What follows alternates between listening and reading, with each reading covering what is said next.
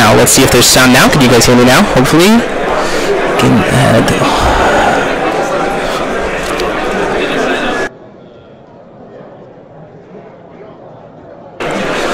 Hopefully this is now coming through to you guys.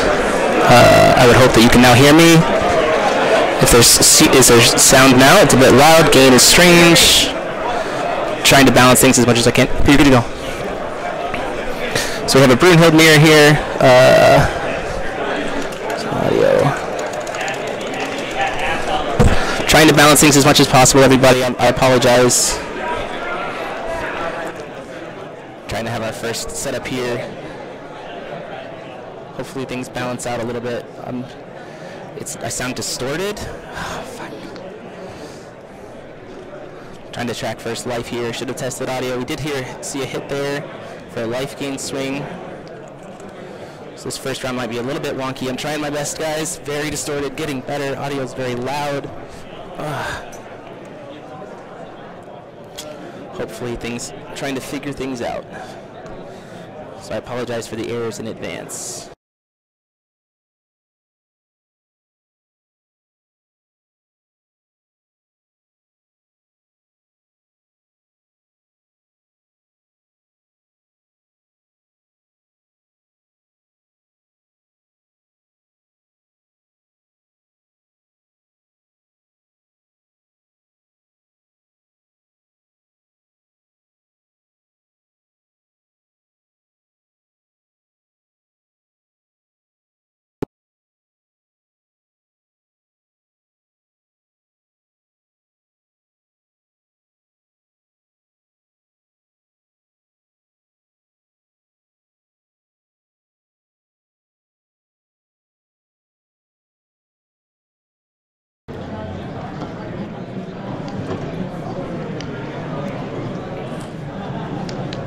Speak to another angel. I'm trying to track life as best as I can here. I am kind of flying solo today, so I apologize.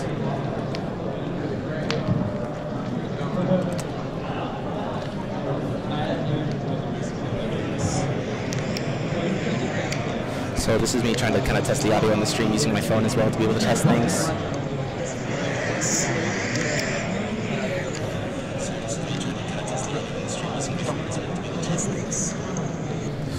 I don't know why things are so out of sync.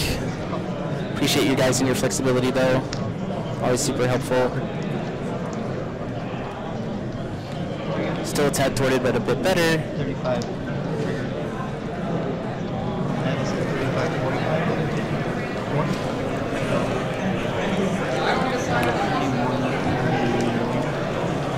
Sound settings. I'm trying my best here, guys. I apologize. It does seem like it is coming through really, really loud. So I can turn it down a little bit, hopefully.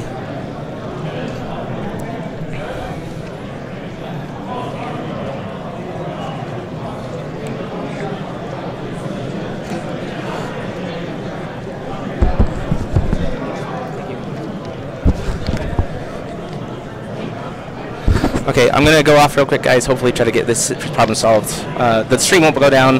Just I apologize if the live total is a little bit, if the audio is a little bit desynced. While I work on this. Appreciate your flexibility again, as always, guys.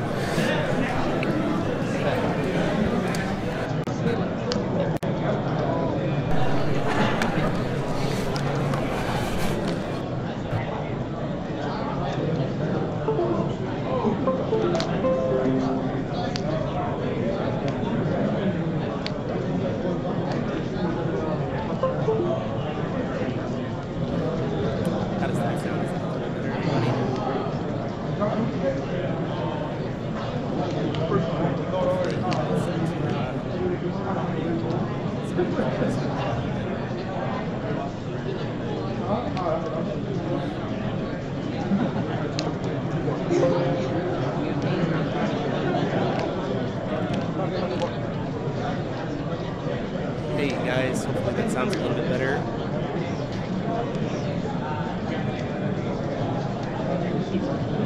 Don't hear me at all. Okay.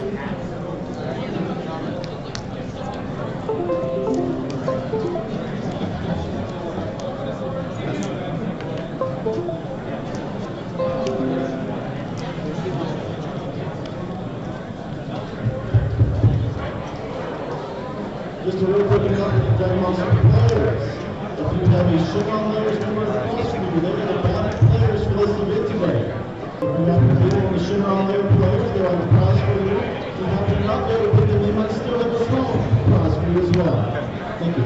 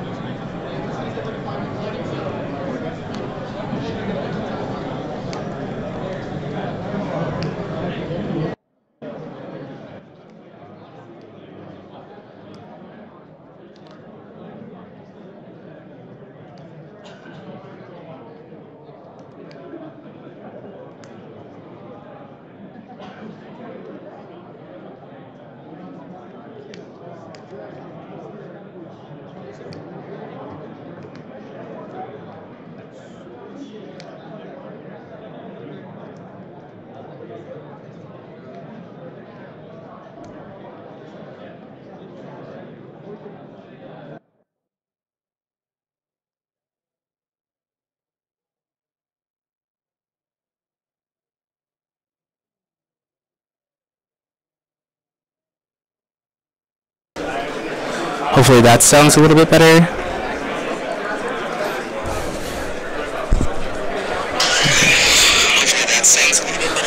That's the same problem, it's getting super distorted.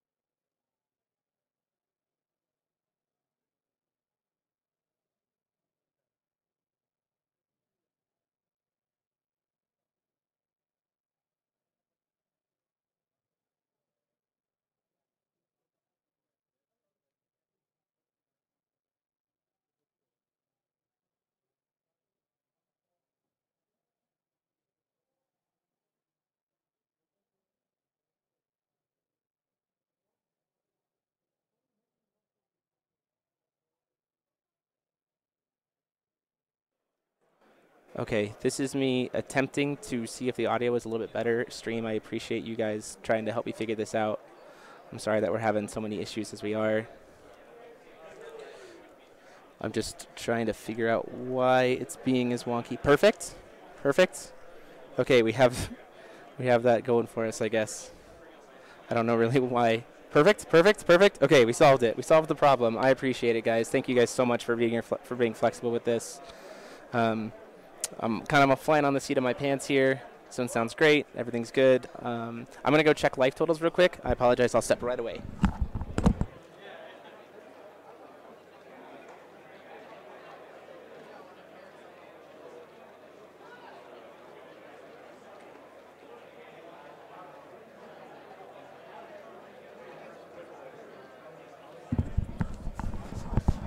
Okay, there we go. I now have the life totals here. Brandon is at 51 to 38 against John.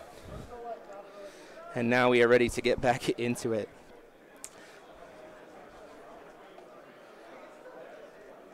So, playing that the Gem Mallet Panda is doing a lot of work in this matchup. It's probably one of, in my opinion, one of the best cards that's being utilized right now. If I can find him. Solidly a card that lets Brunhild do just a lot of work. Produced, Brandon just gained 800. Thank you, guys. Up to 5,900. So I'm hoping to be covering Charlotte, guys. We'll have to see what ends up working out there. I just need to worry about getting funding for it. Spear of the Valkyrie here with, looks like Brunhild to deal 12 to the Misty. And then in response to the Flourishing Hope cast. So Brandon will gain 12 life there, go to 71. It was because the Angel of Hope Despair was trying to kill it because of the Judgment of Brunhild. Angel of Despair says if it has a token on the field, you get to kill something.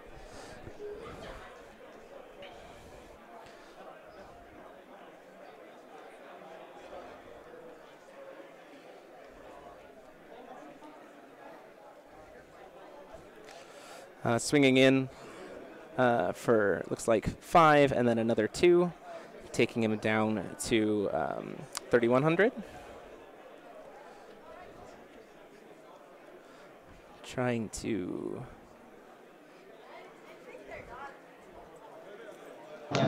set this up too so that we can hear it.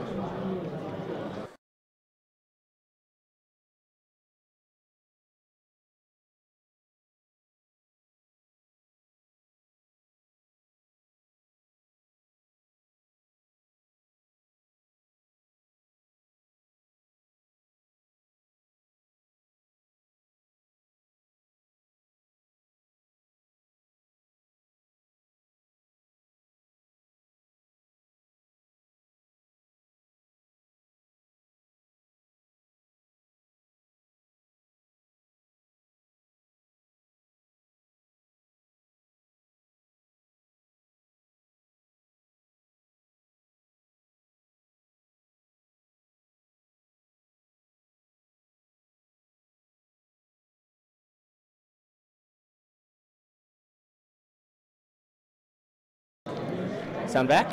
Hopefully sound is back. I've been trying to figure it out, guys. Hopefully you can hear me and the background.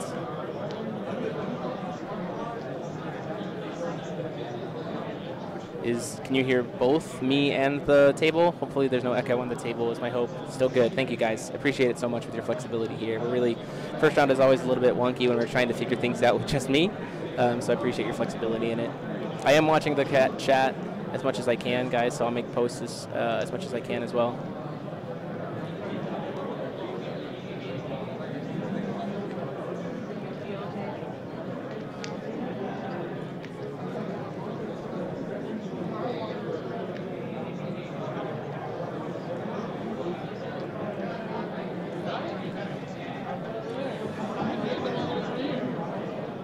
I can turn down the microphone a little bit. The main reason why we want to try to have the background noise, at least at the table, is so that I can hear them.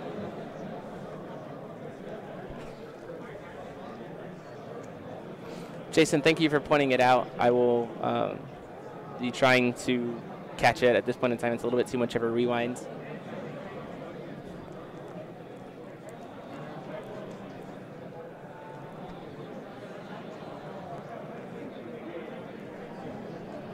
Fortunately, because I wasn't watching, we are at a little bit of a loss.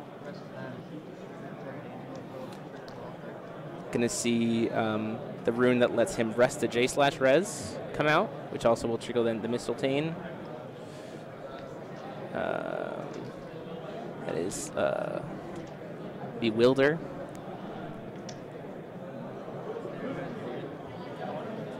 We see a Blade of Faith attempting to kill the Mistletoe here. Getting another reanimate trigger for Brandon.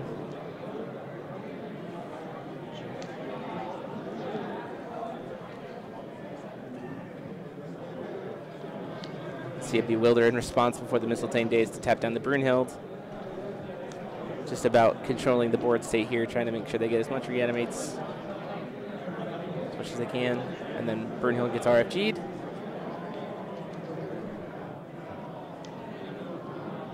Oh, you're right. The Blade of Faith won't trigger the Misty. The Blade of Faith from hand won't trigger the Misty.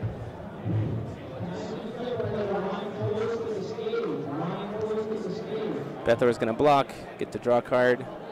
Acolyte of the Messenger of the Sun to kill the Acolyte of the Sun. After this game, guys, I'll walk over and make sure to remind both of the players about the Hope triggers. At that point in time, just passing turn. Blade of Faith to try to get rid of the RFG, the Misty. Protection of the Sheriff's coming in to give it barrier. It's unchaseable. We'll get to draw him another card if he remembers the trigger there. We have 60 players at the event today.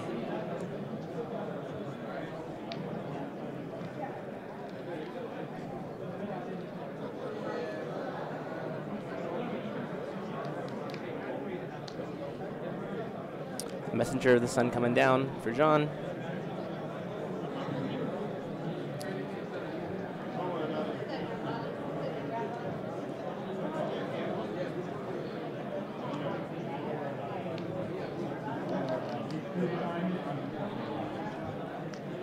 There is a floor judge. We have one floor judge walking around. Brunhild's Wrath to kill the other Brunhild, since it was rested.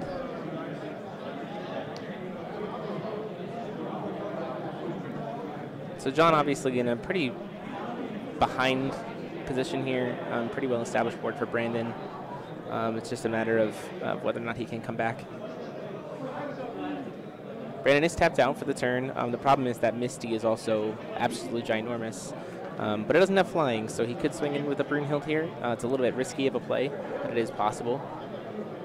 And like I said, guys, I will go over and walk and remind both of the players to remember all of their triggers after this game.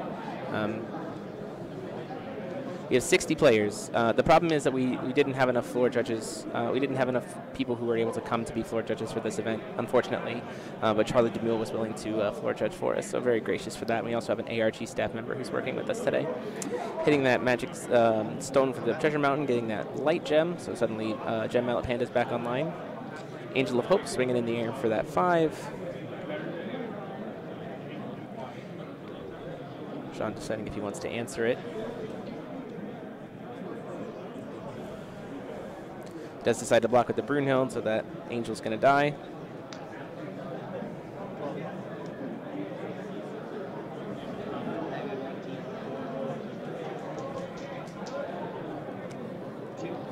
Swinging in for the 12, he took the 12.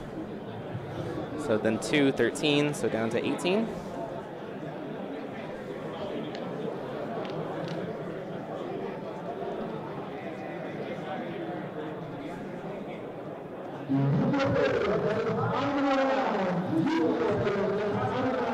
Sorry guys for the announcements. We are far away from the table, but we're trying our best to minimize the sound from the announcements as much as we can. Or forgot to flicker out the Messenger of the Sun just to be able to get some damage through. Angel of Hope here coming in, getting a nice little life gain swings. 73 for Brandon and down to 16 for Jean. Getting a counter because of the life gain. And then Gem Mallet Panda swinging in as well. Trying to remember how much Gem Mallet Panda has as a attack. Just off the top of my head, I don't quite remember. I apologize. Swinging in for 1, so taking him down to 15.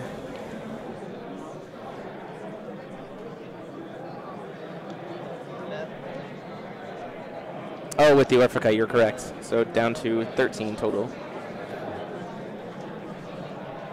Bethor and another Gem Mallet Panda coming down. So just this really established board state, and clearly Jean isn't playing. Oh, he should be at 13, not 300. My apologies.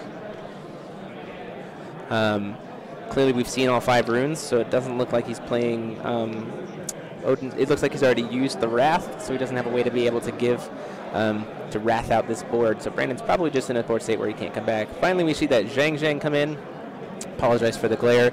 No big card that a lot of decks are using right now because there's so much incidental life gain in the deck that you just kind of get these free removals. Turns like things like your Spear of the Valkyrie to 2 removal triggers. We're going to see the rune to be able to gain 1,000 life. Oh, it looks like he doesn't have enough divinity to be able to cast it, unfortunately.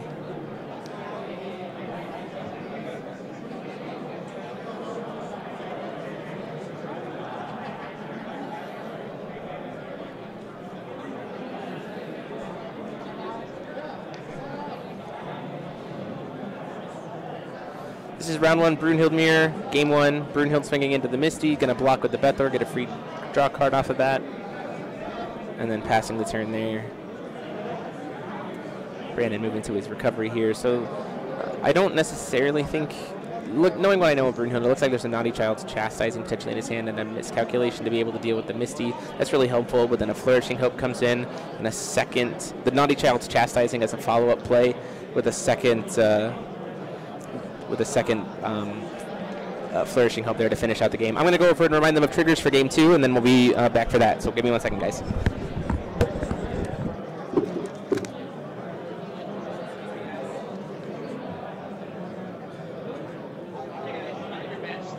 Also, just a reminder for both of you, please do not miss your triggers on your magic stones of hope or your message.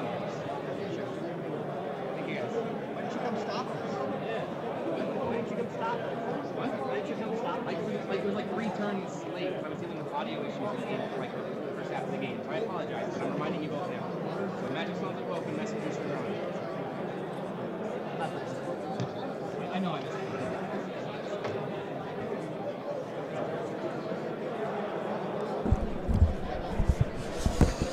So doing some sideboarding here. There are some interesting tech choices that I think you'll see Brandon kind of bring in here for the Brunhild mirror that they've been talking about. Pretty interesting stuff that we'll have to see how it plays out. We'll have to see if we see it live. But Brandon has been talking about some ways to kind of close the gate on the Brunhild mirror because the game can go exceedingly long, and both decks don't run an absolute ton of removal, so both decks can get really wide.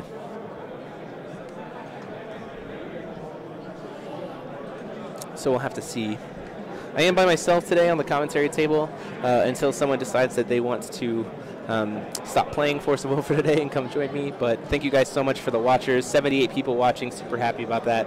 Welcome so much. Welcome to you guys, and thanks so much. Huge thanks to ARG for hosting this event, as well as the sponsors who were able to get me out here. Happy Little Hug Factory, Dragon's Realm, and Odyssey Games. There's links to all those guys down below in the descriptions. Super huge help to all of them for being able to even make this stream possible. So, what did I have for breakfast? I had eggs and bacon and a pancake.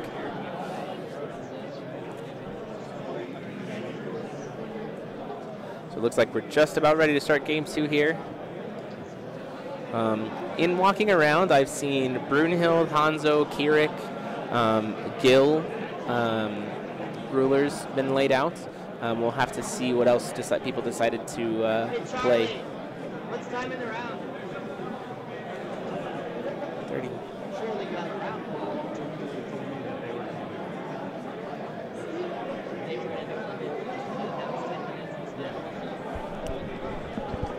Like I was like, oh, I can start walking. Hey guys. Hey guys. Could you guys moving out of the way so I can see my stream table, please?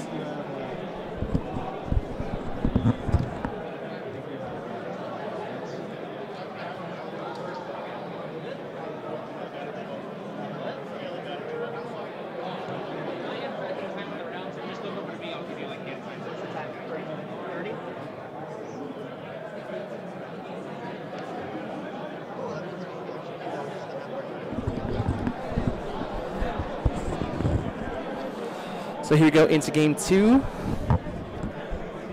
I'm trying to slowly increase, kind of balance out the audio again. So if you want to keep checking in with me on the audio as well, you guys have been super helpful in that. Show a little love for you guys in the chat here.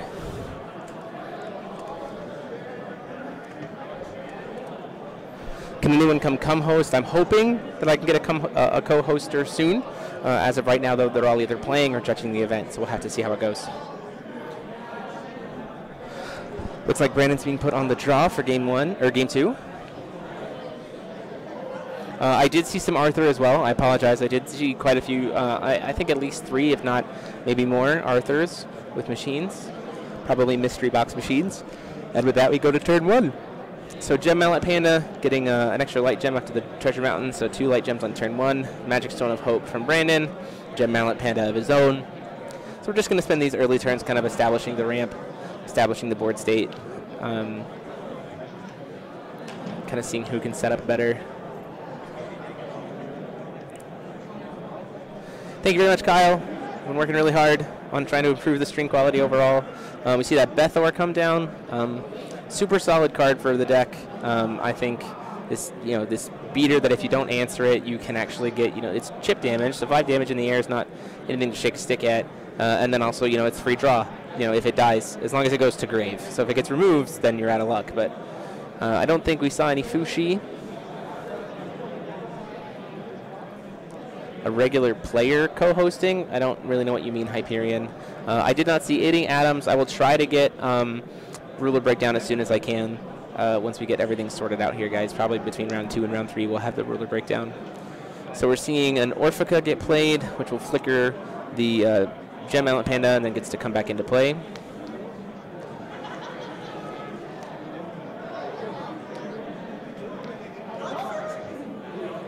Also suddenly making those pandas a little bit better.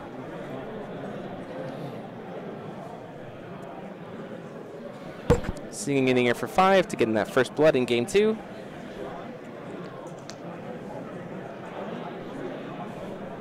And then it looks like a second follow-up Bethor. I'm going to try to balance out the audio here, or the visuals, guys, here. It looks a little bit bright on the left.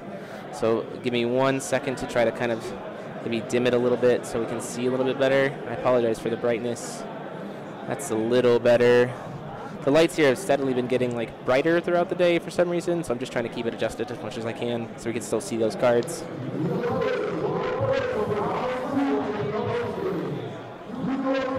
Second Orphica coming in to flicker the Gem Mallet Panda, just produce even more gems. Oh, if I decide could I come join you at the table and chat about the games? Absolutely. As soon as the player drops, we will be trying to get them to come commentate with me. End of the turn, in comes the Gem Mallet Panda again, producing another gem. Looks like we got that Wind Gem. Yes, you see that right. That is a Wind Gem, and that is actually the key here to the sideboard tech. That is a very interesting decision here. We'll have to see if it plays out. Ultimately, with the trading the way the board state is, if Brandon can continue to establish this pretty wide board, we're probably actually going to see it happen.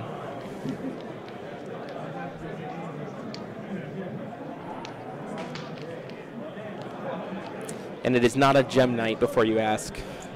A Gem Knight is not the secret tech. So John here chipping away the damage, but possibly a little confused by that green gem.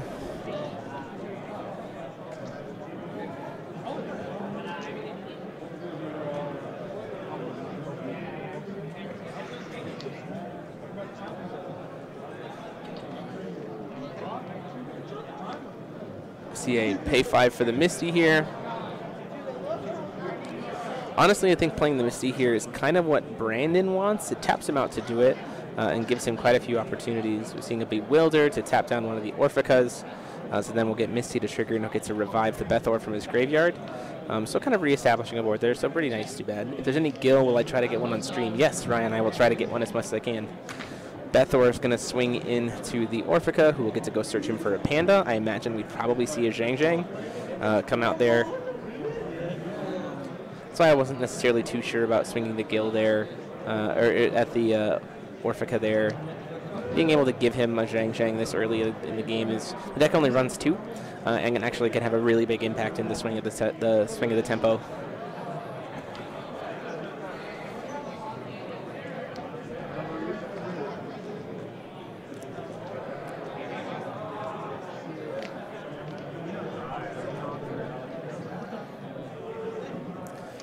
Going to recover here, calling our 4th stone, another ore from the Treasure Mountain. That's good for Brandon.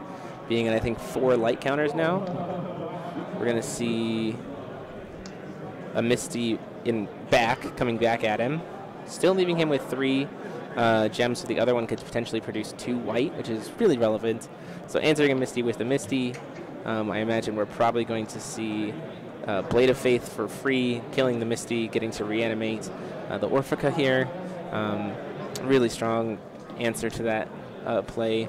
That's the problem with Misty, is you kind of don't want to be the person to play it first, because if they answer with a Misty, you just kind of lose it, and you don't get as much value out of it as you can.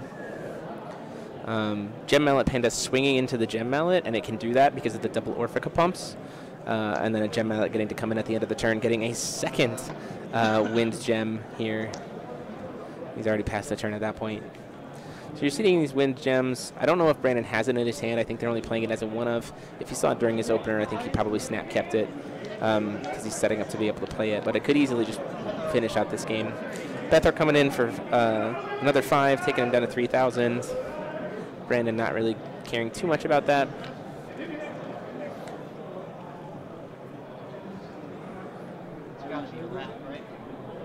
Swinging with the other Bethor, too, taking him to 25. And then doing a Odin's Wrath to be able to just wipe the board, draw 2 cards. So pretty solid play there. Does set Brandon back a little bit, but he does get to search for a couple Pandas because of the Orphicas. So it is at least a way to be able to kind of reestablish. And there's that second Zhang Zhang. coming in. Both players still having access to the Brunhild Reanimate package. Do I like Thai food? I suppose I do. Over 90 viewers, super happy about that. Thank you guys so much for joining us.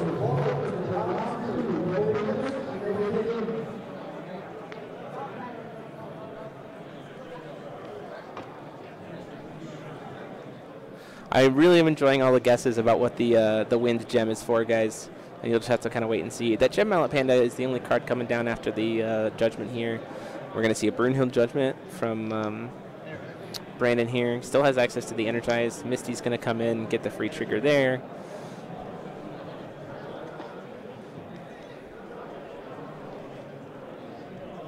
We are not streaming on Twitch. We are just on the YouTube channel, guys.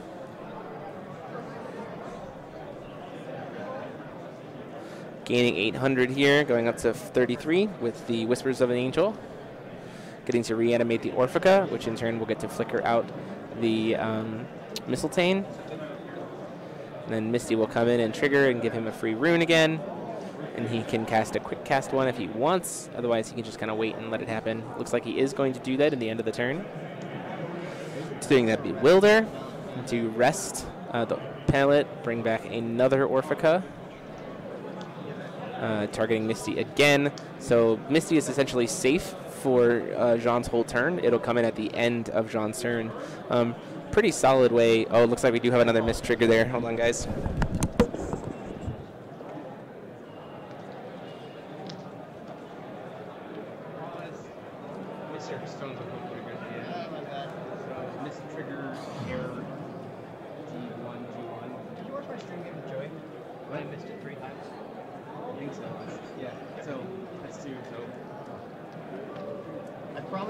Cheating by strictly upgrading my stuff. I want to miss these all day. I don't know where you, I think you turned it in up top. Up front. Don't worry about it. So finally seeing a messenger coming down this game, both players.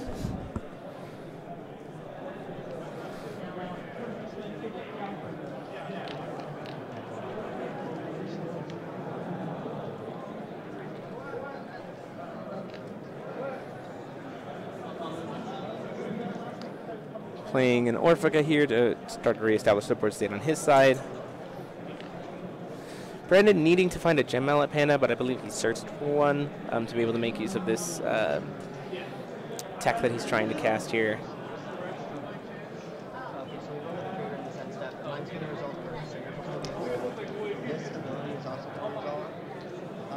And then you're going to work this to resolve. I'm going to... Passing the turn there. I am going to pass.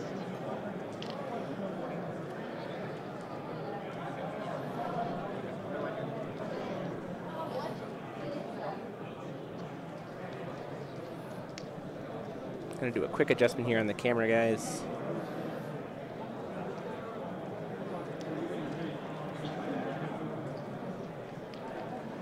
There we go. Get it back to center.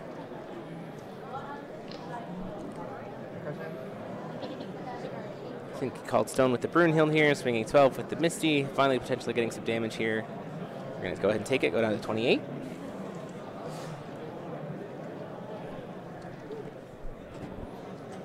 See a couple Messengers of the Sun. Oh, he does see that Speaker Stone. So now we have a Zhang Zhang coming in with a Gem Mallet Panda to produce another Light Gem, which is an interesting decision. I'd have imagined he would have produced a Wind Gem there.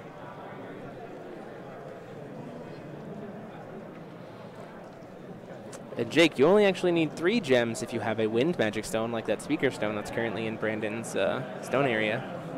It's the stone he's kind of been looking for. Calling Stone, hitting that Magic Stone of Faith for Jean. Can I pull up Misty for stream? I absolutely can. Thank you guys for asking. If you want to see a card, please just let me know. I will pull it up for you guys. I have access to everything.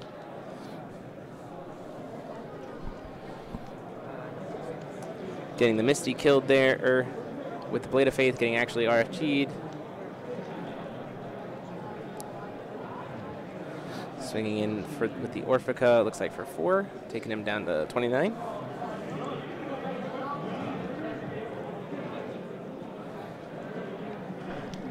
Swinging in for, to banish to produce.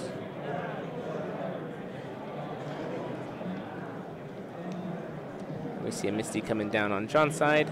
Oh no, wow, a Crippling Light. The card to destroy all. Another quick wipe here to be able to destroy all non-Golem Resonators, which will wipe both players' boards. I think that's a little bit of an interesting decision considering how it gets him to 2 to do that. And there is a flipped Brunhild on Brandon's side, so he is going to just take 12 damage. It's a little bit of a risk. I'll have to see. Shadowlight, Dragon. Will I do a deck profile on Pandas? I will try my best to do a deck profile on Pandas soon. Messenger to kind of follow up the play of wiping the board.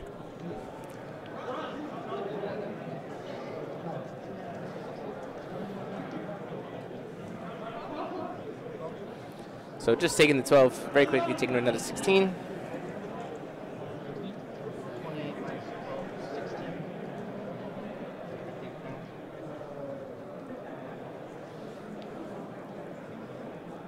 Brandon kind of having to decide what he wants to do here. So he has an Air, Valkyrie of Mercy. That's pretty solid. It gets him a chance to reestablish his board state again. You can play Air, target Orphica. Air flickers Orphica. Or sorry, Orphica flickers Air, target another Air. So yeah, so there's the Air coming in. There's an Orphic trigger here. So he'll get to essentially do 3 reanimates off of a single Air, which is a really, really strong play for Brunhild. Really just establishes the board over and over and over again. We'll have to see if there's another Crippling Light on John's side. The other thing is it's not super effective in this case, doing another board wipe, because the Air is now protected until the end of John's turn.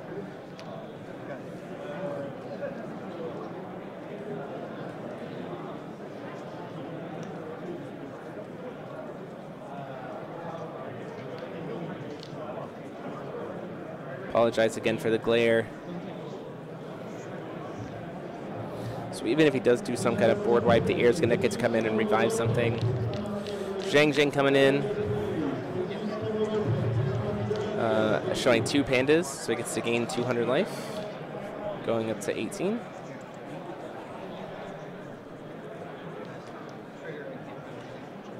Or it's 200 per, so I apologize, we're up to 20.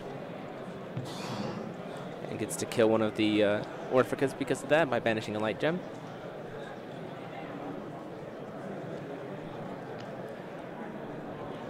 Either way, the let's see, let's pull up Zhang to be certain. If I'm incorrect on the life gain, that is very possible. Trying to memorize every single card has been a little tricky. Zhang does 200 life for each one, so we revealed 2, so he gained 4. So he did get to kill the Orphica. We're seeing the Brunhild finally get killed with the Brunhild's Wrath, getting to draw a card off of the Messenger. Seeing if we're going to see maybe a Flourishing Hope to protect it. Before it dies, we're going to go ahead and see Spear of the Valkyrie come down with that 12. Flourishing Hope to protect the Zhang. Will still deal the 12 damage. He still gets to gain the 12 life, and then the Brunhild will die. So go up to 4,100. The Brunhild gets killed. The Zhang survives.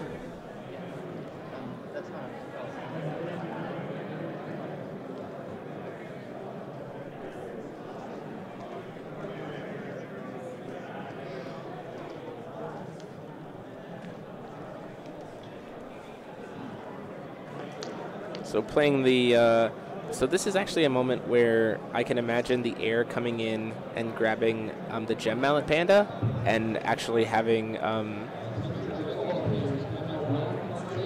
gaining another 4 life here with the Zhang flicker at end of turn, going up to 24.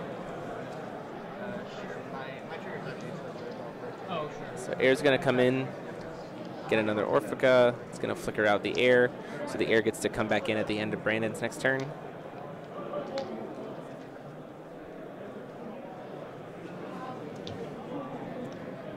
Magic Stone of Hope.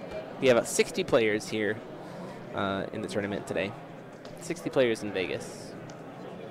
Messenger of the Sun coming in for 2. I haven't shown him on stream yet. Very powerful card. Second Messenger of the Sun coming in.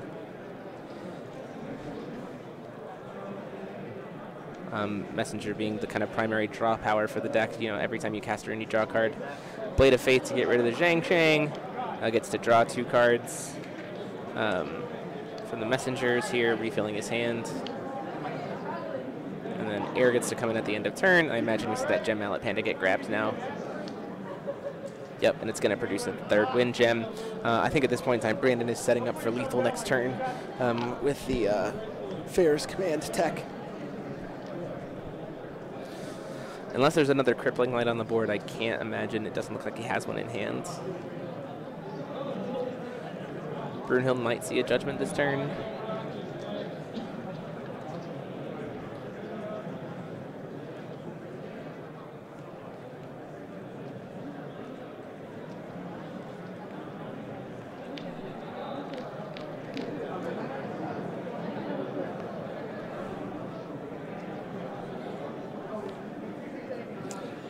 John trying to decide exactly what he wants to do here. Seeing a Blade of Faith targeting the air, so I don't want to deal with that anymore.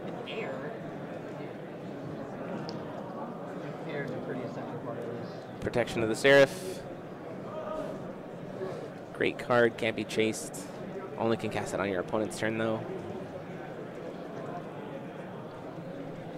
So the air gets to survive the Blade of Faith. See a Judgment of the Brunhild here. Hopefully they remember the triggers for the Magic Stone of Despair. Hope of Despair. Hope and Despair, Stones. Brandon. I heard it. I'm doing it. They're close enough that I can shout at them to remind them of their stone triggers here.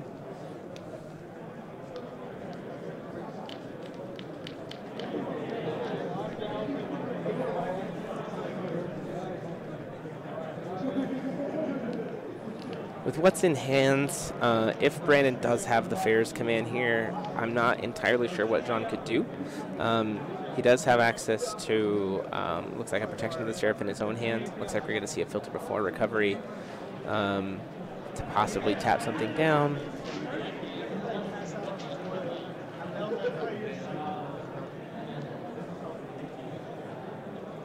Just deciding to go ahead and move to Recovery. Getting another gem here. Oh, he still doesn't have the Fair's Command in hand. I thought he did. That's probably why we're seeing the Messengers get played, just to draw as much as possible.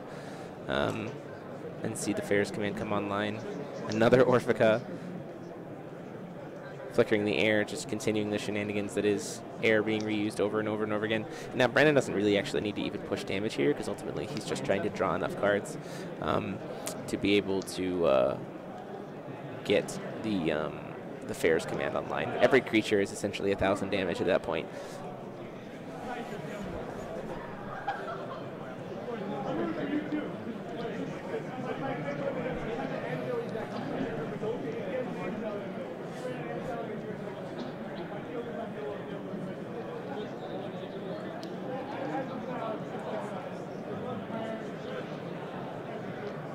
So before Recovery, we're going to see a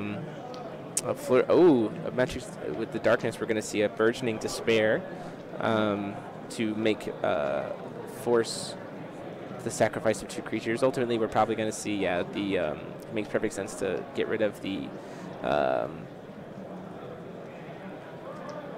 brain, turn on the Orphicas, because they can just continue to recoup themselves over and over and over again. Trying to find Flourishing Hope here for you guys, the artwork for it. Burgeoning Despair there, forcing him to sack 2 creatures.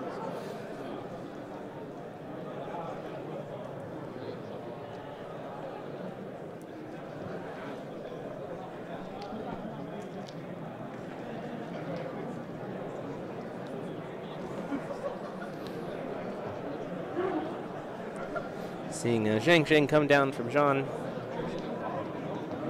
Revealing 2 pandas, gain 4 life, go up to 28.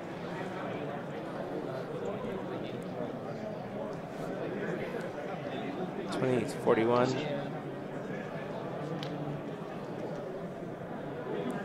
The Rose Quartz is a very interesting decision. I imagine it's a very similar idea as you just make all your guys bigger and then recover them. 12 in the air. Down to 29.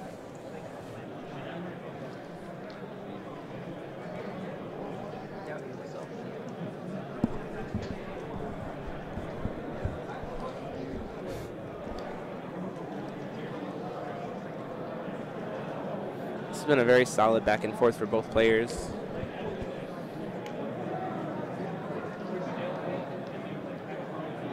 You see that Zhang come down, and at this point we have 1, 2, 3 pandas on board, I think.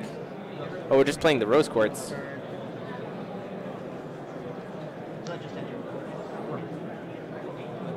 So we're trying to find Rose Quartz real quick for us.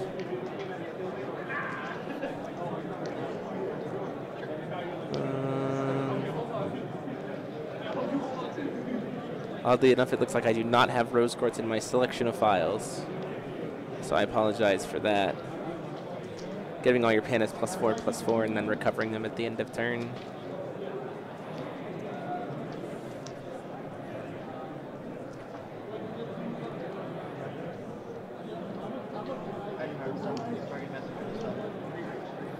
So yeah, here you are summoned to draw 2 cards and then get to bring in the Messenger of the Sun as well. Really just digging for that Ferris command as fast as we can. Angel of Hope. Bethor. This is the first round, but we are in game 2. Brandon has won game 1, so we are in game 2, Layson. Thank you for the question.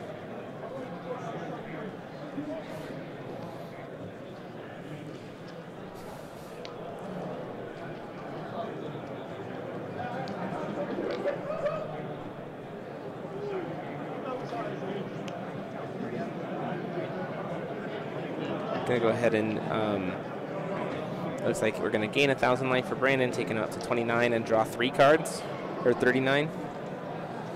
Brandon really just hoping to see that Ferris command as much as he can at this point, getting every single card draw off of the messengers as possible.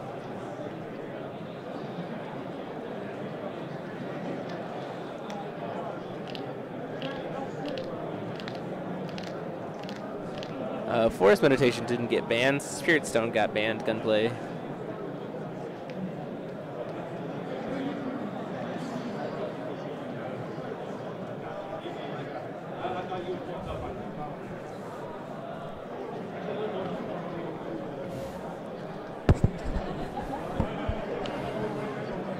Playing a Misty here.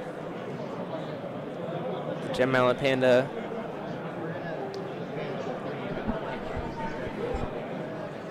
Probably could have played that first, but maybe he didn't have it yet.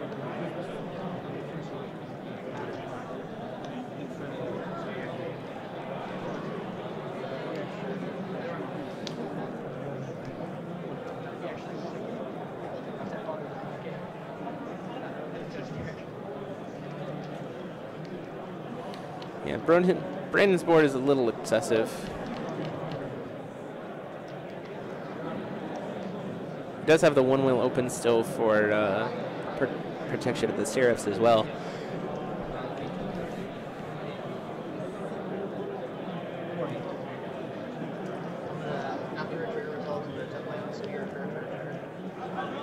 Gonna do Spear of the Valkyrie here. Gain 12, draw 3 cards, go back up to 50-100. And he should gain a counter on the Angel of Hope if he forgot. So miss trigger warning there as well.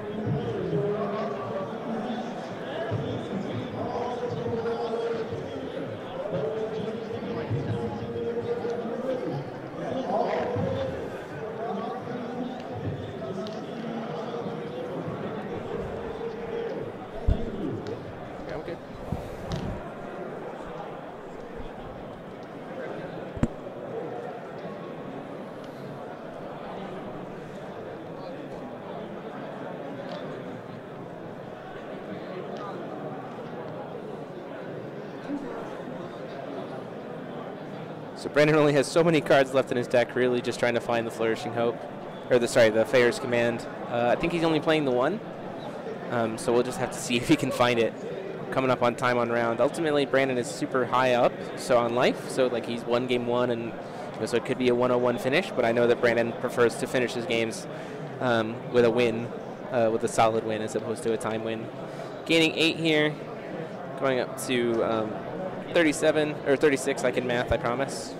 Breaking 100 viewers here. Super grateful. Thank you guys so much. Love having so many people watching. It means a lot. If Command, I doubt Command is the bottom card. There has been, I don't think, there has been some shuffling, so that is quite possible. But we'll have to see.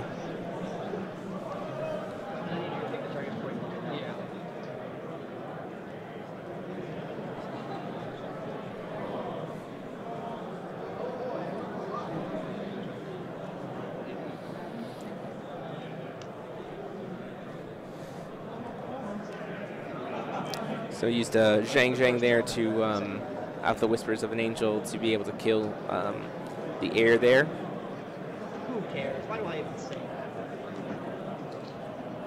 that? Trying to find Whispers of an Angel real quick.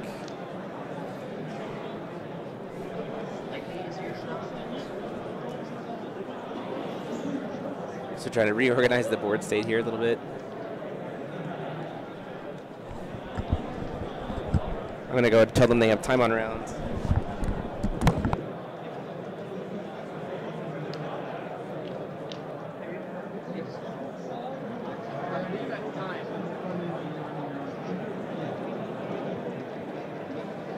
Time on round for you guys. So that's a player 0, turn 0.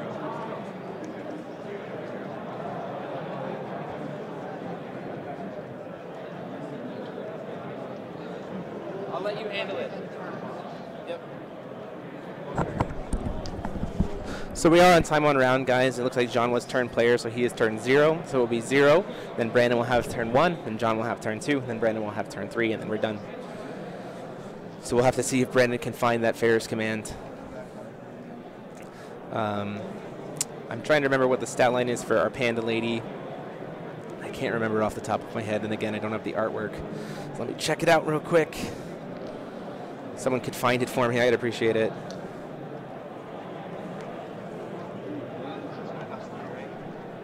$10-10, so down to 41.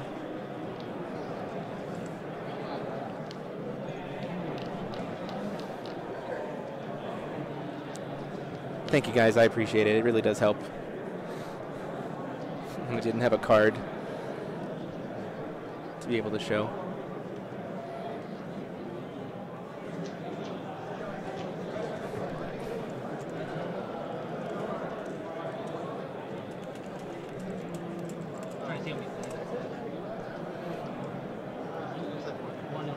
Looking at Graveyard. For Jean, they don't really have to worry about time.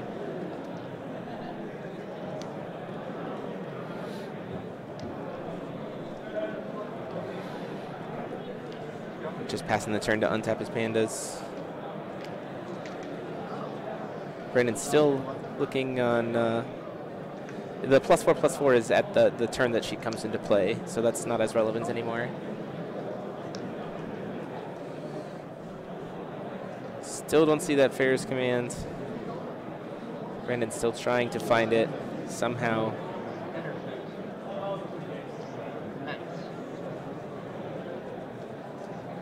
At this point in time, it seems like he's just establishing as much of a board presence as possible, knowing that it might be his last turn.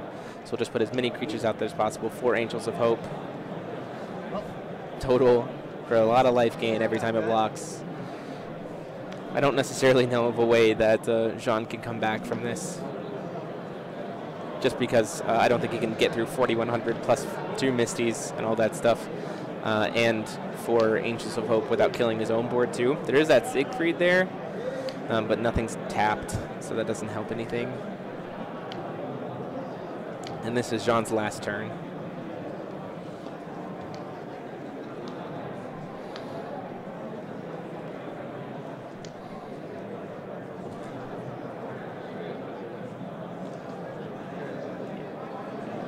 Oh, you're right. He did rest the Speaking Stone for an Angel. 1 second.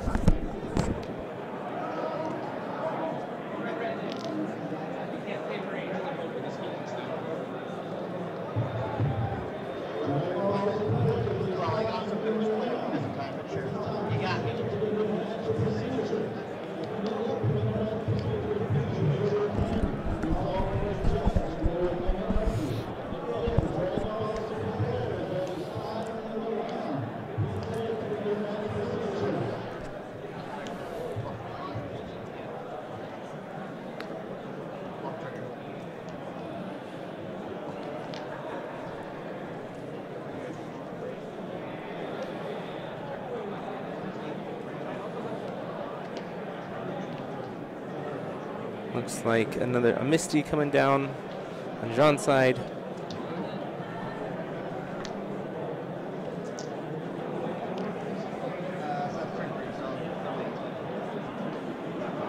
So there you guys go. John McKean can't close it out in game 2. Brandon wins 1-0-1. We are going to run an ad here real quick on YouTube, guys, and then we will be back as soon as we can with running round 2. Thank you guys so much for all your support. We'll see you guys in a little bit.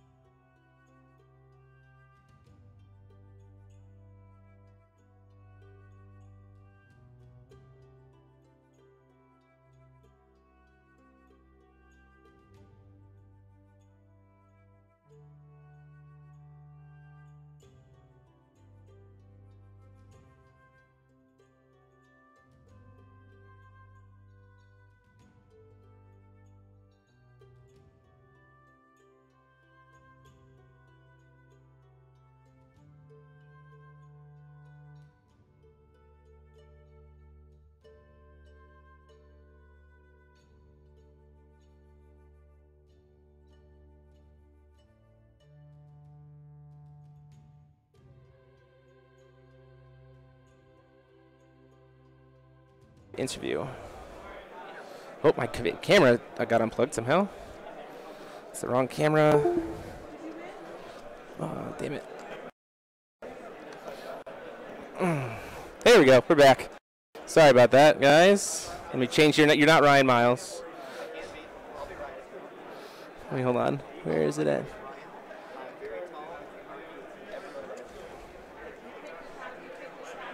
You're going to be back to the wall.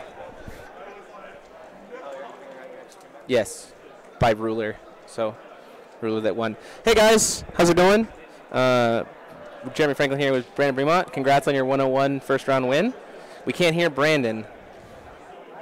Let's try this again. Brandon. Hello. Here we go. Now you should definitely be able to hear Brandon. That's me. Good? Hey, Victor. So you may be wondering why I didn't exile the Flourishing Hope as Burgeoning Despair after I cast it. Correct. It's a very deep strategic point. Called forgetting? No. I wanted him to feel encouraged to play more resonators. But don't you, is it in a mandatory? It is, yes. Oh, no. That's not what we're doing at all. I did actually forget. Okay. Hopefully they can still hear you. Yeah, I missed like Can you hear Bremont? 10 triggers that game. Yeah, a lot of them. Hey, Lanson. A lot of triggers. You know it. Yeah, that was...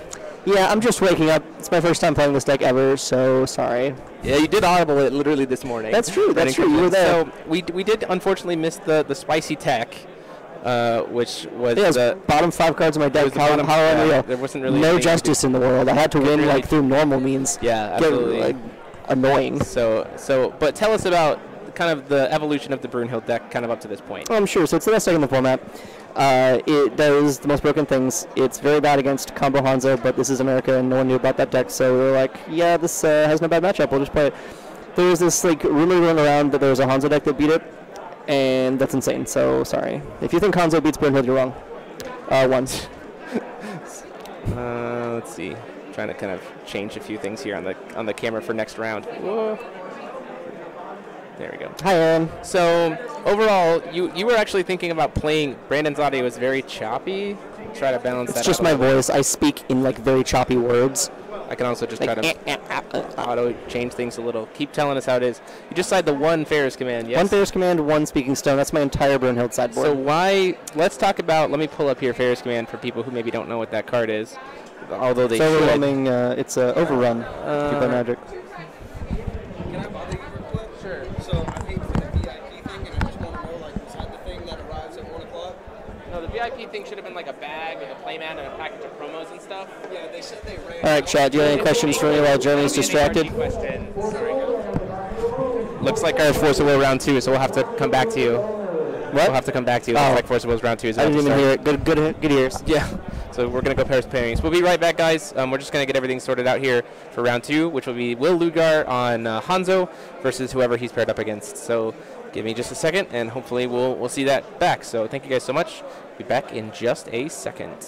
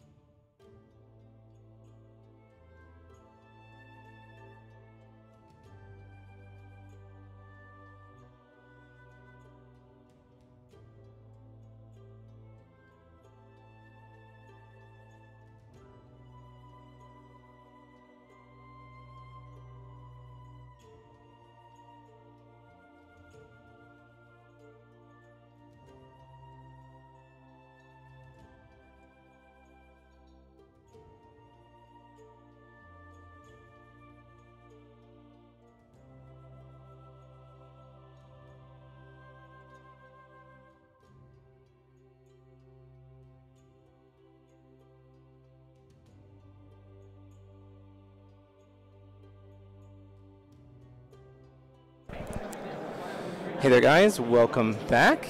We're getting into round 2.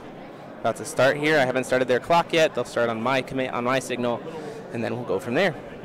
We are getting a Hanzo mirror. Weirdly enough, that's just what happened to be paired up against each other. It wasn't what I was looking for, but it is what we got, so.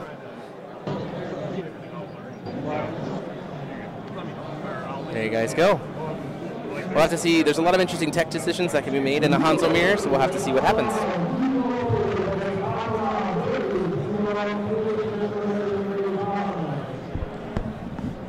Excuse me, you guys move? Sir, can you move, please?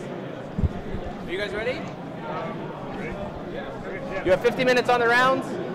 You may begin. So we'll start their 50 minutes here. They are on their own clock with me, so we started out. Hanzo mirror. Bremont did win round 1. Oh, my audio is getting a little bit. Hopefully there's not any issues with the camera here, guys.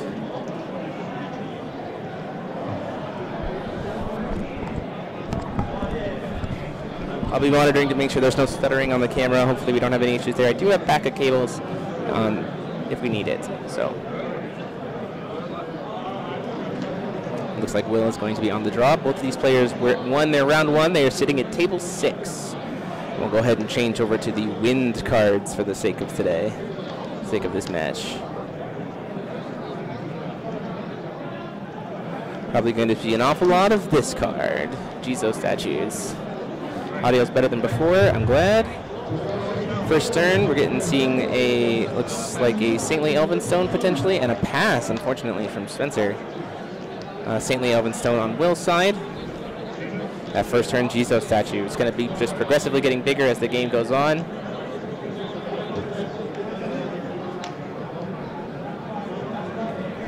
What game? For what game?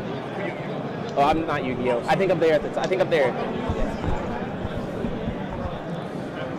Seeing a Yokai Festival, and we're going to see Sealing Scroll just right out the gate. Sealing Scroll back. Both players just using, and then a fair spell to answer the Sealing Scroll. That was actually a very phenomenal play by Will. That sets back his opponent significantly here from the Yokai Festival. Yokai Festival would have been able to grab 2 Jizo statues and put them into play, but ultimately losing the trade there because of the fair spell. To cancel the Yokai Festival, not to cancel the mass. No, I guess it could have canceled the Sealing Scroll. It could have done either one. And then Yokai Festivaling back to get his own 2 Jizo statues on board. Will definitely having the lead at this point.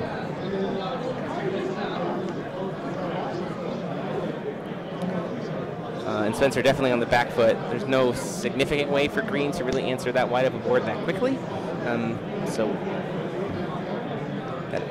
we'll just have to see if Spencer can pull it out. Just has to pass there on the next turn.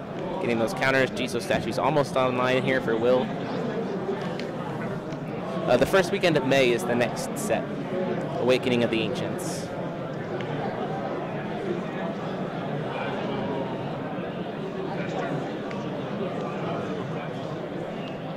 Passing turn there. At the end of the turn, we're seeing a Kotaro come into play. Getting to produce some extra will here. It's going to produce, and then just let it, not going to make use of it. Jizo statues just about on live to be able to start hitting, swinging in for damage. Probably going to be a pretty quick game over here.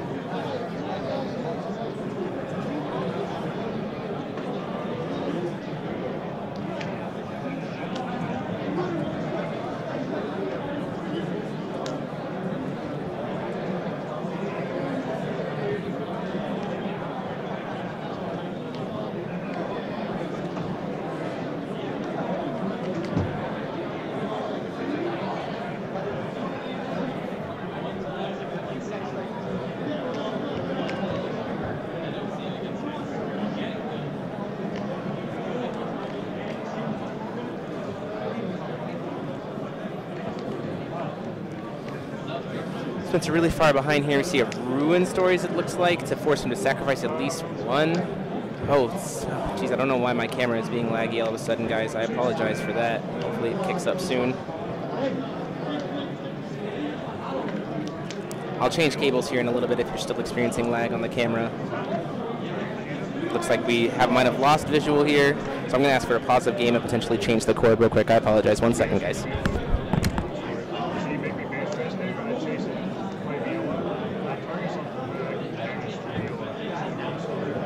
Pause for just a second, guys. You do have a time extension for this. We're just having a little bit of a technical issue. Just give it to them. Time extension.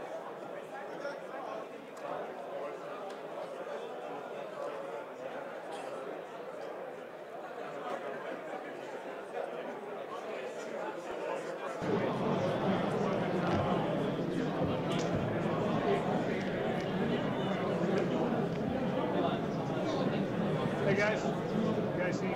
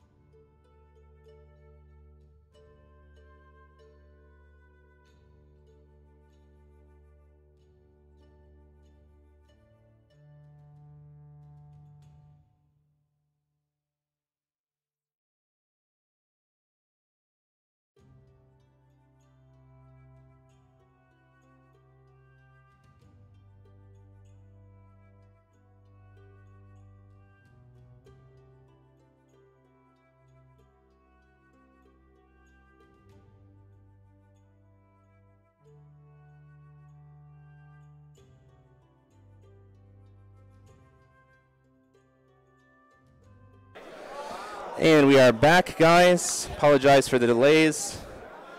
We are going to be at 42 minutes on the round as soon as I give them their signal that they can begin.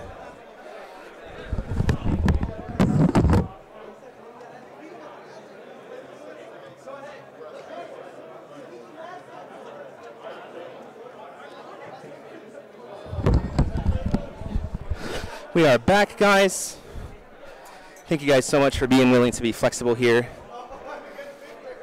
We did give the players, I'm managing my own time here, so the players were reminded they have 42 minutes on the clock from when I gave them the signal to begin. Appreciate so much you guys having flexibility here to understand. Swinging in for the first Jizo statue, Kotaro taking the block, stopping that 12 damage from coming in. Playing the Fairy of the Lost Isles, nice little flyer there, very cheap. End of the turn, we're seeing a flash in of, it looks like a Viola from Spencer.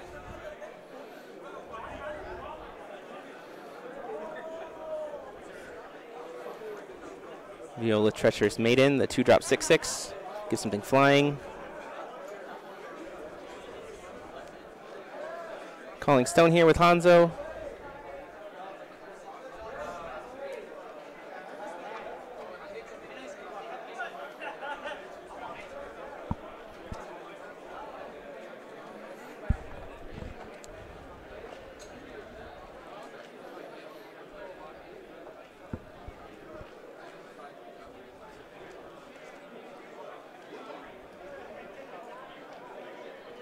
Trying to be able to hear the players again here too, guys. Sorry for that little sound spike there. Looks like we have a Lorite 7 Disciples in Spencer's hand.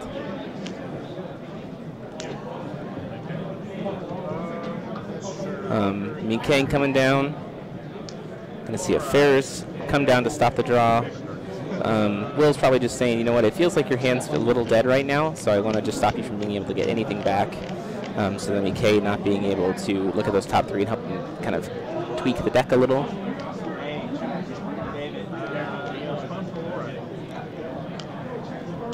His own Lorite against the Lorite. A little bit of a war going on here.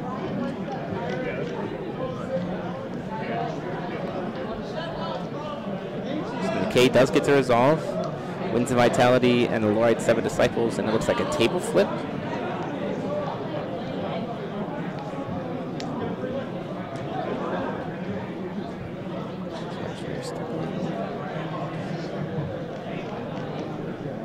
Then passing the 10 there.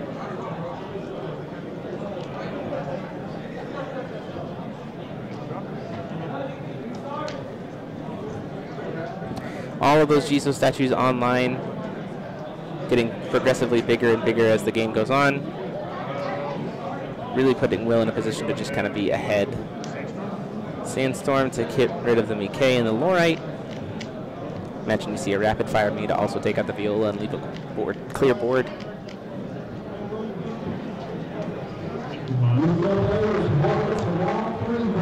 He's going to try to kill his own Lorite with the Mikane before that happens.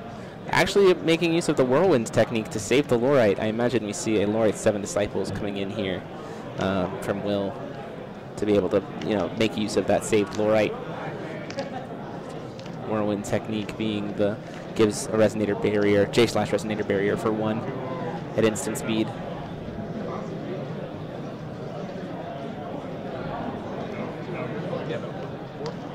Four in the air. Deciding to take that, seeing their final first blood here, down to 36. Or first blood here. Jizo attempting to swing in for 12. Blocking with the Viola. And a table flip. Turn it into a trade. Table flip back on the Viola. So the Viola will also get killed.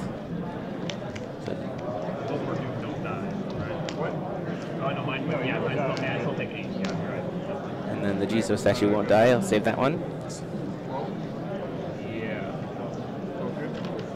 Another Jizo statue coming in for another 12 potentially.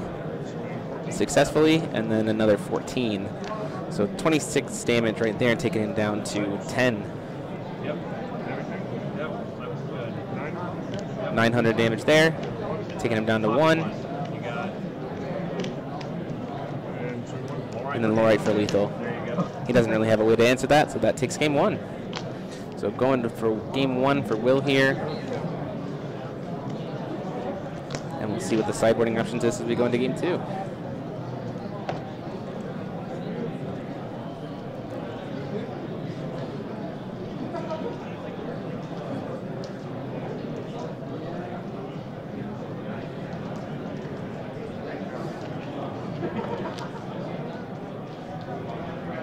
this up just a little bit here. See things a little bit better. So we'll have to see what kind of comes in the sideboard. There's some interesting text floating around. Oh, geez, I don't know why Will's life is suddenly like 4,000, 4,000. There's been some interesting tech decisions coming around. Ultimately, I think in that match, the opening play of the Fair Spell of the Master Rune to stop the Yokai Festival, to follow it up with its own Yokai Festival, ultimately I think sealed the game there for Will. It's just, it's so much pressure, and it's very hard for that deck to kind of keep up with that amount. It doesn't really have a solid board wipe option once they get, obviously outside of their first turn, but the problem is they're always 7/7s at the end of their first turn, so Sandstorm Rapid Fire Me doesn't really do much. So I guess if you know him, you obviously know Frank. Yeah. He goes to my local Kansas City. Okay. So yeah, he said a lot of Kansas City people came out. Yeah. So me, Zach's name. Yeah. Me. Trying to make a quick adjustment here on the stream, guys. Or just me. All came for Will. Just to make the white balance a little bit better, I apologize. There we go. Just trying to compensate a little bit for the light. It was a mirror round one. It was a Brunhild mirror in the first round. I don't know why the camera is still not prioritizing here. I apologize. There we go.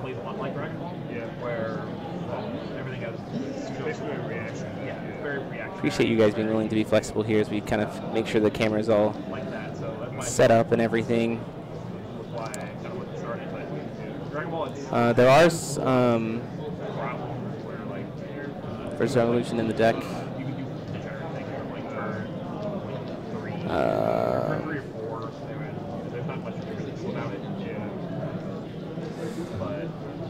The deck is playing mono green stones, I think, to answer your statement, Toby.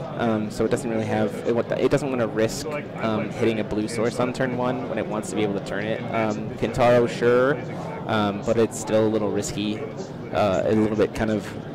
I would consider that statement to be kind of a win more button, and it's not necessarily what the deck wants to do. It wants to just be very consistent in what it's doing, not really take chances, and just kind of stick to its game plan every single time.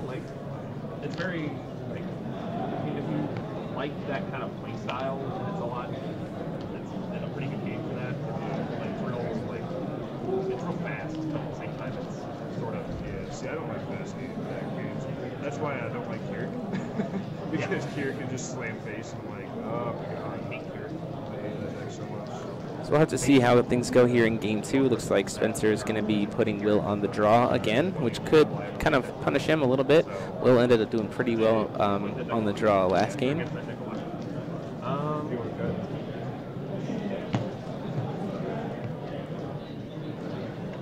First or second? You can go first.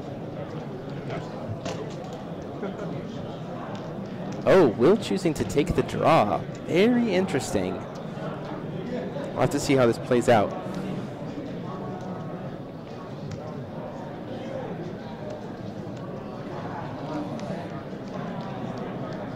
It worked out pretty well for Will in round one. Maybe he's thinking about trying to do the same kind of thing. It's just a matter of how much Will has played out the matchup.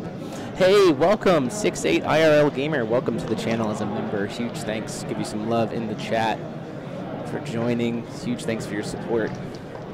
Have some foul love from me. Always appreciate the support from you guys.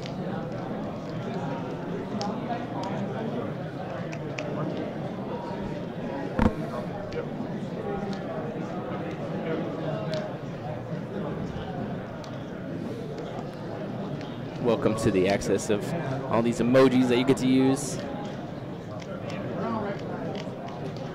Jizo statue from both of them on turn one.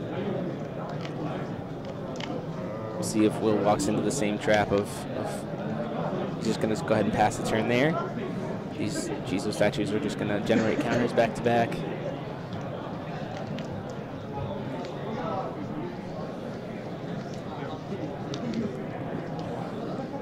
We do kind of eat, breathe, and sleep for Force of Will here.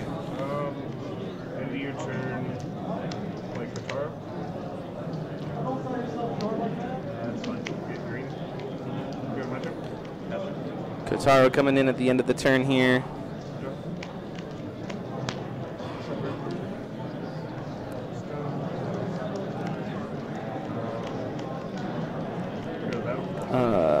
Both players are currently 1-0. They were sitting at table 6. Kotaro is a great way to get in early damage. You know, the opponent has nothing to be able to block with the Jizo statues, so then comes down, you know, 6 damage here, 6 damage there, taking them down to 34. Viola coming in. Does get to survive. I'm surprised he didn't try to block it, but I imagine the table flip would have been pretty bad there. Although it still would have saved the damage.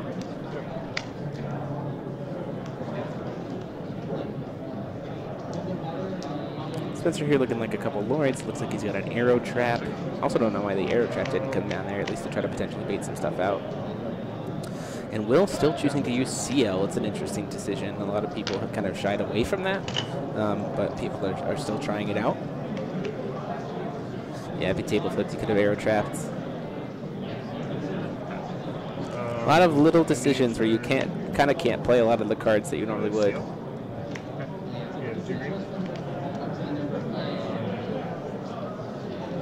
Just gonna play the seal and then at the end of his turn and then pass. Looks like just to get another body on board.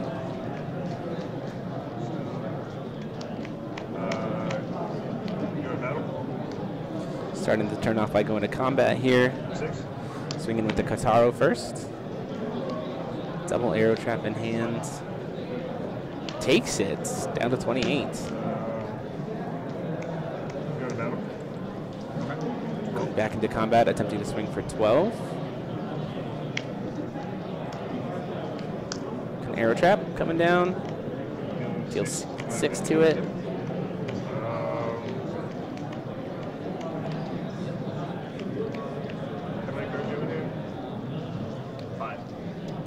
Triple Lorite arrow trap table flip in hand. It is going to be interesting to see what Will does here. The first arrow trap obviously doesn't do anything. It really comes down to what he's doing with the second one. Those things you say fine, that's fine. We're gonna chase. Whirlwind technique here. Now we're going to see if the Cancel War wins out. Master Rune here. Looks like there's a Ferris spell. It seems like a lot of effort to be committing to just try to kill one Jizo statue. Still has access to Master Rune 2. We're going to see probably a Ferris spell come down here. Oh, maybe Master Rune. Just do a free. Covering the Master Rune. Still attempting to resolve the Whirlwind technique. And then it comes down the table flip, which I imagine we see the Ferris spell come in to stop it. Yep. So then just gets to hit in there for 12 damage.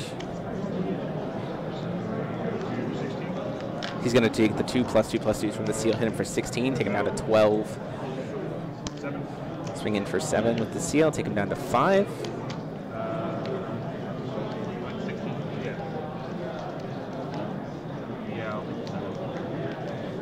Oh, might be a 9. Apologies.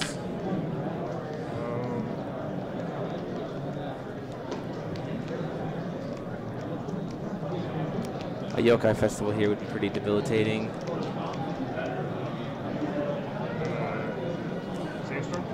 Sandstorm here.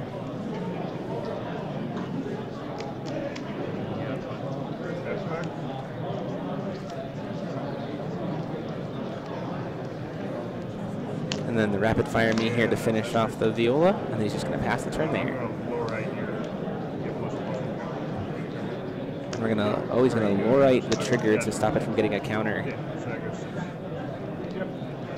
This is a really smart decision there. Lorite back doesn't ultimately matter. Still has a blocker though for the statues.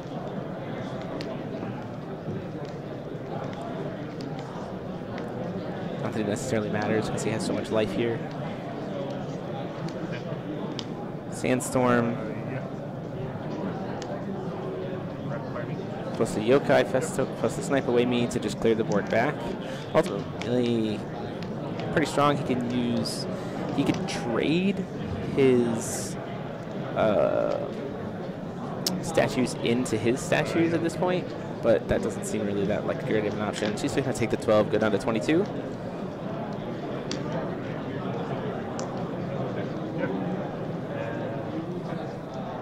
There's another Yokai Festival and then passes the, or another Jizo statue and then passes the turn.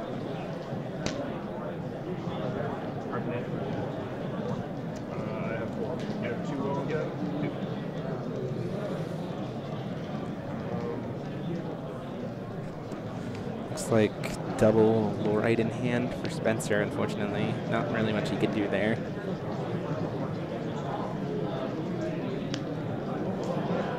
Calling Stone here.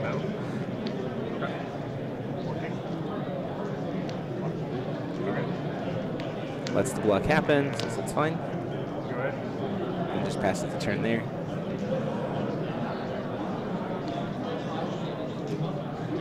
Wilders has one Jizo on board right now. Looks like he has another one in hand, potentially. Can't tell what that full art card is. Lorite before recovery. Seems like we're going to see a Disciples finally come down.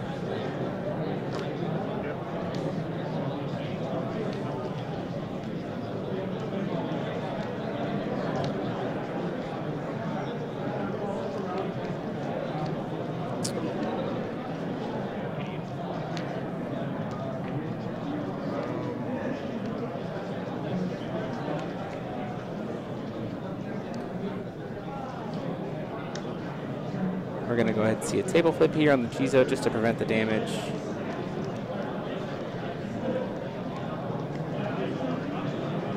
See, there is that. Looks like there is a Winds of Vitality or a Winds of Salvation in the hand to stop a Disciple play if that does get cast. I'm going to chase 2 Disciples. Winds of Salvation to remove it from the game. Trying to find it here. Everything comes to the spell. So it's going to stop the Lorite Disciples from getting to come into play.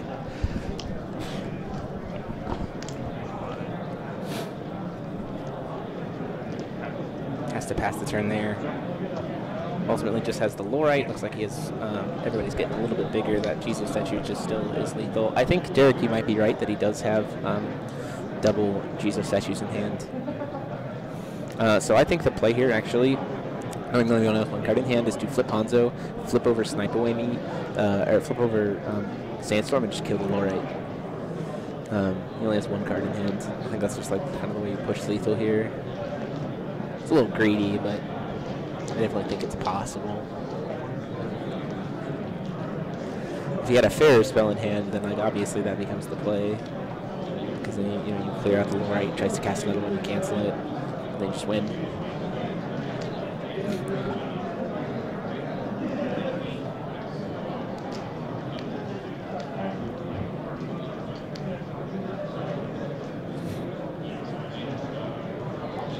Might be thinking about it. The idea is you flip over, you use Hanzo to flip over Sandstorm. So then you just have a free Sandstorm again. That's what I'm talking about, Toby. Just going to try to swing. Block. Says that's fine, I'll just take that off the board. Calling a Stone.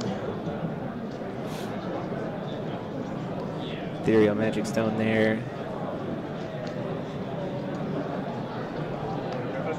Yokai Festival for double Karura.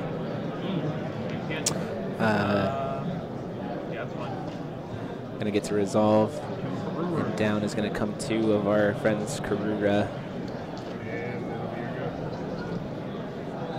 So these 12/12s that can't really be dealt with. They can't really be targeted really by anything that Hanzo has. Can just serve to block the 2 Jizo statues, or even then if he can't kill him. If he can't kill both of them, then the Hanzo will just come back. The Karuras can just fly over for lethal. It's like in hand he's got a Jizo statue and a Lorite. That's not going to do him any good, unfortunately.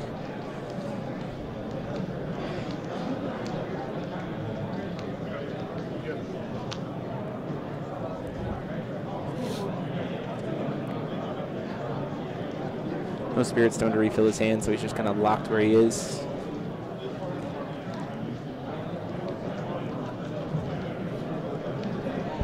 Hold on 1 second. Hey, you guys doing Yu-Gi-Oh stuff? Yeah, there's actually no line of play. Is there any way we can move the banners like over there? I have a cable running right now. Yeah, Is there any way that we can move those banners like over to the side? Jim's okay with it. If not, obviously.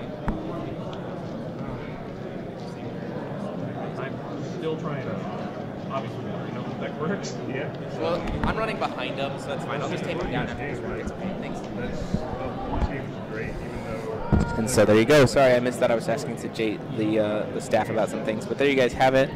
That is Will taking the game 2-0. We'll get Will over here for an interview here in a little bit. And did I miss something? I might have missed something. I think Will still won the game. I'll go check. Sorry, I should have been watching.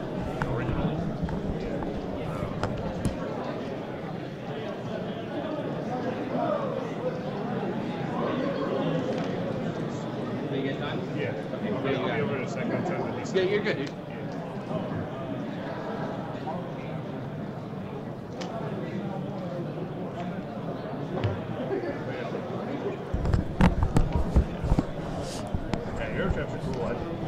They just finished their round.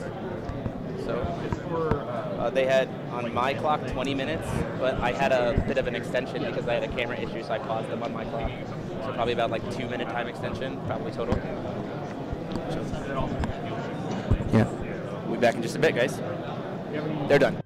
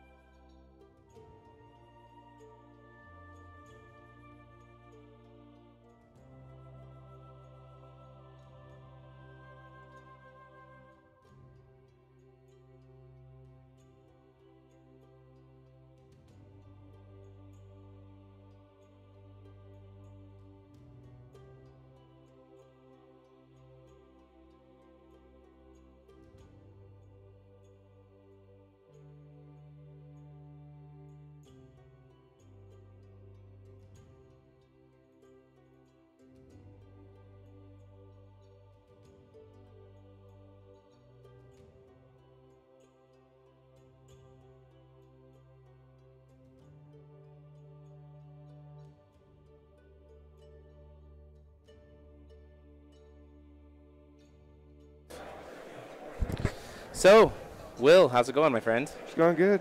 Playing Hanzo. Yeah. So, tell me a little bit about why is this not doing what I wanted to do. Sorry, my apologies. Will Ugar. Let's update that so they know who you are. So, Hanzo, Yeah. Quick Cast Hansa specifically. What made you decide to bring that to today's event? Because I like the Brunhilde matchup a ton with it. Keurig, we have some like main deck things for it. Sure. And so it makes that game a little bit better. And then the mirror match, I played that over and over, and it's all about patience. And if you have more patience than your opponent, you're going to win that match. Sure. Was there any card in particular that you think like really locks out the mirror one way or another? Table flip is insane in the mirror. Yeah. Yeah. Okay. If you can Kataro table flip or anything table flip a Jizo, you just about won that match because you killed their Jizo and you're alive. Sure, absolutely. So, Team Rogues Guild, right? Welcome. Yeah, there's I think 6 of you guys. 7. 7 of you guys on some very different techs. Yeah, I'm interested to hear some of this craziness that comes. You're getting a question from Taylor Norris asking how scary the Resonator Adam is. Yeah, that Resonator is scary. So I've got a little bit of ways to get around it. Like you basically have to Winds of Salvation or Ruin Story it early to get it off board, but that's like once it sticks, there's really no way to removal because it's not going to attack. Yeah, it's not going to attack. Brunhilde's Resonators are really big, so you basically got to remove it, somehow get it off board or keep them from playing it early. Yeah. So for those of you who are wondering, I'll quickly pull up the Adam Psychart ruler here real fast. He just sits on the board, and every single turn he gets to remove something from the game, which is just like, oh, Jesus, okay, everything just sits there and dies. And it even can answer Karuras, which is kind of like gross. Yeah, like so we were at the Valentine's event last week, and I played against Taylor, and he had Adam turn 2.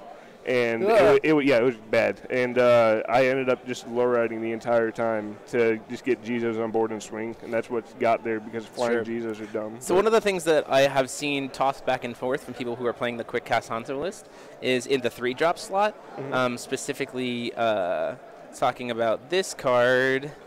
If I can pull it up. We saw it a lot in Ryan Miles' list, the first kind of iteration that took center stage. Of course, I don't have the artwork for it. That would make total sense. But CL, the Quick Cast 3-drop generates 2 will. That's been kind of tossing back and forth in terms of whether or not people have been deciding to run that one. Yeah. What pushed you over the edge and saying, this is a card that I want to be playing in the deck? So I basically did a 2-2 split with that in Disciples. Sure. And what it is that card lets you play on your opponent's turn, which is still very underrated right now because just being able to react the entire time. And then CL, when you can play another Wind Chant to give it +2/+2, it helps a lot in the Keurig matchup. Yeah, I can imagine. It does things in Brunhilde matchup. It's just in the mirror match, it's not that good, but at the same point, like they have to answer. It's a body. That. Yeah, it's a body they have to answer. So right. Okay. Well, I know that everyone on Rogues Guild. You guys brought 3 decks to this event. 3 or 4. We brought 3 decks. Yeah. 3 decks to this event. So far, from what I'm hearing, everybody's won at least their round 1. Yeah, there was one person who didn't win their round 1. Okay, but we'll have to see how it comes in. How do you feel about like just the overall meta today? Oh, I think the meta is really it's really interesting. The presence of a ton of machines makes me makes me really. It feels really weird. I played that round 1. And that deck is, I hate that mystery box is such a. You can't really answer it. Yeah, you can't answer it, and you just got to kind of try to power through it. But sure. Yeah, like the machines is really cool. I'm surprised by it. Not like there's not a whole lot of Keurig, are there? Because I haven't seen. I haven't seen it. We're gonna check I'm gonna see if I can get the ruler breakdown here after this round. So. Okay. Yeah, because I haven't seen many Keurig. Yeah, well, it's a little less than people were kind of expecting. Mm-hmm. So, is there a matchup that you like absolutely don't want to see? I don't want to see Lucifer, and I still don't want to see the Keurig match because you still have to work for it. But like I think the Brunhilde match is semi-solid. It's really player dependent, and then the mirror match I'm really solid on. So okay, cool. Well, thank you so much for stopping by again. Congratulations on your round 2 win, and appreciate your flexibility with the camera stuff. Yeah. Crew of 1 to run a stream makes things a little tricky, but we appreciate it. Good luck in your future rounds, and hopefully we'll see you back. All right, thanks. And we will be right back, guys, after this round is over with our next round. I'm going to see if I can either grab an Arthur or possibly another spicy. If it did well, I'm going to probably grab another spicy Rogues Guild list because I think you guys are going to want to see it. But we'll see you guys here in just a little bit. So I'm going to take us to a break, and we'll see you guys soon. Thanks.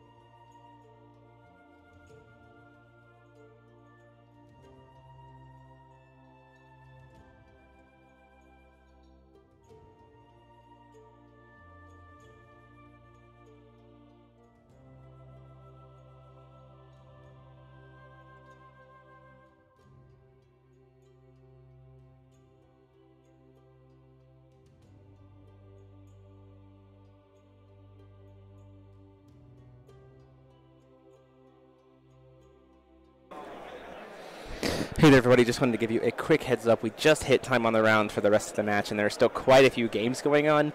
We'll be back as soon as we can. I'll keep you updated in the chat, but we will be back with round 3. You're definitely not going to want to miss this.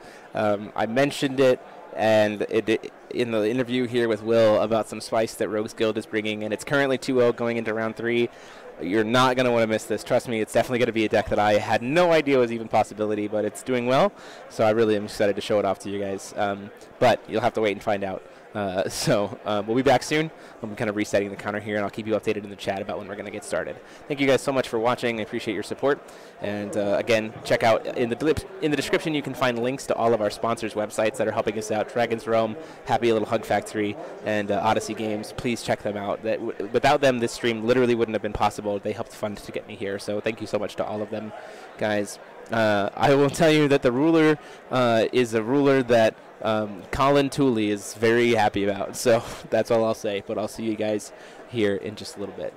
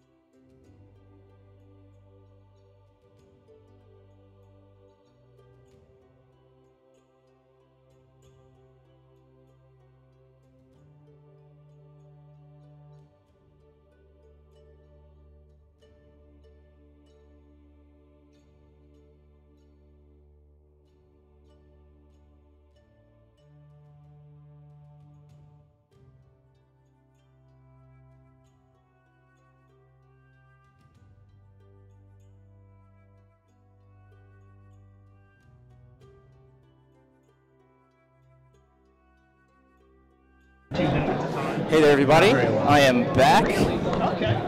And we're in for a treat here. I don't know what Mike Nolan is playing. This is Table 1. Both of these players are 2-0. Joey of Rogues Guild is back, is up here, the captain. And he is playing Tigris. And it looks like we're playing against Arthur, potentially? I think that's an Arthur. Oh, you beat... Oh, I think you're like the only IU here. You beat my team. Oh, it's an IU list. IU versus Tigris. This is going to be very interesting. We'll have to see how this goes in round 3. Looking forward to seeing how it goes. I'm going to go ahead and restart our timer here to let them know when they're ready to go. I chose just not to bring it inside. I'll pause it here, let them know. Which Hanzo won? Will Lugar won.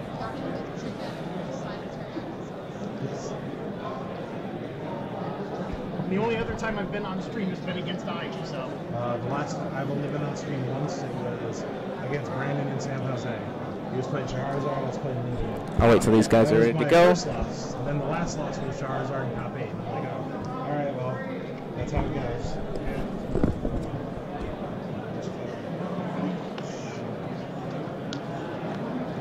You guys both ready to go?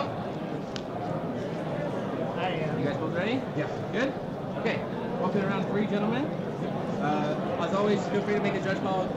Charlie will still be walking around, so he'll still be monitoring and stuff. Other than that, you guys have 15 minutes on the round, and we begin. Thank you. I like those songs. Yeah, I like it. I appreciate it. They're hard to get now. So, we're getting started here. IU versus Tigris. Both of these decks are 2-0, sitting at table 1 going into this round 3 here. I am insanely excited, and I know that Colin Tooley better be excited about Tigris here, so let's see how this goes. Going to see a lot of interesting cards coming out here. Probably going to go ahead and just pull up Gem Mallet Panda just to start things off. And then these are, these ones are from Shadow Burst. So get a white stone here. I actually think we're going to probably see this card in the early game from what I've been seeing. I got to try to find the pandas. This panda, I believe, might be very kind of one of the things that the deck is using a lot. But yeah, IU, gonna see how it goes. Looks like IU is gonna be on the play. We're in for a treat here in round 3. There's been a lot of variety here today. We're seeing Arthur. I don't think we've seen any people playing Lucifer, Hanzo, Brunhild of different varieties, lots of machines. We'll have to see how it goes. Obviously, Joey grabbing that Darkness Gem off the start of the game trigger. First stone, Possession Stone, and a first turn Power Medicine. Super strong start for that for IU here. That's interesting. You're not the only fan of Luminous. Trying to find special Power Medicine here. You gotta have fun, right? My water cards aren't super well organized, so I apologize. So yeah, we're gonna see that panda that I'm telling you about, the Technique Gem Warrior. As long as you control another panda, it gains +1/+1, and it has natural barrier. So that's a 4/5 sitting on the board here as a 1-drop because he controls Tigris. He's a panda. Seals Familiar Mike. My mic quality is a bit off. I can turn. Is it need to be louder, quieter? Let me know if you're having issues with the microphone, guys. If there's any audio issues, I can make any changes that I potentially need.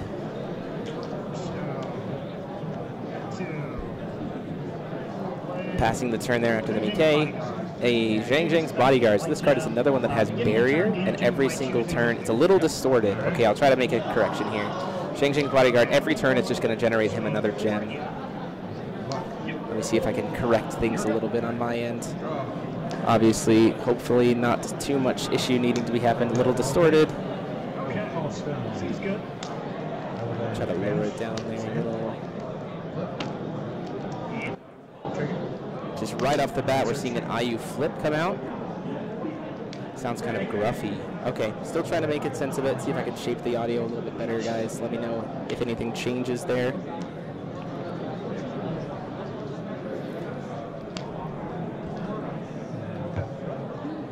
searching for a Samurai Spirit, the Willful Samurai Spirit off the IU, and then passing the turn. So obviously Joey on a little bit of a back foot. Thankfully enough, having access to some Darkness Gems here and having that energized, so he can still flip over Tigris here, which is nice to be able to answer the IU, at least for a turn. Yeah, we're going to see that Tigris flip over. It's going to generate him 2 more Darkness Gems. So he's going to get to gain a couple Darkness Gems here, and he can kill the IU actually, or as a way to be able to answer the IU. Does tap him out to do so, so there is a little bit of risk. Thank you, Sen at the end, for the super chat there, keeping it saying keep up the good work. I appreciate it. Appreciate the support. Joey definitely in a weird spot here against the IU. We could see a very quick hit out from the IU here. He got a very strong start with the Power Medicine being able to ramp a Stone, and the Darkness Gems just might end up not being enough.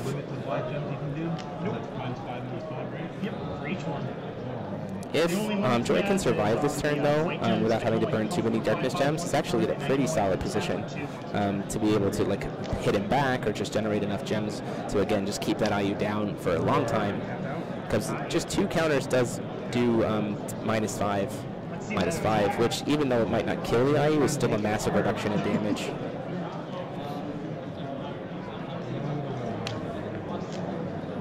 Looking like we have a time dilation to be able to recover his own J Alert, an interesting idea. Swing twice. Asking for an audio check there. I did kind of change my channels a little bit around if the gruffiness has gone away. It might also just be my throat. Though, you know, any corrections you guys can give me is appreciated.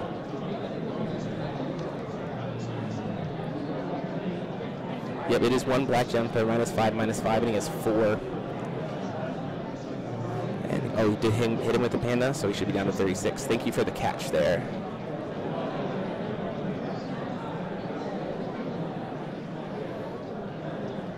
Looks like there's a Garnet in hand, which is an excellent way for him to be able to.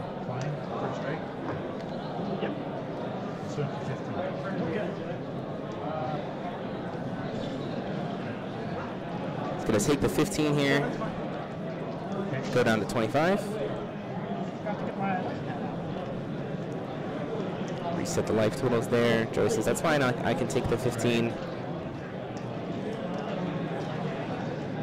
I imagine Joey's probably trying to, oh, it's another 2, sorry, so it actually would be down to 23.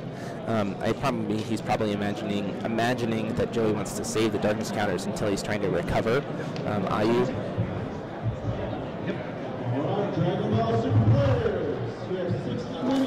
IU, unfortunately, IU in this matchup being able to do Goddard or whatever it needs, there's no real way for Joey to be able to stop it. Joey's last appearance on stream was Kirik versus IU, so we'll have to see if he can break the curse this time. Looks like a Thought Control, potentially. Yep, a Thought Control getting cast here, getting to peek at his hand.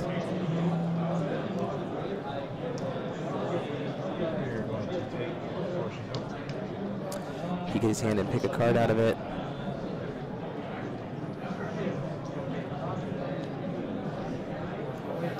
There's so many of these cards missing.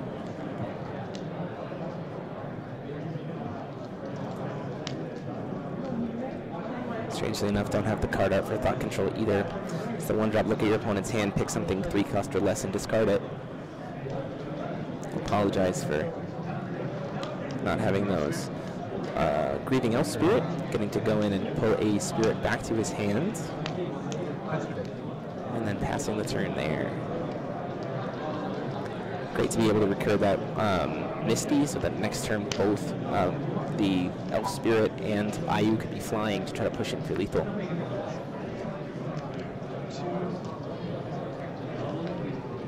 Paying 2 to play, ooh, Rose Quartz for 2 will, controlling 3 pandas. All of his pandas get +4/+4 until the end of the turn, and then we'll recover at the end of each turn. Having 3 light gems here. We'll go ahead and swing at you for... It's just going to swing for 12 with Tigris here. It's going to make it bigger to make it 17, take him down to 23. This could actually just be a crackback lethal here if Mike doesn't have something to answer it. Recover, spending the 2 counters to be able to recover the Tigris.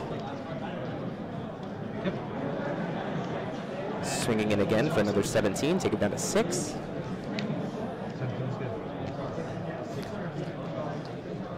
Taking him down to 6, just like that. And then attempting to swing in for lethal with the technique, Panda. Going to block. In response to the block, he's going to use the Darkness Gems to try to kill it. Mike can try to Flourishing Hope it, but he has so many Darkness Gems he can still just clear it out of the way before Flourishing resolves. Go ahead and chase him. And then damage goes through for lethal. So there you go, actually. Joey bringing it back after a kind of a strong start for IU, getting that game 1 very quickly.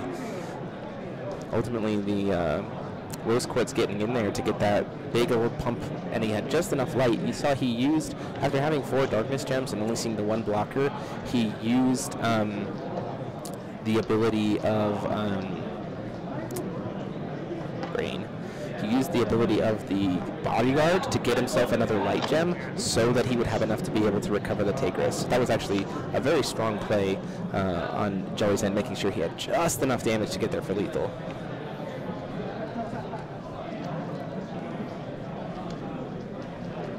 I will say that I did, in talking with the Rogue Scope guys and ahead of this, yeah, he definitely could have saved himself by Goddarding for Lorite or Scarlet's Agony.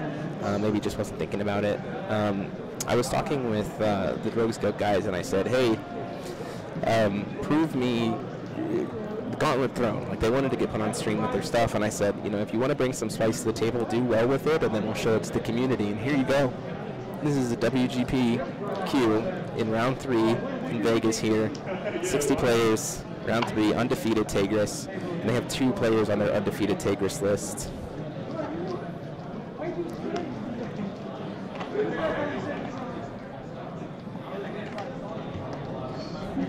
So I have to see what the sideboard comes into play here. I imagine that Separation of Fates probably comes in as a 4-of. If they weren't already thinking it, just because they wanted to be able to deal with IU. I remember talking with Joey about it, that like IU is weirdly enough always something that can just show up.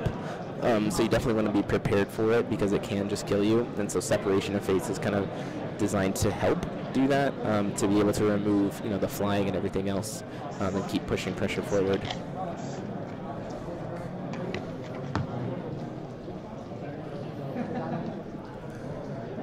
Seeing some sideboard action here. Imagine this will probably be one of our fastest rounds of the day.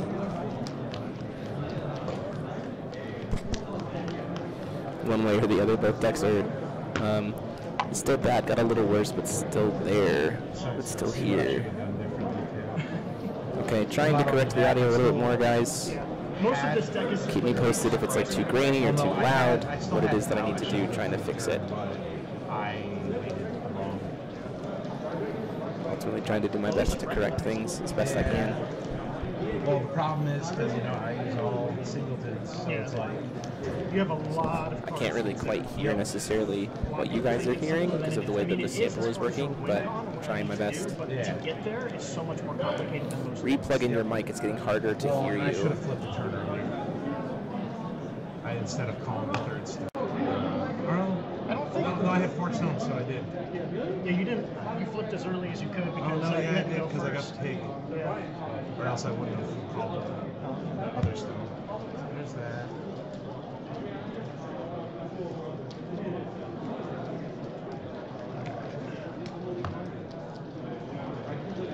Hopefully, you don't get double position stone when you're opening this time. I don't know. I like that. That was pretty good. I know you like it. And you said you're going first? Yes.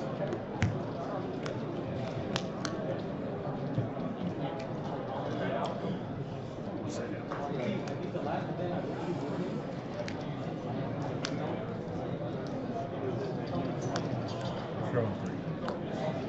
I'm throwing all 5. I did not.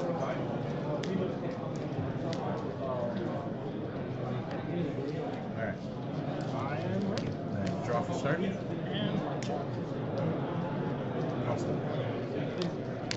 there we go. I like that one. I win it. Oh, okay. Go ahead.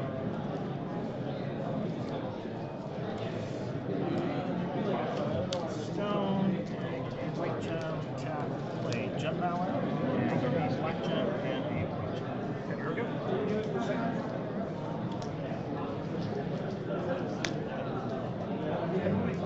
Tap on vanish. Produce black.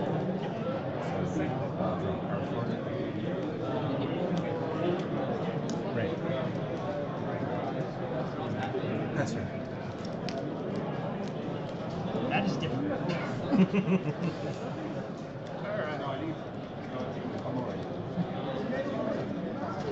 That's actually going to be frustrating. That's what I was hoping to hear.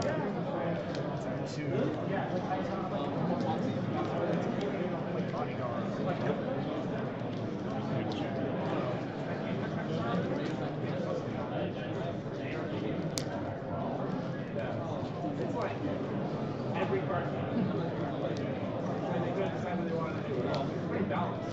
Yeah, this is definitely going to be interesting. Your go.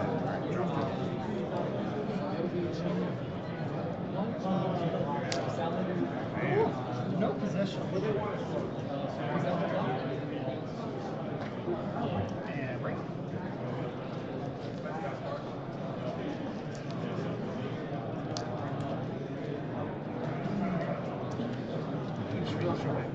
It's basically a mono.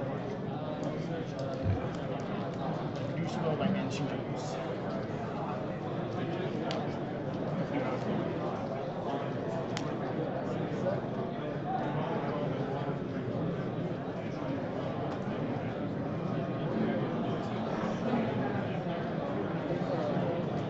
Great. Yeah, I take it. Great.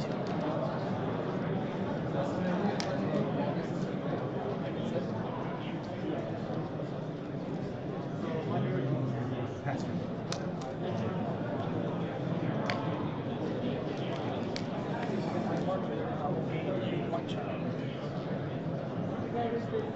That's just so good. It feels good. I bet.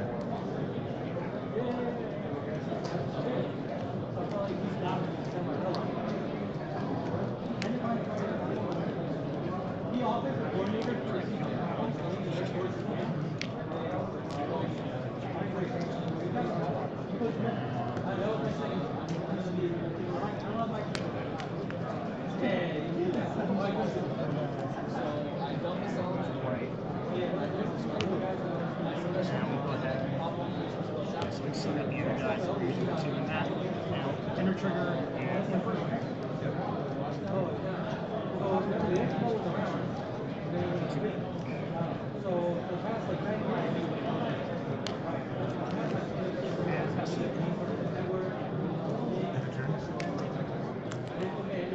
Bounce. Draw card.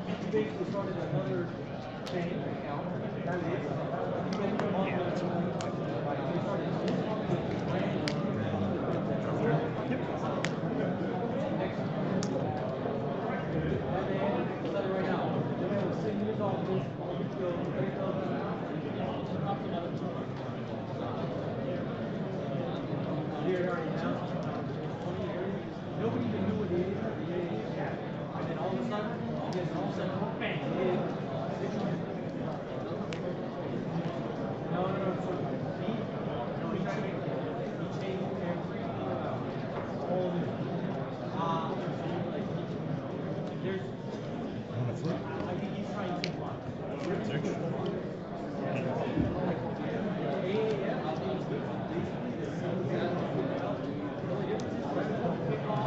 In response to the temperature judgment, so we'll go ahead and burn one blackjack to trigger 0.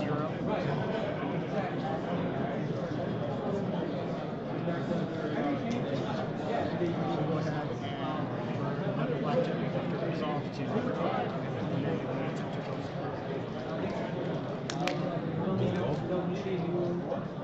You will chase once more to cast.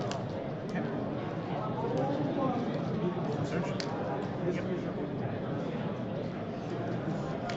That's a lot of black gems gone.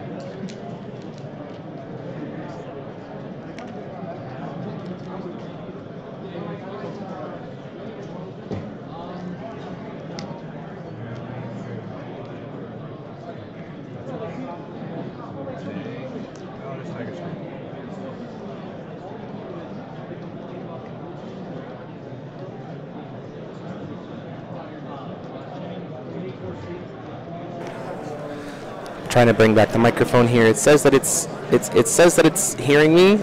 Ultimately, I don't know why it's not working.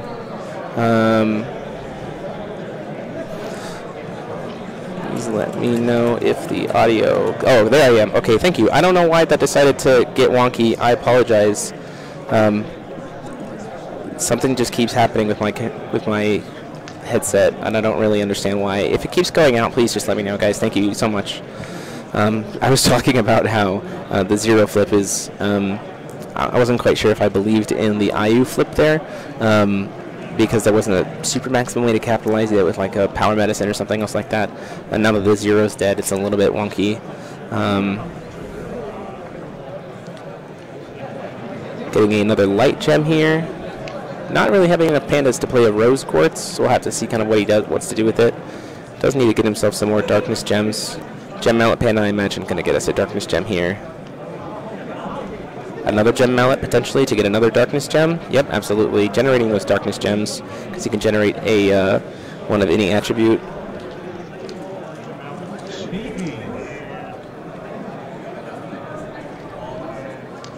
And there's a free rose quartz coming down.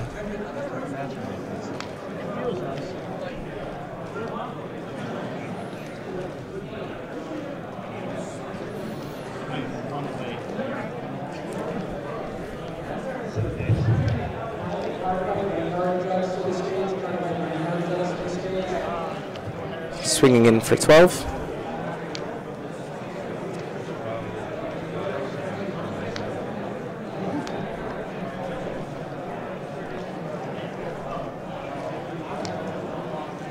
It is Glint of Insight. Absolutely. It is the Glint of Insight in his hand. The zero engrave doesn't... It's not necessarily a huge thing right now, guys, because he doesn't really have... Unless he has a way to reanimate. He's taking the hits of 12 both times.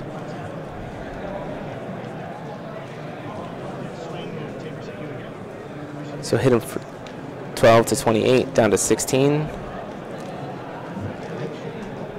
It's going to pump up, try to pump up here. Or sorry, he pumped it up to seeing 17, so he's down to 23 because of the banish of the gem. So he's down to 23 life.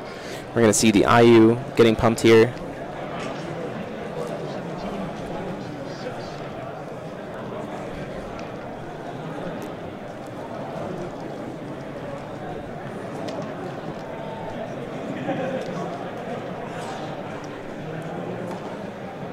He's just going to recover and say pass the turn there.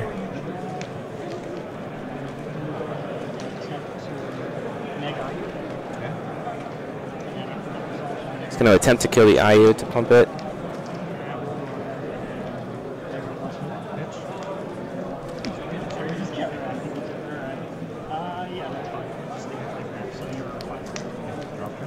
So he's back to base stats. So one successfully happened, so -5. Attempt to -5 again, pump up to 15, back down to 10. Attempt to back down to 5. Attempt to -5 again, back up to 10, back down to 5. So that IU actually has 5 attack and defense right now, because one of them did survive.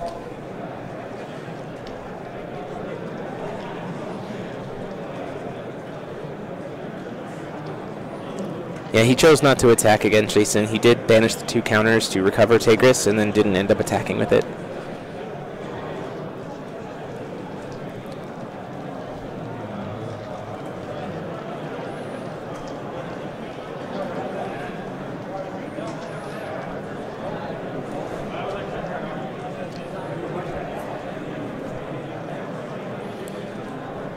See that Glint of Insight. We do see a the Tiger Spirit in hand. So he does have access to one more pump, but ultimately IU's probably not going to swing this turn.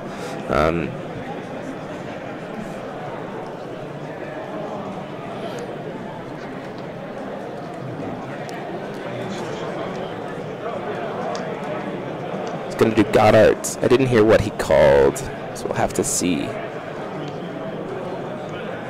We are milling through the deck.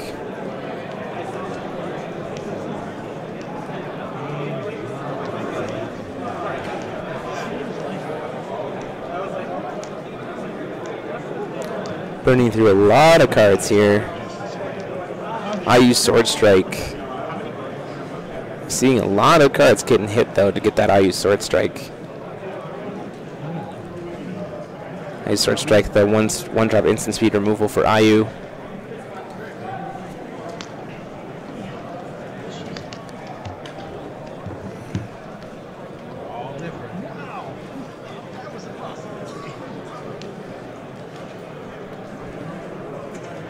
There are only 5 cards left in the deck, so the IU Sword Strike is going to get to kill the Rose Quartz here. And there's only 5 cards left, and they're all going to be individual. So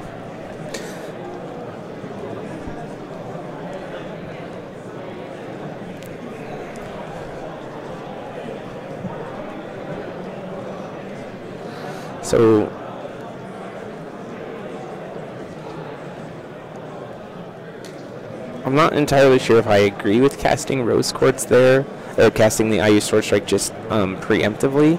I imagine maybe the Glint of Insight. He has 1 stone left here that he can do either a Glint of Insight or a Look of Corruption. I personally think that Look of Corruption is the better. Sorry, the Glint of Insight is better to be able to call Rose Quartz. So that you can possibly steal it. He's doing Look of Corruption, though, which won't hit a Rose Quartz if it's there. It looks like we have 2 Flourishing Hopes, a Discovery, and a another Technique Panda. He's going to get rid of the Discovery. Would get him another Darkness Gem. Oh, and he doesn't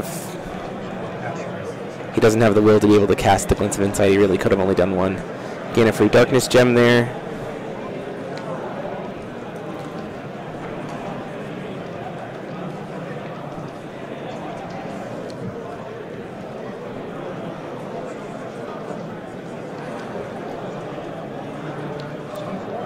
Pokes him for 1. Takes him down to 20.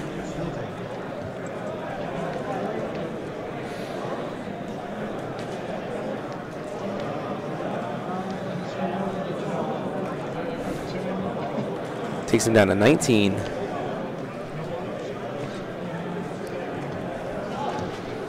Two will open. I imagine we might see the Flourishing Hope play here to be able to block IU, but the problem is he doesn't have a way to give IU Tigris Flying. So he's just going to go ahead and call Stone. Hits him a Magic Stone of Hope. Paying 3. Cast Garnet. Gen Minister Garnet. Draws him a card, generates him a gem of any color.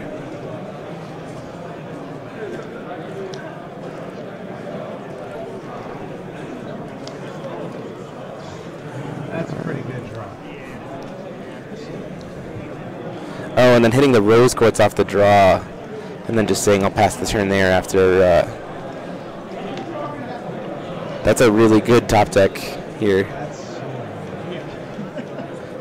And then Mike at that point says there's no way I can answer it, so Mike is actually going to go ahead and concede the game there. So there you have it, guys. IU getting surprisingly taken down by Tigris. I was a little bit worried for Joey just in terms of the general matchup, but really, really solid gameplay from both players. Huge thanks. We're going to get Joey over here in just a minute to talk about this wonderful Tigris list of theirs, but then we'll be back after a little bit of a break after that for round 3. So I'm going to go grab Joey, and we'll be back here in just a minute. So give us a few minutes. I'll put it on the break sign, but you can kind of ignore the timer because we're going to be pushing to talk to Joey as soon as he gets his match slip turned in, and we go from there.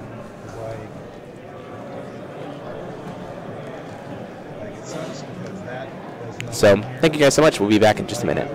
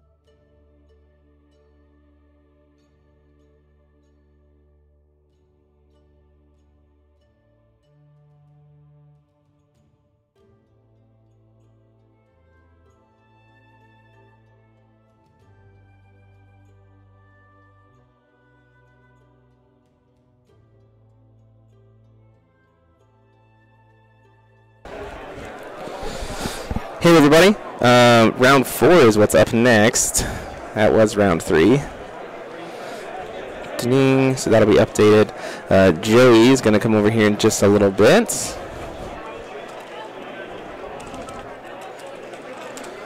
He'll be joining me to talk about Tigris. Tigris, I am pleasantly surprised by what Tigris is bringing to that Tigris list. The rose quartz just ended up being enough to be able to pump and keep yourself protected is super cool. I love seeing those kind of techs being brought kind of into fruition. So cool stuff. Cool stuff. I'm going to be shooting to see if I can get a high table Arthur next round. There's also Kirik. There are some Kiriks here. I am working to try to get the full breakdown of rulers for you guys. Sorry that we haven't seen that as of yet, but we're getting there. We're trying our best. So far, 3 rounds, 4 rulers, so can't really argue with that.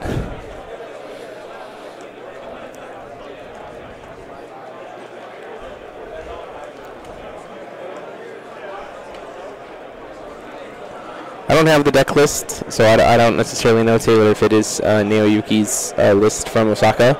Might be, but we'll have to wait and see. I guess we can ask Joe as soon as he comes over.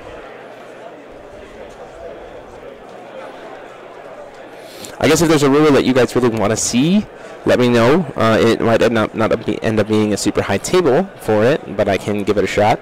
Like I said, I think there's some guilds that are doing pretty well. I'll have to see, though. There's still a lot of people playing in this round. Obviously, Hanzo and Brunhild are making the rounds. Kirik is still up there making some rounds as well. There are some very interesting Brunhild lists as well, too. It's definitely not... I think I saw a Brunhild list that is currently going undefeated, might even be winning his round, that doesn't play a single Misty. I don't think there was any time spinning witch at this event. Is there any Chimimis? There are some Chimimi players. So rulers that I know I've seen: Chimimi, Kirik, Arthur, Ayu, Tigris, Hanzo, Brunhild. I don't think I've seen a single Lucifer yet. Chimimi, and that's been about it so far. So here we go, the man of the hour himself, Joey Schilling of Rogue Skills. How are you, my friend? I'm doing. Okay. Let's see here. There you go. Go ahead and give me some talking now. Should be able to hear you now. Yeah. There you go. There we go. All right. Okay, Tigris. That's what I mean. What can I say? Joke, right? It's a joke, right? Clearly not. You're going into round 4 of a 6-round WGPQ with a paid invite on the line, playing Tigris, and you're currently undefeated. And we've got 2 other members on our team playing it as well. Yeah. So,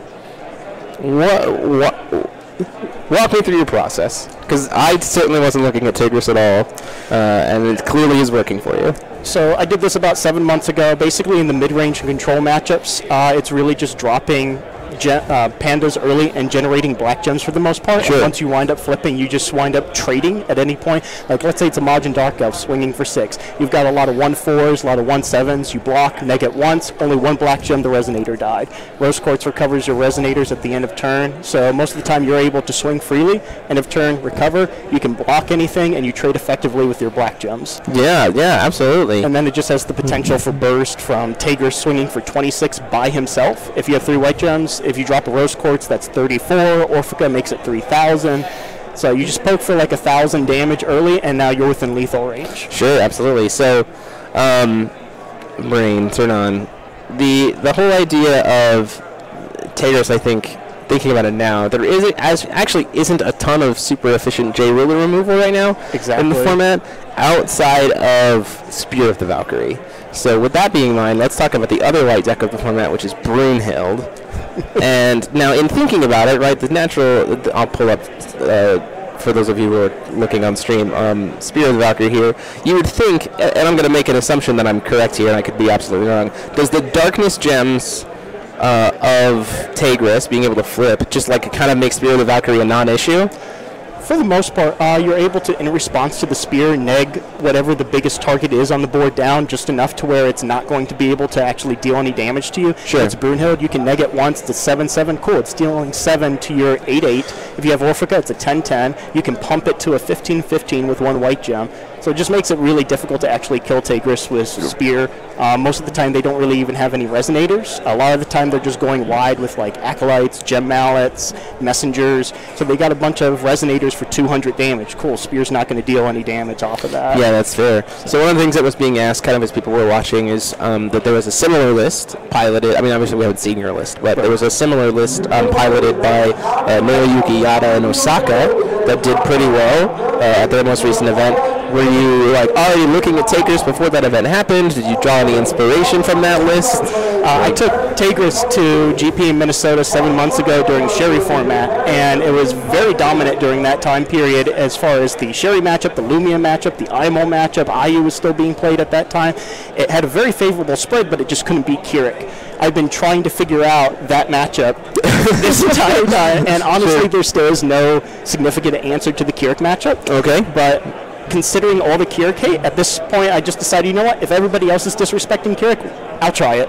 So yeah, right. I decided, you know, and what, we've got like 4 Keurigs at this event? I don't think there's that many. I think maybe 5 or 6 at the most. I think it feels like a lot of the Keurig players went on to machines, because they want to be able to have something against, one, it can deal with Brunhild, like if they get ahead of the curve, but 2, because they want to be able to slam Mystery Box without having to worry about Hanzo. Yeah. I think that's one of the reasons why, just be like, oh, here's 5 dudes. But yeah, that seems like you made a super solid call, because there's definitely not a lot of Keurig here. And I actually managed to play against one round 2, and actually 2-1'd it, but that was just because him not understanding the matchup for the most part. I guarantee if we played it again, he would have gotten me. But Travis is asking, can you remove his counters with the green 1-drop? He doesn't do counters. They're gems. They are not anything counter-wise. So. You got Sasara Palace, that's it. For 3 will, get rid of 1 gem. 3 will, non-instant speed, get rid of one and it's one gem. Yeah, and it's, So right now we've seen 2 lists that Rogue's Guild has brought to the table, 2 rounds in a row. Quick Cast Hanzo, we know that you have a couple players on that. Yeah. We know that you have 3 of your players on this Panda list, 2 of which, as far as we know, one of them just drew against Will, because that was Cole, or? That was Cole, yeah. Cole, who was undefeated, so now he's 2-0-1 against Will, who we saw on stream last round, is also 2-0-1. But you told me that you brought 3 lists. Yep. So, care to drop any hints on what that 3rd list is? You want to see if it's going into Yeah, I don't mind. It's Brunhild, but it's not Brunhild. So, okay. Hopefully it winds up on stream. They're both doing really well. They're both great pilots. Joshua Patton and he's been and Jonathan Ball. He's been making a name for himself, Josh, with this content that you guys are producing, and he's been putting a lot of work. So it's cool to see. We're trying. I mean, it pales in comparison to the work you've been doing, and I really have to say, awesome job on the content. I appreciate what you do for Force of Will. I mean, it's always nice to see other people. It's nice to see people hitting content that I can't necessarily cover, and I really have enjoyed what you guys have been doing. The Gauntlet, I think, is a wonderful idea that you guys do. Definitely don't have the bandwidth to be able to do anything like that on my end, and then the finance stuff too. So it's really awesome to see you guys. This is kind of your first event, like WGPQ level event, where you guys are here in show and force, right? Because Rogue hasn't been around necessarily as a team super officially, and you're doing great for yourself. So I appreciate it. Do you have anything about this meta that you think, your favorite part about this meta, your least favorite part about this meta? Honestly, one of the biggest things about this meta is confidence. There's a lot of decks that are being checked and balanced by other decks at this point. No deck has a solid split. Tigris dies to Keurig. Keurig has a hard time with Brunhild. Honestly, the Keurig-Hanzo matchup is pretty 50-50. Hanzo tends to be favored against Brunhild, but then Brunhild can also tech to try and fight it, but then it hurts its other matchups. So we've got a really interesting system of checks and balances at the moment, and it's really trying to make the right meta call and being confident in your list and knowing your matchups. Yeah, absolutely. Is there anything in particular? I mean, obviously you talked about Keurig was not something that you really wanted to have to deal with. Is there any deck in this format that you just you sit down across from it and you go oh, okay, sweet, this is pretty much free? And I asked this because Tigris is something that was off the wall in my opinion, and it's sticking clearly. But having done 0 testing about what Tigris is in the meta, is there a deck that you just love to see? As the Tigris pilot, right now there's 2 decks, IU and Hanzo. Those seem to be really favorable. Machines are favorable if it's not piloted optimally. Sure. if they know how to play and how to really push aggressively, knowing that you have to flip in order to actually deal with them, they force you to flip early, which means you're not generating as many gems as you want to be. Right. So they can force you into a really bad predicament. But most of the time, it's pretty favorable, but it's mostly IU and Hanzo. Okay. Now, I have seen that they have a couple of Gil players around. I honestly think we're seeing maybe more Gil than Keurig, weirdly. Is that matchup harder for you because of the fact that like you can't really interact super hard with Gil? Or against Gil, it's really just trying to go wide and hit early, and you're the aggressor at that point, and you're trying to drop gem technique warriors, maybe rose courts, gem mallets, Jing bodyguards, all with barrier. Yeah, everything you have has barrier. And so then at that point, they can't arrive or the hero or anything like that. Right. So it makes it difficult for them, and you grind effectively, and then it's really hard for them to interact with your J ruler too, especially since he's bigger than Gil. Right. So it's not unfavorable, but I can definitely see Gil actually beating Tigris. Yeah, sure. Well, thank you so much. As always, if there's anything you want to tell the viewers, go ahead. You have access to them or anything. Check out your channel. Do you guys have a custom like link or anything, or you just search Rogues Guild? Yeah, just search Rogues Guild on YouTube. Yeah. Okay, so go ahead. Definitely custom link. Go ahead and check them out. They do awesome stuff, including streaming and stuff. You guys are on Twitch too, right? With Rogues Guild on Twitch. Yeah. So feel free to check those out. Best of luck to you in the next 3 rounds, and hopefully we'll see you back for top 8. Hopefully. I appreciate it, man. Yeah, absolutely. Thanks for having me on. And we will see you guys back in a little bit once we're seeing what comes on for round 4.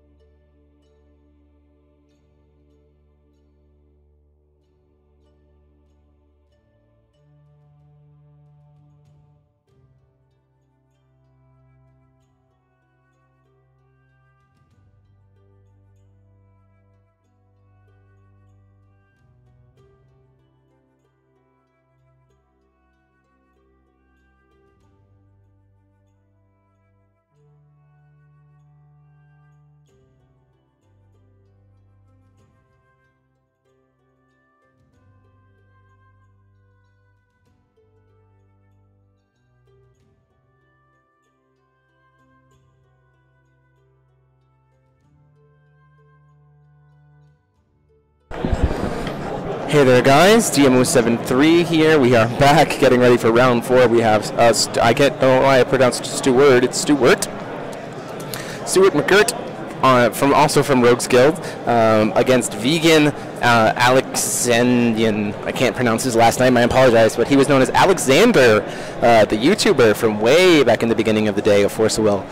So very excited to get these guys set up. I'm going to go ahead and let them know when their time on round is going to start, and we'll go ahead and jump right in. Be right back.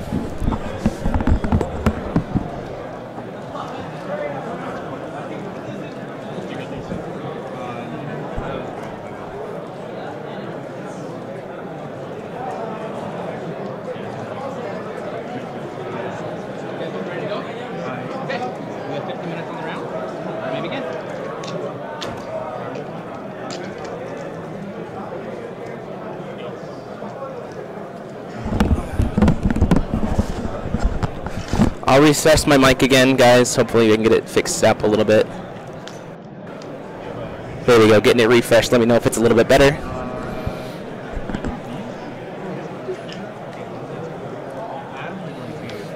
Hopefully the audio is a little bit better there. I tried to refresh the microphone. That seems to be helping, but let me know.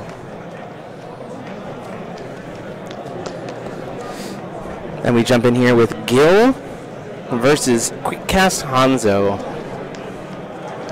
A bit better. I'll try to continue to kind of modify and tweak as necessary, guys. You can always tell me if things need to be changed. I'll try to keep it updated. First turn fairy. Will gain 6 life off of a white leaf. Wasting no time. Hitting a waterstone off the absolute awareness to really be able to set up his blue leaf plays, or being able to cast blue leaf. Gotta jump into my Rhea Cluster Wind stuff here. Absolute Awareness being the card that lets him ramp for a basic Magic Stone. Swinging in for 4. With the Fairy here, taking him down to 42. Wasting no time getting into this game. I think both of these guys know that this is going to be a game that probably goes long. Stewart trying to play the Yokai Festival here to bring out the double Jizo statue. Again, just wanting to get those out as fast as possible because this game is going to go long and we want to get that damage in there.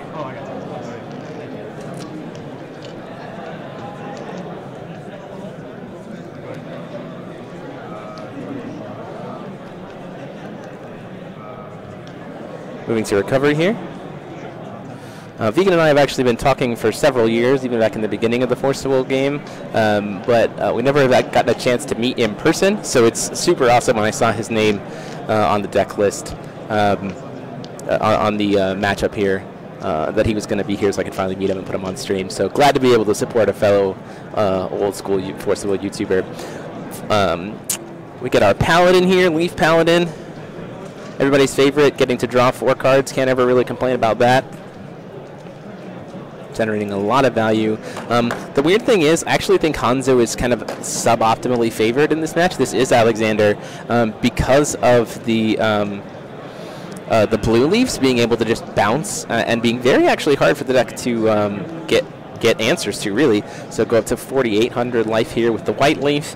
You know, you can pay 1 and discard a blue leaf and just bounce a 1-drop back to the hand. So going to banish for Gil to produce green.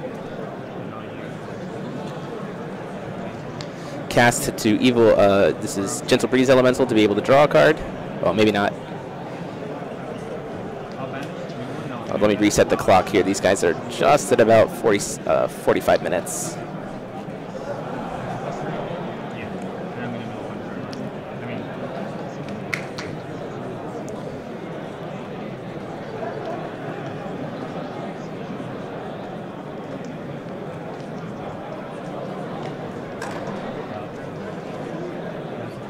Swinging in for 4, taking him down to 44.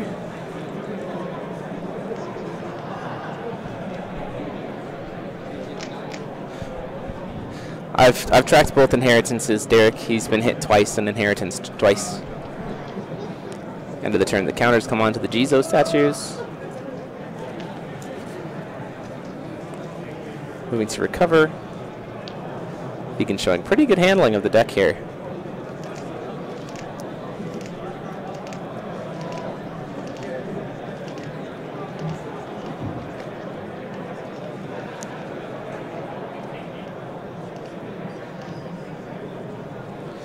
Seems like he's debating whether or not he wants to call someone and perform Judgment this turn. It looks like I think that's a Ruin Stories that got discarded at the end phase. Swinging in for 5 with the Leaf Paladin. Seeing if we're going to see maybe a response from Stewart here. He's going to try to kill the fairy, and instead he's going to vanish it to draw a card.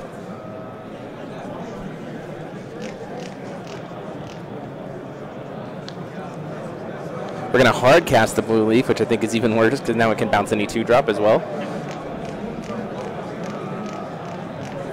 No leaves in grave, it doesn't look like.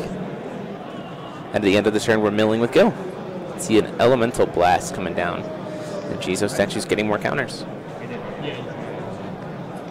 We'll have to see how many blue leaves Vegan has actually been playing. Most of the time the deck was kind of running 1, but with Jizo statues running around, I honestly could see the deck transitioning from black leaf to blue leaf as being one of the more heavy hitter cards for this format.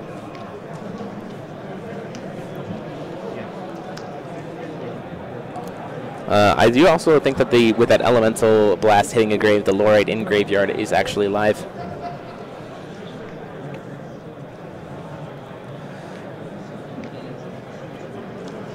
Another fairy coming down here for Stewart. Stewart has to play this interesting game here because he is building up the Jizo statue board, which is really great. But typically the Hanzo list likes to be, reactive, right? But so does Gil, ultimately. Before recovery, we're going to cast that Gentle Breeze Elemental to draw a card. We're going to cast another Gentle Breeze Elemental here to draw another card.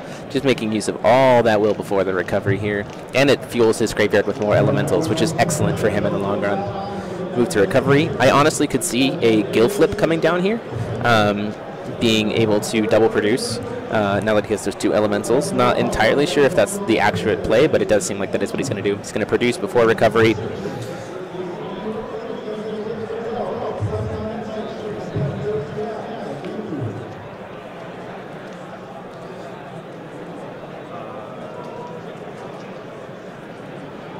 Leaving up the blue will, interesting choice, to be able to do flip. The blue will open is probably to be able to make use of, it's going to tap in response to search for Gentle Breeze Elemental, probably to be able to use Spinning Aquasol. He is opening himself up to the Jizos being able to kill the Gil this turn, but we'll have to see. And he is kind of cut out from Ruin Stories at this point because he didn't get to any of his Speaker Stones.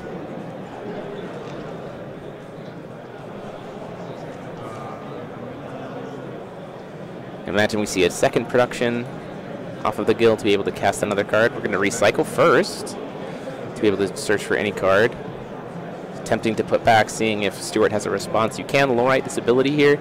We're going to see the Lorite, whether see the cycle. It's a matter of if Vegan has something to be able to answer it.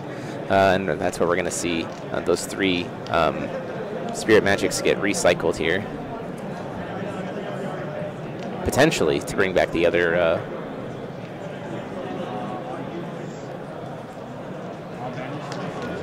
He's going to produce 2.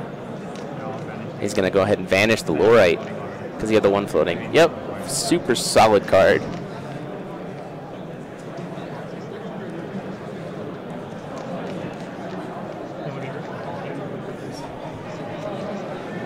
So vanish being the 3-drop Spirit Magic that is the cancel for Gil.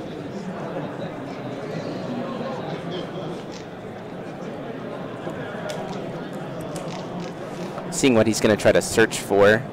Stewart deciding if he wants to still kind of respond to the vanish. Once again, breaking 100 viewers here. Super happy to have you guys join us.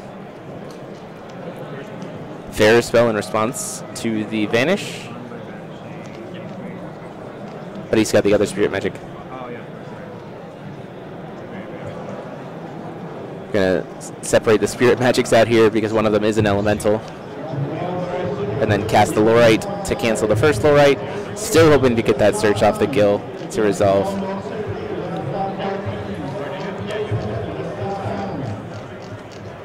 So lots of very deep interactions here from both.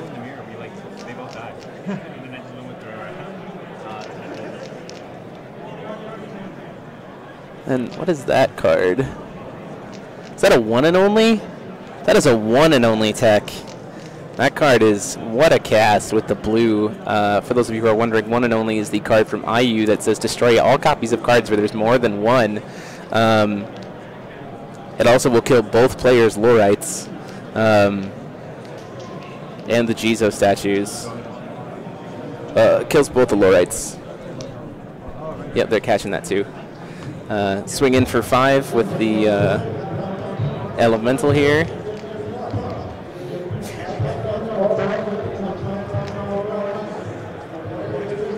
It's going to Agony to stop the damage from the Leaf Paladin and try to draw another card. That was a very spicy play by Vegan. Really, and he still has access to potential blue leaves to be able to deal with anything that might come down later.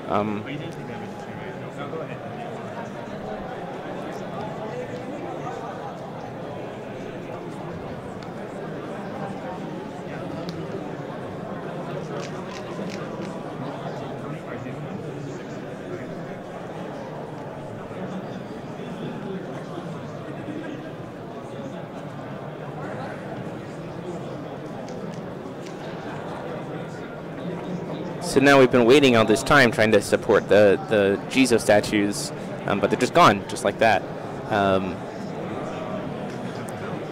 We're going to try to bounce the fairy in response to the sandstorm. Prevent some damage there. Probably Stewart is debating whether or not he wants to just go ahead and sack it to draw a card here. He is going to go ahead and let it go back to his hand.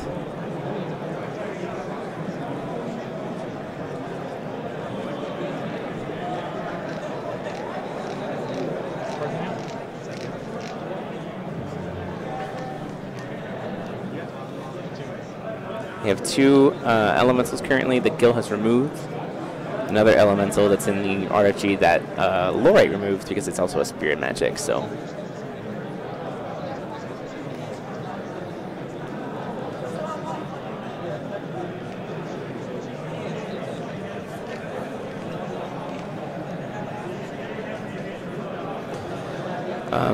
Vegan could very easily, if he plays the cards right, based on what he has in his hand, elemental-wise or things like that, could easily see an Ultra Awakening cast here. I think he probably needs a little bit more will to be, or no, he does have a lot of stones that are stacked on top of each other. So we could potentially see Stewart be taking a lot of damage off of this card.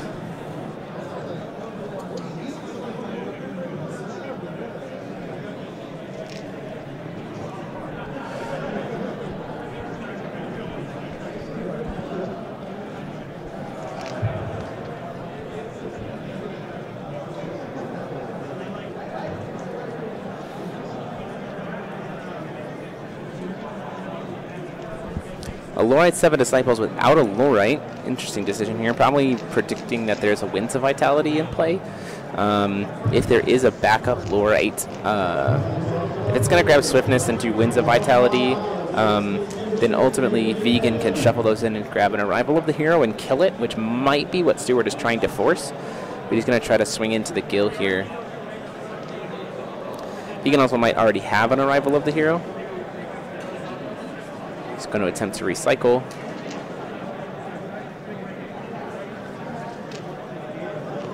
It's going to go ahead and resolve successfully. With no elementals, outside of the elemental for Blue Leaf Engrave, forcing him to be able to do this. Yeah, he does have the Whirlwind technique, which might be the reason why. And it might actually kill the Gil here. And if that's the case, then that's actually pretty bad for Vegan.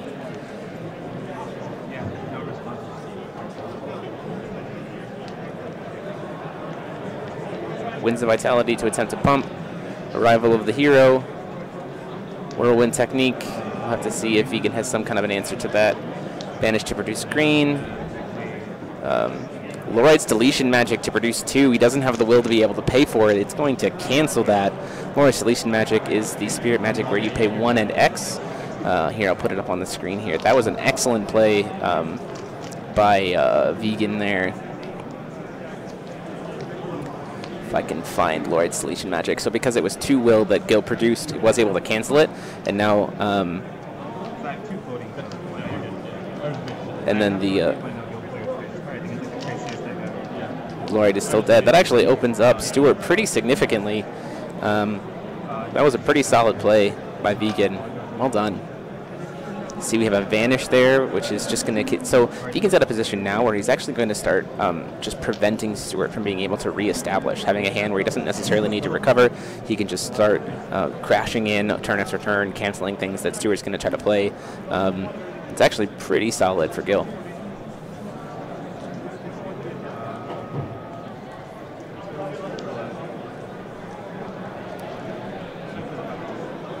He's going to swing in for the 2 sets of damage. That's going to take him down to 16 damage, down to 24.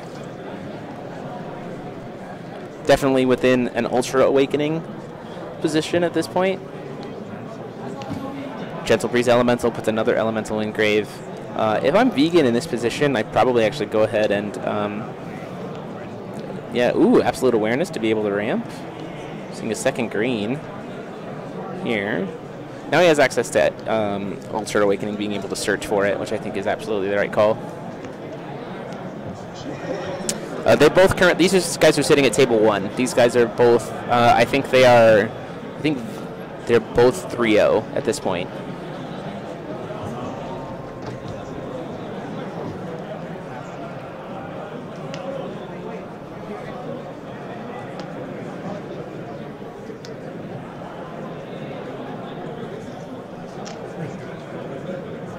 And Stewart's just going to scoop it up at that point. He doesn't really have a way to come back. So well done for Vegan, taking that game 1. The Lord's Deletion Magic, I think, actually is what ended up sealing that game 1. And then the one and only tech being able to resolve. I think it's on like every game this year. There's going to be 6 rounds, so this is round 4. Somebody was like, wait, why would you play 2 for Wallowin? I'm like, I'm paying 0 for Wallowin. What do you See if I can get Vegan's full name to show up here. It might be too large.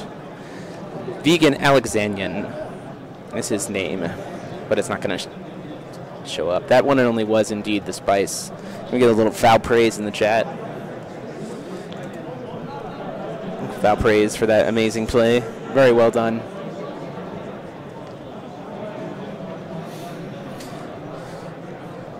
Free Wall of Wind is my favorite Wall of Wind. Yeah, absolutely. Lodite's Deletion Magic was a card that we were looking at for a while, myself and Paul, when we were looking at Gil for a while, just because it is that spike and people aren't really expecting it. And you can steal, plays like that. Stewart essentially wasted a lot of cards and a lot of will, tapping himself out, and then got really hard punished for it and ended up losing the creature. And it just put Vegan in a position of dominance that pretty much just carried him for the rest of the game.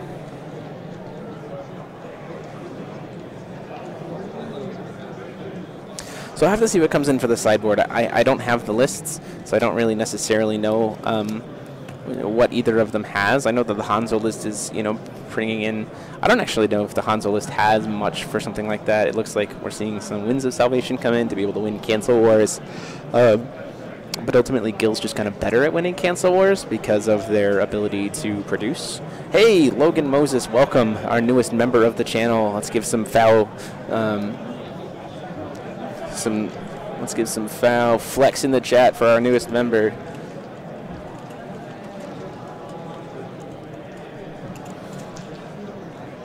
Foul flex in the chat for our newest member. Thank you so much. Super appreciate the support here. And honestly, so the one thing that I do want to point out against that deck, the Vegan, the skill deck, is it's very clear to me that Vegan has practiced this deck very well. Gil is very much a deck that can be very difficult to play. And can cause a lot of slow play issues, but ultimately, winning that first game in a control-ish mirror in 20 minutes, very well done. Big tech for Hanzo is swapping all stones for darkness and running Oburozuki. I don't know if I agree with that tech decision.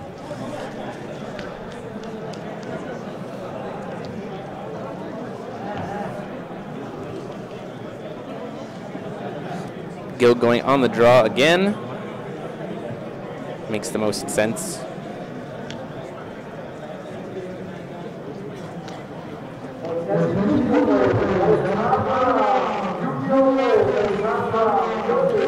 First turn Jizo statue coming down.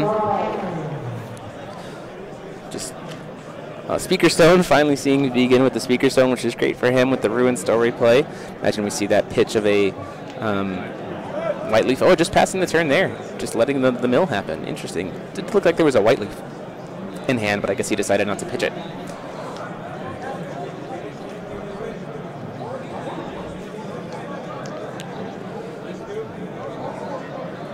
White leaf being kind of one of the biggest, most important leafs in the deck, just because it has to discard it free.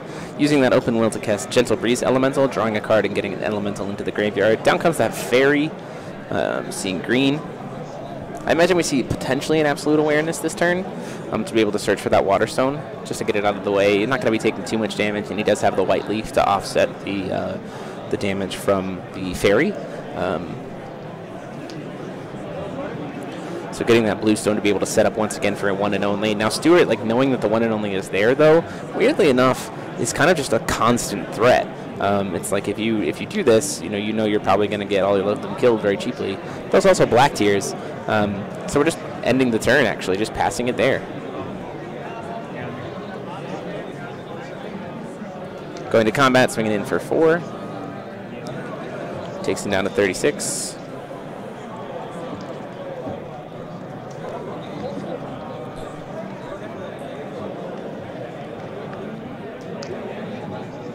Another fairy coming down for Stewart, saying, you know what, let's go ahead and get aggressive, most aggressive as possible.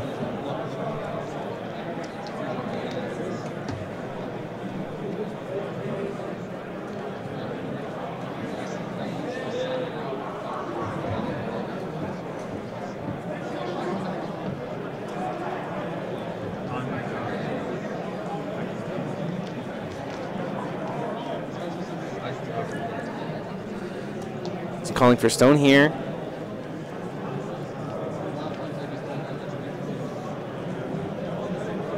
A black tears I could honestly see coming down right now. He is up at 2 will, but it can't be canceled. Black tears actually would be pretty strong right now, getting rid of 3 creatures, kind of resetting. Yep, there's that black tears coming down here. It's going to get rid of 3 things. I imagine we probably see that extra will be spent on the fairies.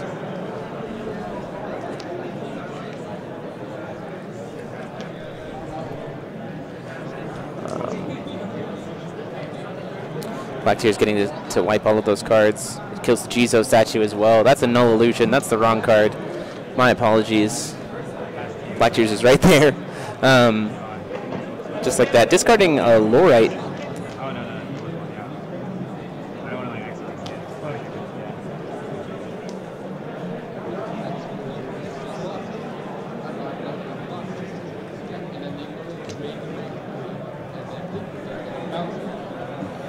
So Stewart once again having to kind of start reestablishing his board state. I imagine we see a Yokai Festival come out here, which I'm not sure is the right call. I mean, maybe seeing the second Black Tears there means that it feels a little bit safer. Both of these guys are 3-0, yes, but knowing that there's a potential for a blue leaf to bounce one back to hand feels a little suboptimal. The Yokai Festival bringing out those Jizos, now they just get to start sitting on board. Again, we still have access to one and only still in the deck. I can't imagine that Vegan pulls that out of the deck.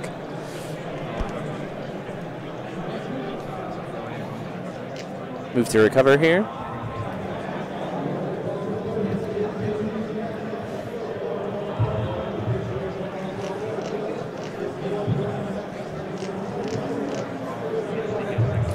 Pitch to gain 6, go back up to 42. Gets himself another leaf in the grave. Looks like there is another black tears there, and then just passes the turn, actually. Maybe seeing if he could convince Stewart to play a couple more 1-drops before he plays that other black tears. Maybe having seen the second one get milled, he's feeling a little bit more confident. Trying to kind of bait Stewart into making a misplay and getting wiped by too many 1-drops.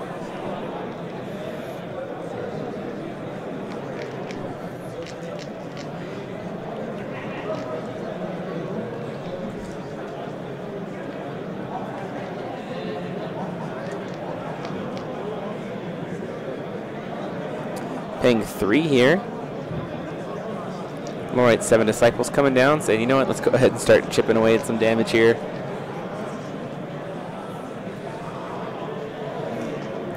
Deciding if he wants to maybe try to get that answered. Removing 3 elementals, or 3 spirit magics to attempt to redraw and cast the Lorite to stop the trigger for Disciples so that it cannot get access to the swiftness.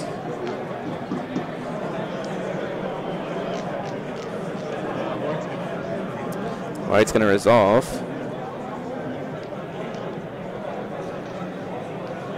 Sandstorm to clear the Lorite off the board after it successfully stopped the Disciples and then just passed the turn. I'm not sure how I feel about that. Maybe he's too worried about a crackback from a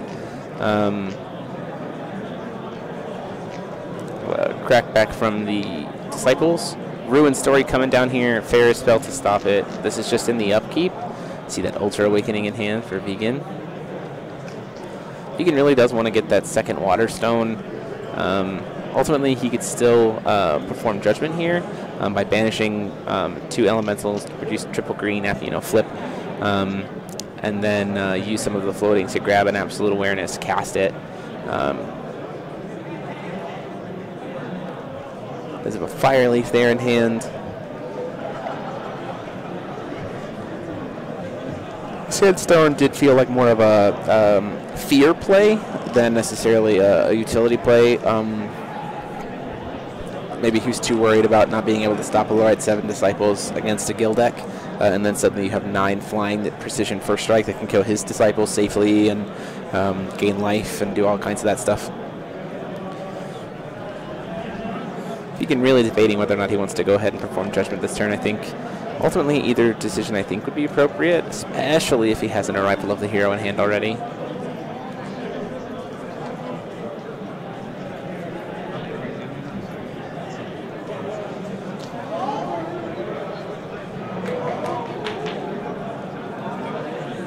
Going to go ahead and use the Energize. We are going to see the Gil flip here.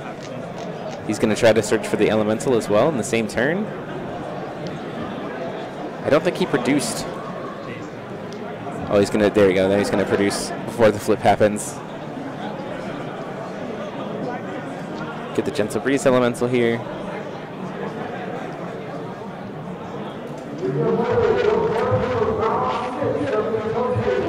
Casting it with the free floating to draw a card. And then it's probably going to get banished so that it can search for an Absolute Awareness.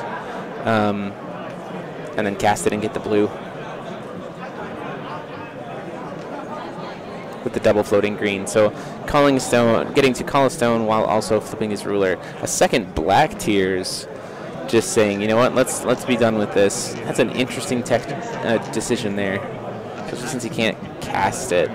Just going to go ahead and pay it there and say, you know what, let's get those Jizo statues off the board. I'm not sure I agree with that play. He definitely had a little bit more time to be able to search for it. I think he doesn't really have a way to make use of those floating too well if he gets access to a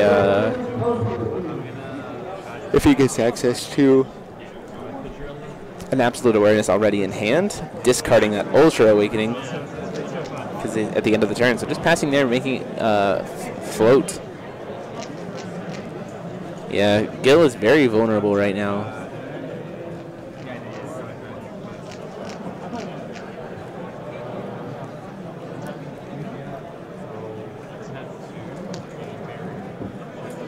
He's attempting to gain barrier.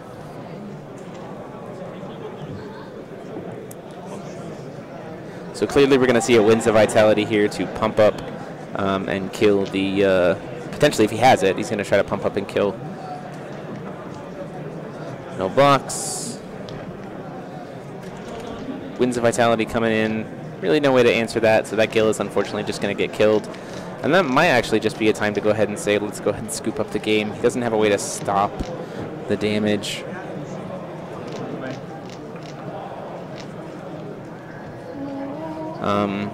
The deck doesn't really have a ton of ways to really close out games, and having done no damage at this point in time, I think ultimately Stewart is going to be able to win it. Now, that being said, Vegan can definitely try to kind of stall out this game. Ooh, a Karura before recovery. That's going to be definitely hard for Vegan to deal with, and definitely figure that out. Yeah, a Winds was played on Disciples, so I think we're probably going to be going to game 3 here. It's a matter of whether or not Vegan wants to try to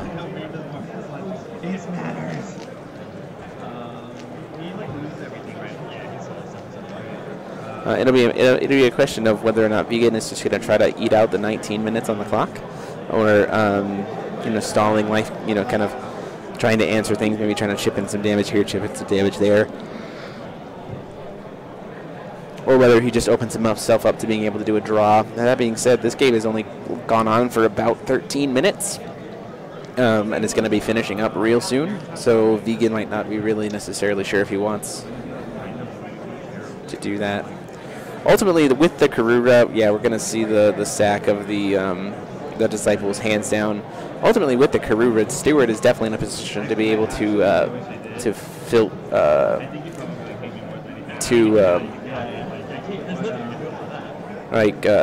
Karura is just going to be able to close out the game very quickly.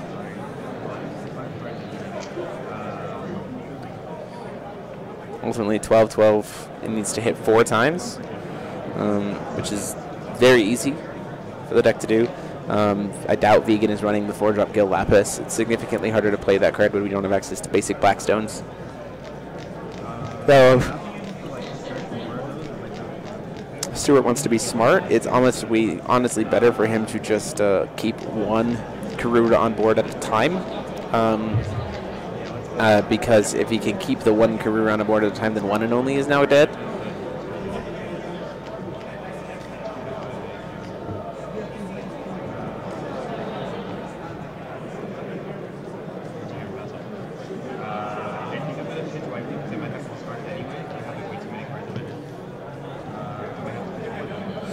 Pitching to gain 6, go to 48. Still puts him at 4 swings from a Karura.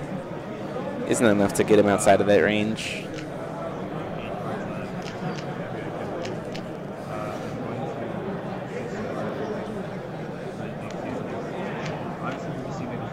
Yep, Vegan did actually come out to this event today, Oscar. Super cool to finally get to meet him in person, so.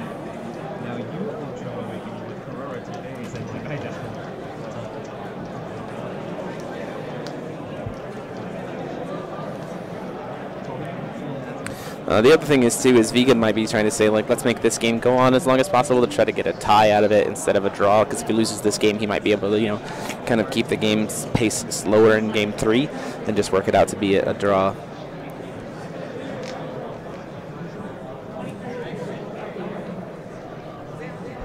The Gil has been killed. The Gil was killed after the turn after it flipped.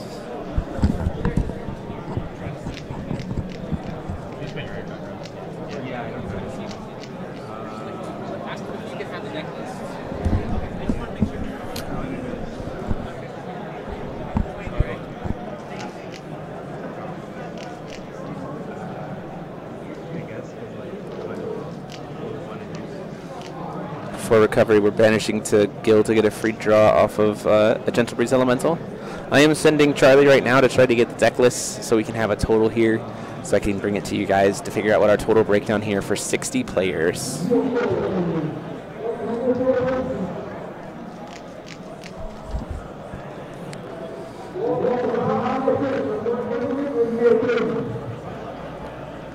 So, Karura right now is the major threat. Essentially is telling Vegan, answer this or die, but ultimately Vegan doesn't really have a way to deal with a card that has barrier chance. So Karura is just going to get to constantly be swinging in the air for 12.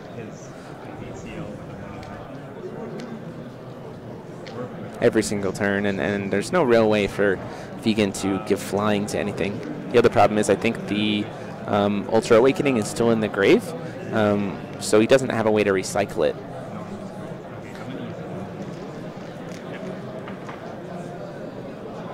Absolute Awareness here to get the Waterstone.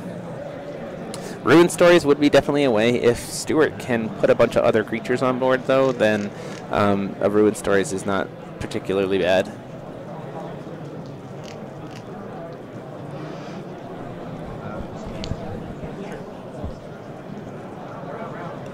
Continuing to try to ramp up here, hitting more of those stones. I'm not entirely sure what he's trying to do by doing the ramp.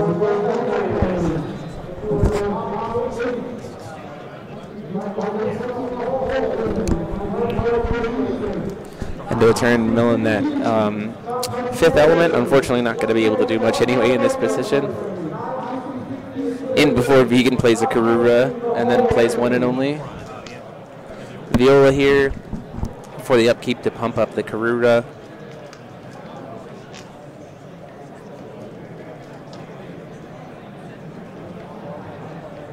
I can't quite tell what those stories are in his hand. Hitting in for 12 or 14, taking him down to 22.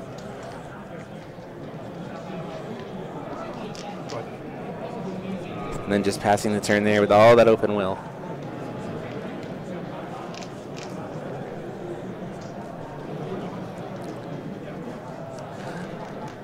Vegan is doing a really good job here. Ultimately, based on how game 1 went, and even how this game 2 is going, unless Stewart opens up progressively, like incredibly aggressive, while also Vegan opens up no answers to that aggression, which is hard to imagine when he can have the access to the blue leafs and stuff, it's going to be very hard for Stewart to actually close out a game 3. So we'll have to see how this goes. Could very well end in a draw. The first draw of the stream.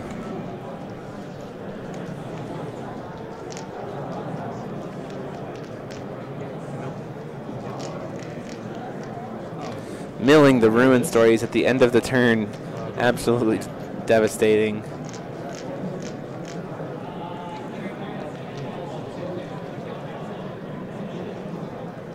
Stewart being another member of Rogues Guild. All of them doing very well. Last round of the deck that we were talking about, the non-Brunhild paired up against Brandon Bremont, and they drew game 1. The game did not even finish a game 1, and they drew. Going to ruin stories to bring back his own disciples. Before recovery, trying to use that ruin story to bring back a disciple.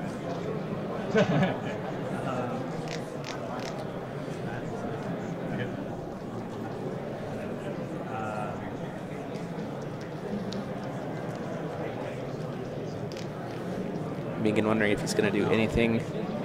Like potentially vanish. It's gonna see. Yeah, we're gonna see a cheap vanish come down here. A reduced cost.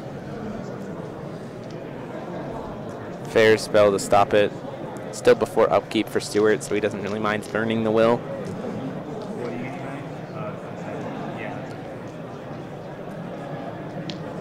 Says that's fine. So now Stewart gets to untap and has access to that Lorite 7 Disciples.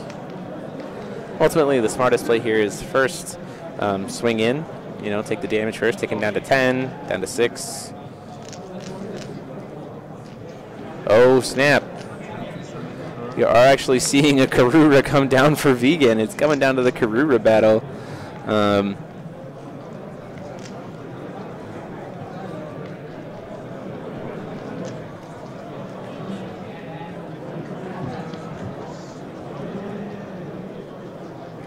Could just choose to make it a trade.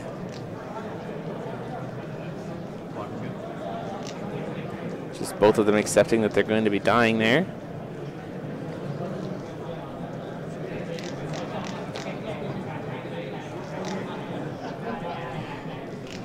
I think the right play is still to swing for 6, yep.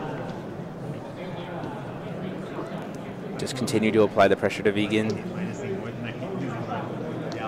Going to go ahead and block with the Leaf Paladin. That's going to go through. Lorite 7 Disciples comes down.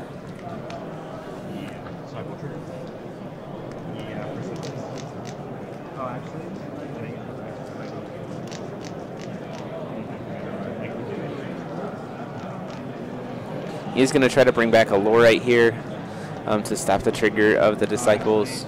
I guess, yeah, I'll do it, but I'll give you. I don't want to make this trigger or anything.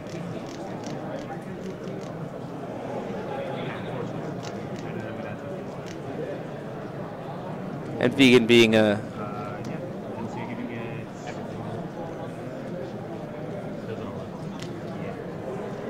because the Lorite is coming in response to the trigger, now it's going to be everything. So 9 in the air, taking him down to 13, and going up to 4,900.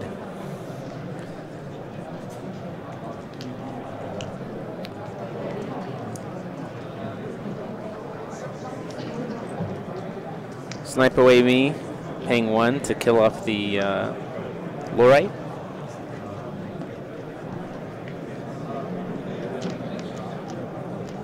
Sitting on a lot of open will here for Stewart. On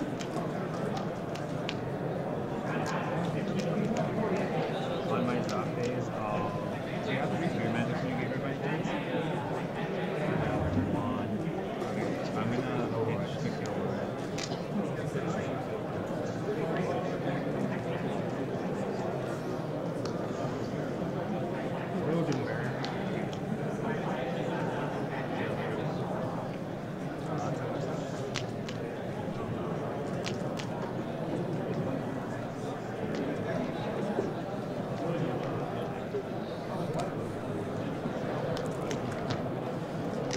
He can kind of just check it through his graveyard, seeing if there's anything that he wants to deal with.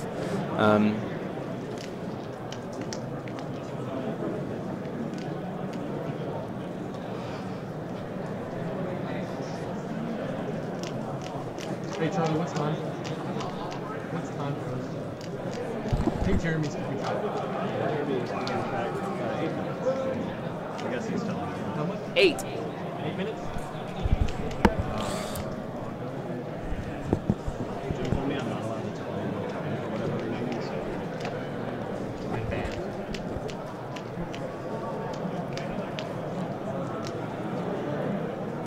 It's barrier for the whole trip. And if I low rate this, as he attempts to gain everything, it stops everything all at once at once, right? Okay. It's not like 30 seconds. Yeah, that's just one turn. Okay. So whenever someone has text, you know, it's kind of like value, you know, it's like, yeah, it really is really accessible.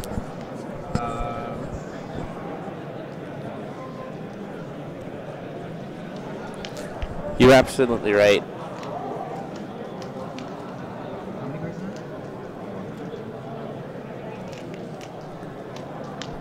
About the Karura play to save his.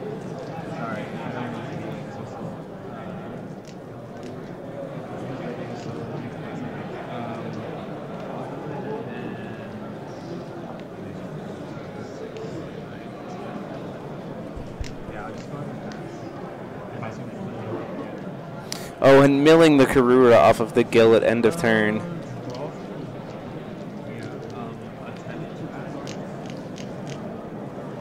Before recovery, is attempting to add the Lorite back to his hand.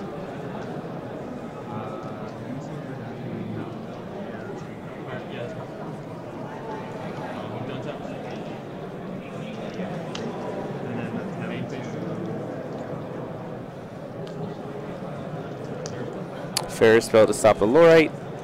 Resolves. So now we got a 9/9. Lorite 7 Disciples again.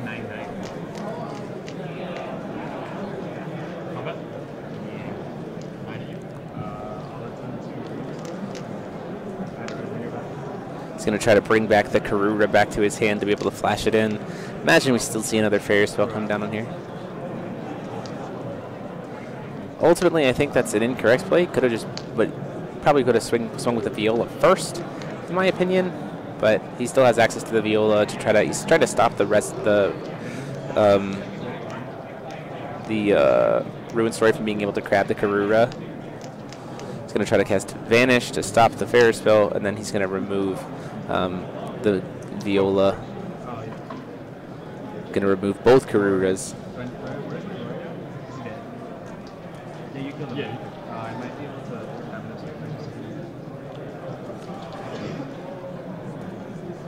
Seeing if we can maybe get into a third Lorite. Getting both Karuras removed by the Viola. Swinging in for 9. And then goes down to 400 and puts him up to 5,800. With 4 minutes left on clock, I doubt either player thinks that they can finish game 3.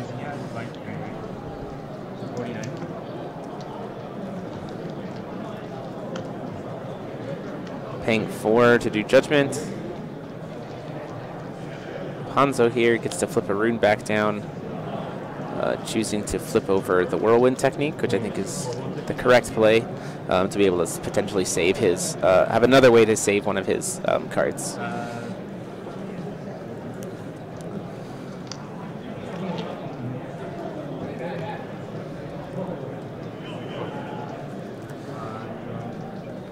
So Ruin's stories there, actually putting in a lot of work, but Viola eventually really being able to kind of outplay it, thanks to the fairy spells and things. Playing another fairy, just throwing all of this pressure on board. And everything's singleton right now, so even a one and only wouldn't be able to do much. He can gain life with the white leaf, but ultimately it's not going to be enough. It's only going to put him at 10. He doesn't really have a way to keep himself alive from that much damage. We're just going to go start. So I think they're just accepting that it's a draw. Hold on 1 second. I'm going to go check and see exactly what happened.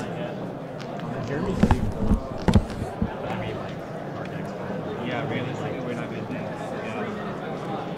that. It's going to send them a draw. Okay, are you choosing to not play game 3 and intentionally draw?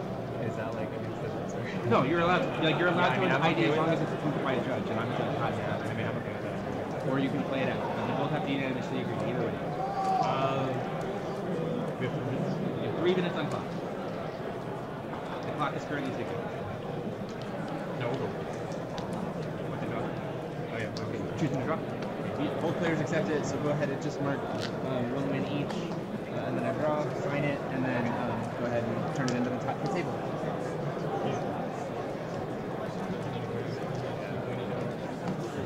Yeah. Is it like first change of life too or something? Or is it not a thing in force? So just a heads up, guys, with 3 minutes left on clock, knowing that they're going to have to take time to shuffle up and everything else, both players have accepted the fact that it's going to end in a draw, so they're just going to go ahead and intentionally draw the game because they both have 1 win. I'll try to get Vegan over here actually in a little bit to talk if he wants to, or if he wants to take a break, but otherwise we will be back here soon for the next round. So give me just a minute, guys, and then I will see you back here. I'm not sure. I was like, oh what? I was like just trying to draw this nipples.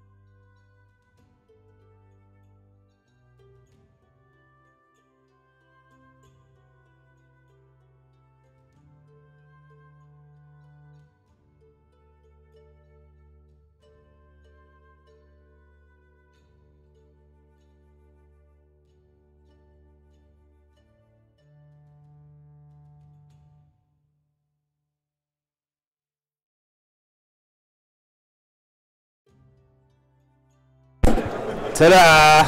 What's up? Hey. How you doing? Hey, it's been, 5 years. But It's been 5 years. Yeah, this is like the first time we've met, even though I've been to like a lot of events. You've been at every event, but yeah. We've always missed each other. Yeah. Because you live on West Coast. Are you still working for Core? I still am working for Core. Yeah. I was saying in the chat that the completely full art guild deck is the perk of working at Core. Actually, we don't have anything from Time Spinning Witch at all, and we don't have anything from whatever the Winds of Omnis. And so we built the deck, like, no joke, like TCG player messaging the buyers, like, please send it with priority, we'll pay whatever we have to. I have one Scarlet's Agony, and it's like in my side, and I have two, one's 4 and one's common, and I almost like didn't play it because I was like, I'm not gonna do this, I can't do this. The community will be disappointed, like, I can't do this.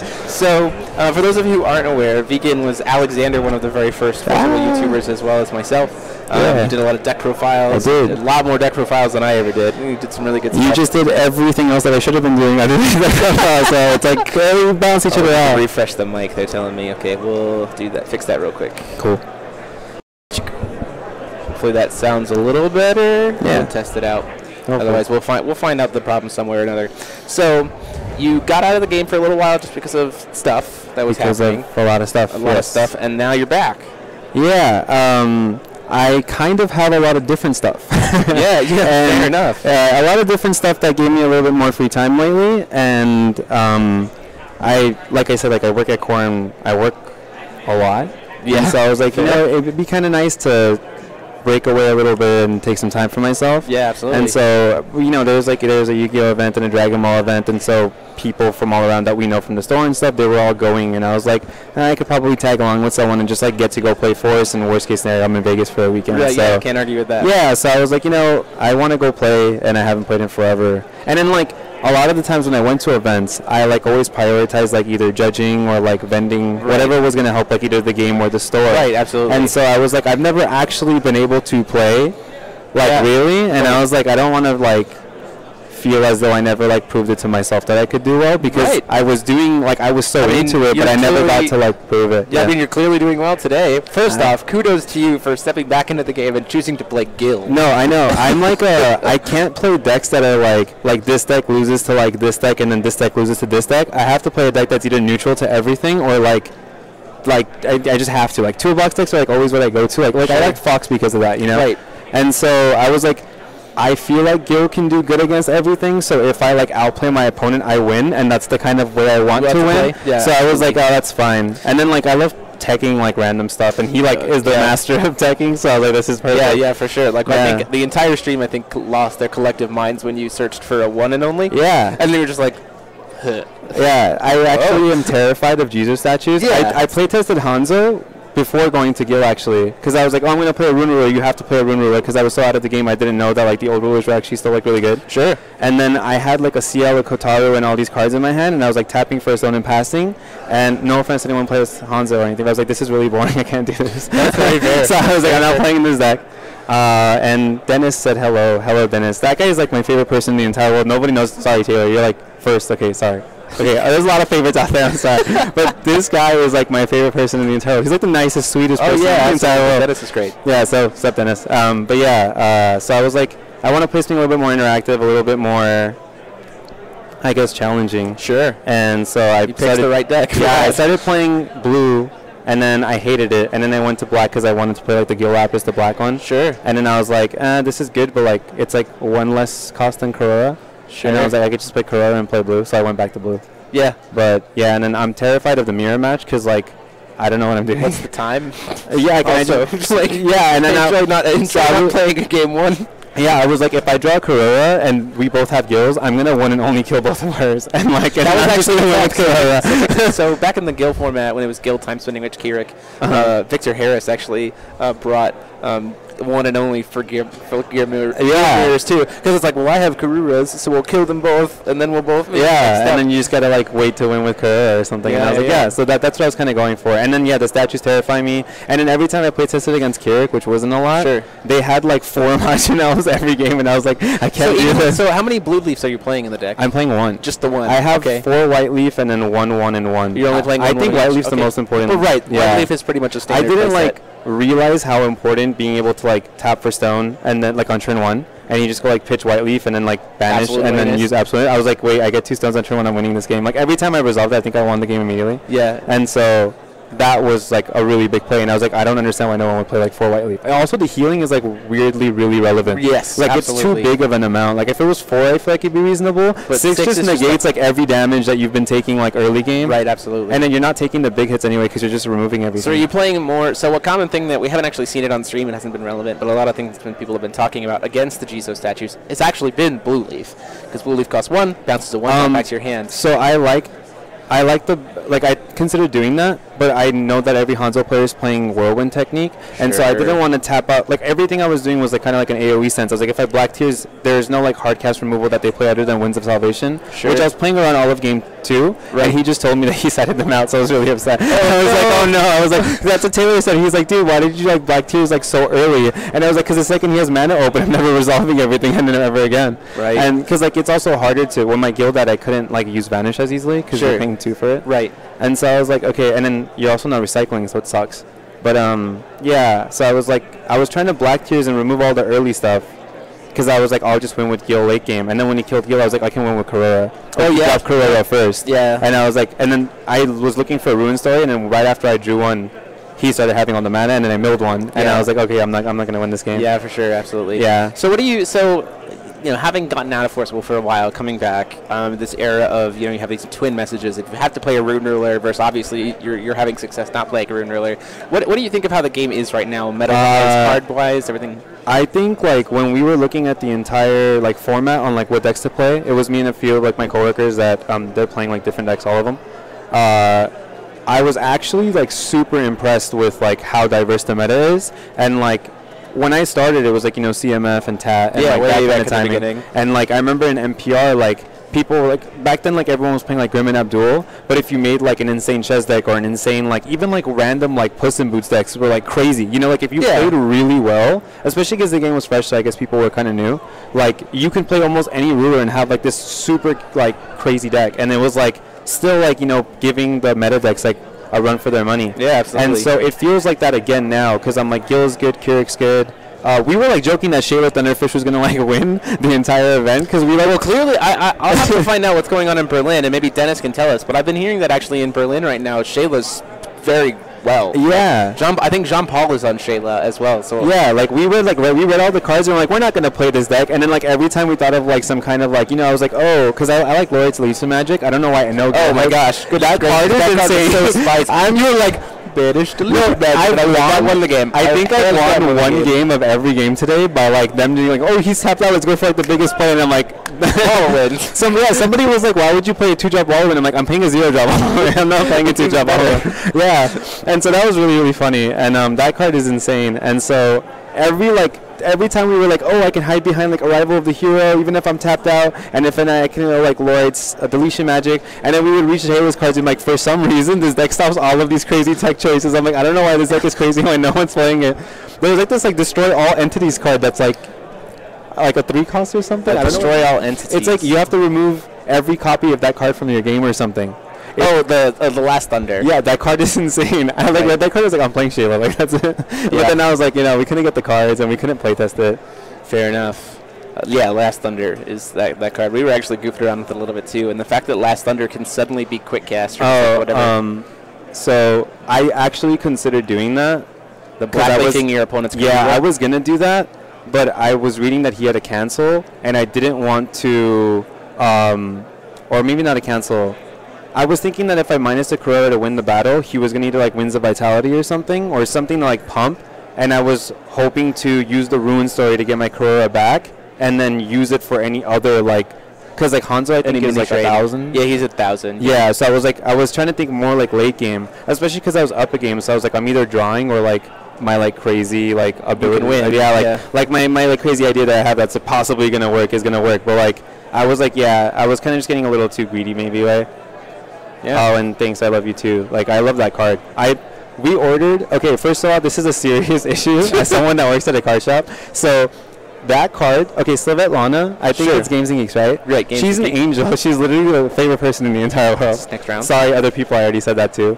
But, she had that card for like 79 cents for the full art. Sure. And I was like, that's amazing, I can buy 2. But TCG Player doesn't let you order anything over under $2. Isn't that changing though? Oh, it is? The minimum's changing. To what? More or less? I think it's. I should know this. 57 cents. Really? But if you have, it's like Are if they you're paying under for a the stamp? it's like if you get less than a certain amount, you get like a service charge. Oh, kind of like if your like credit card is like under $5, you get a service charge. So like increasing. I mean, it's hard anyway because like obviously working at a card shop, like we pay for the stamps and like the sure, yeah, right. So it's like just tricky. the envelope. I mean, just the stamp is like pretty much what that card is worth. So like not to mention the labor. Who's on table one? I'm trying to figure out what my 78 cents if it's on the minimum is changing. Yeah, but yeah, so she had 2 for 79 cents, and the next buyer had the 2 for $4. And we paid $4 for each of a jump because we couldn't like add anything else to the order that we could think of that we needed. So right. I paid $8 for Lisa Magic. I was really hoping it put in work, and it did. Yeah, so, it did for sure. Yeah. Well, good luck in your next round, round Thanks, 5. We're actually getting ready for pairings here in just a second, so we'll be back soon with our round 5. So good luck to you. Thank you.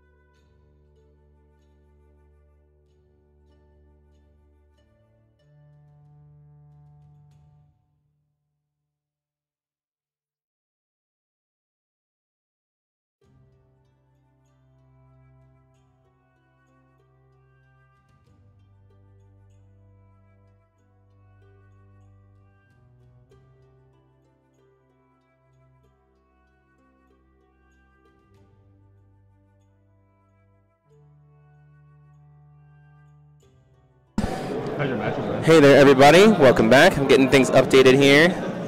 On the left, we have Ian Bond. He's playing against Kyle Ward. And I'm going to let you see what these deck choices are here in just a second. These guys are sitting at table 5, both very much still in contention for topping. So we're going to 0 wins each.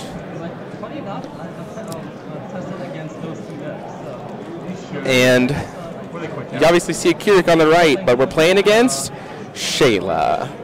So give me 1 second, guys. I'm going to make sure these guys are both set up and ready to go, and then we'll be right back to start this round. So there'll be live audio here for just a second, and then we're going to get it started. Again, as audio, I'm going to go ahead and refresh the audio now just for the sake of it. And refresh it. I'll be right back.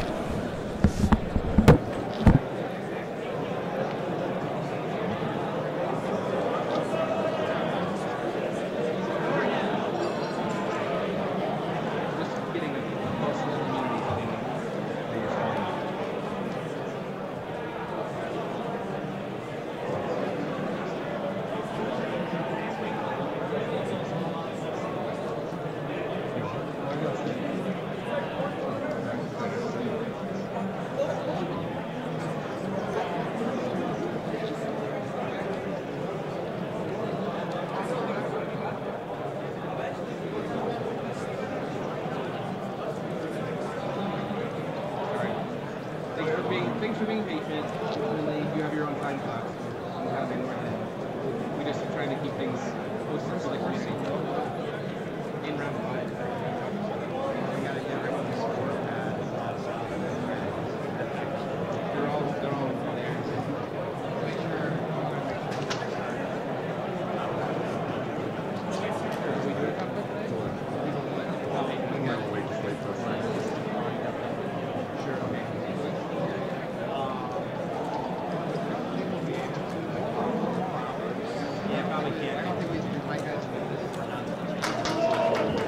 Okay, you guys ready? Yeah. Ready?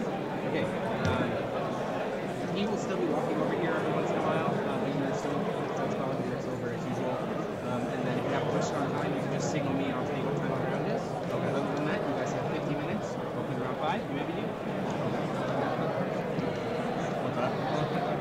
Yeah. These guys are both sitting at table 5. I believe they both have 10 points. I think they are both 3, maybe even more. So we'll have to see who goes here first. So 11 for Keurig for Kyle.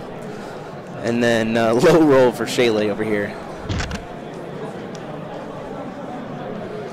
As always, let me know if the audio is off. I'm going to go ahead and reset their clock here. Should be at 50 minutes.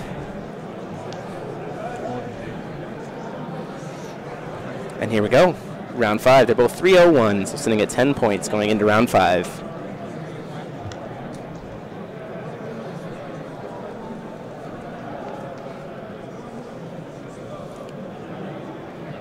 Super excited to see both of these decks. Super excited to see rulers that aren't using runes still sitting in top tables.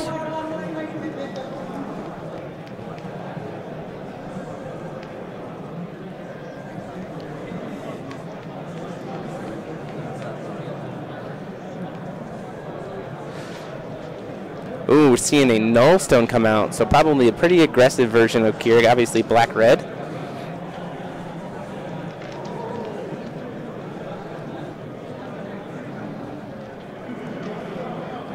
Looks like I see a Ray there.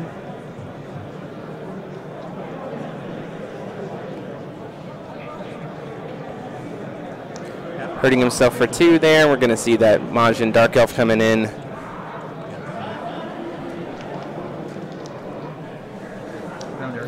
Oh, a ground and air supremacy instead. So hurting himself to be able to get out the turn 1 Piale Eli.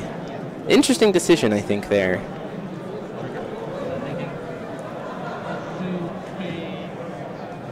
So, round 1 strength counter, you're positive. So Piale Eli coming in there. And then come to play, trigger is game 2. So ground and air turn it into a Piale. Kind of talking about it. Looks like maybe the Shayla Ian hasn't played against Keurig too much. kind of asking what ground and air supremacy is kind of doing. Ultimately, the weirdness is that Shayla has a pretty cheap removal for pretty much anything that Keurig wants to do. Keurig's going to do a little digging here, see if he can get another battle art, see that high speed.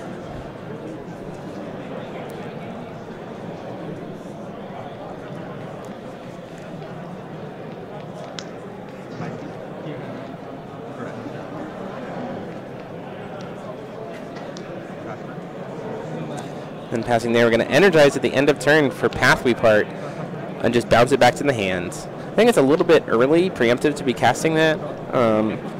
If he has a Lightning Cave here, I think that ends up working out for him, but I think playing Pathway Part a little too early there with the energize.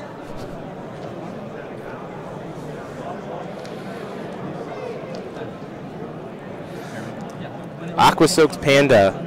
We're getting super aggressive. This is the panda that gets very, very large when it becomes Thunderstorm. Well, when it's raining, it gets +4, and it gets +6 if it's thunderstorming, so suddenly can be hitting for 7 damage. Dragon Ore coming in, getting that stone.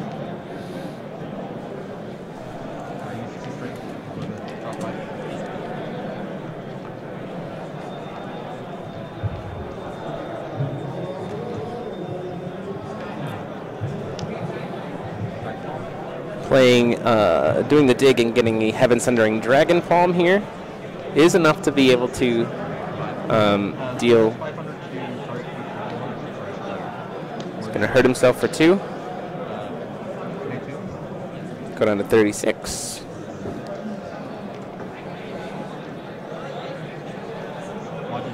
Majin Dark Elf coming down here. It's going to have Swiftness. Swinging for 6. He says, that's fine, I'll take it. Go down to 34.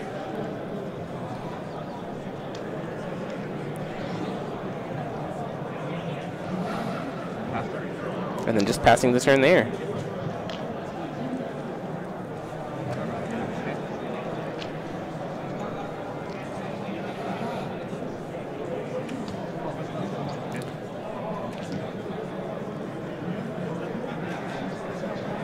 Doesn't have a way to make a Thunderstorm right now. He's going to remove the counter to make it Thunder. So you can try to attack in and walk right into the Dragon's Palm. I think that was a little bit of a misplay there. Oh, Ayu to steal the Majin Dark Elf. Getting to steal the 1/1.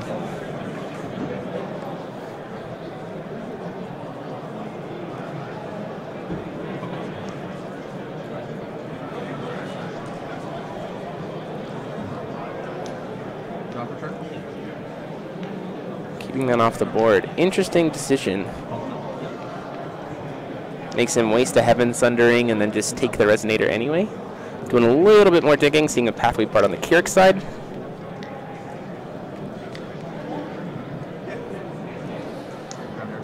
Ground and Air Supremacy is a very strong card to hit off of the dig here. Ultimately, it doesn't have enough counters to be able to play it, but you do see he does have that Howell pick in hand. I imagine we could see a Ray the Black Owl come down this turn, but weirdly enough, I don't think that's actually a good to call. It's probably going to get bounced for 1. Shayla has a lot of access to a lot of 1-drop removal that pretty much can answer anything Keurig plays on the board. So it's a matter of if he wants to try to commit creatures, knowing that's going to happen. Double black to play Ray the Black Owl.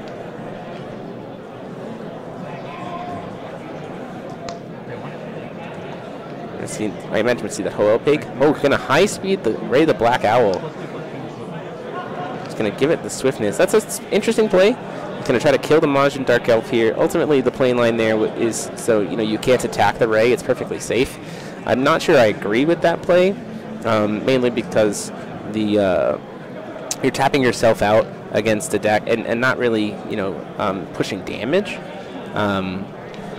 So I'm not sure if I agree with that. It is going to flip into the 0 next turn, but I imagine there's not a single way that that card successfully resolves to flip, especially you see that Keys is call in hand.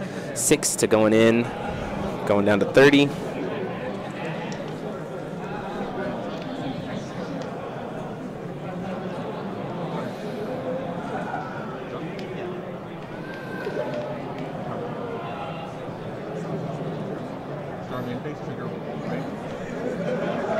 Yep, and the Keys is called to stop the trigger there. It's going to stop the automatic trigger of the Ray. And then he gets to draw a card. So it's starting to keep his hand flooded.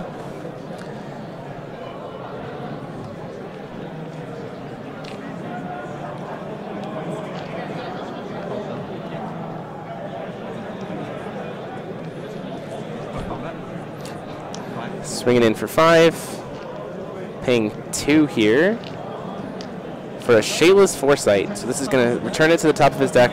He's going to shuffle the graveyard and get to draw a card.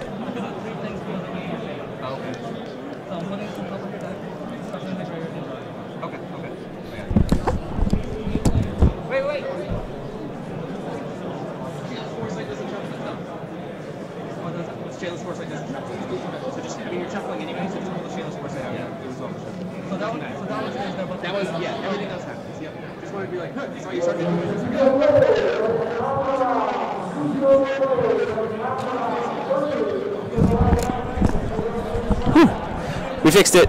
Don't worry, guys. I ran over real quick. I saw him start to pick up the Foresight to shuffle into the deck. So he gets to pick all 3 modes here because he's Shayla. It doesn't shuffle itself back in, but he gets to draw a card, put a thing back on top of the deck, and then shuffle his graveyard back into his deck. So continually to repeat the removal. And this is one of the reasons why I think Shayla is actually a super strong matchup against Keurig, is because eventually he'll just get to keep recycling all of this 1-drop removal over and over and over again. And Keurig's going to have a real hard time finding ways to connect.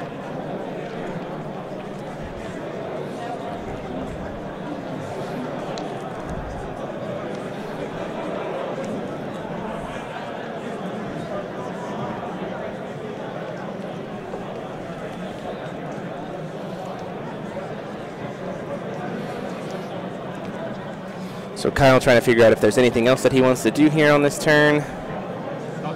Because he had Godsarted Welser, paying 2 to be able to do it. So going down to 28. So Kyle having to hurt himself a lot. These Nullstones really not doing a ton of work. We're going to play the pig. I imagine we're playing the pig after hurting ourselves just to be able to banish and get enough so that he can get a double grounded air off of the single activation of Welser here. So Welser says the first chant you cast each turn, get to double it. You don't have to pay the cost for it, so he can turn 1 grounded air supremacy into 2. All for the 1. He does hurt himself again, goes down to 24. Oh, he's going to high speed it instead.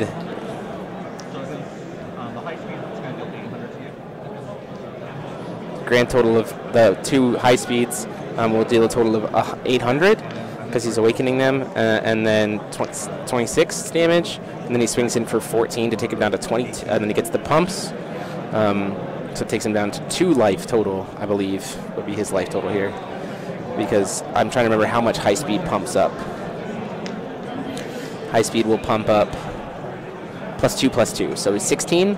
So he would be taking, he's at 36. And then taking another 16.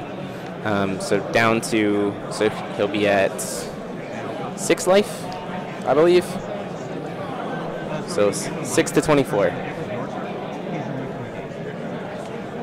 Congrats, Todd.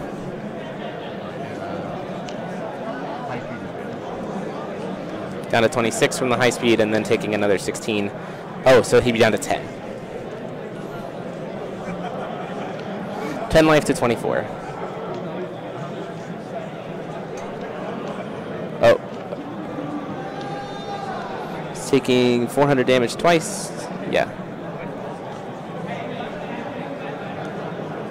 18, so down to 8. I'm off on math, guys. I apologize.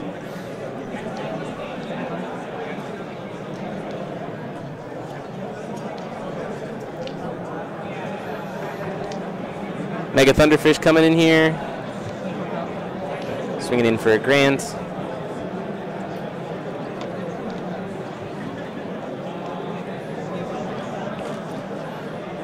Swing 16 down to 800. And passing the turn there Monster's going to die at the end of turn. Should be at 8. Okay, so 800 all for both players.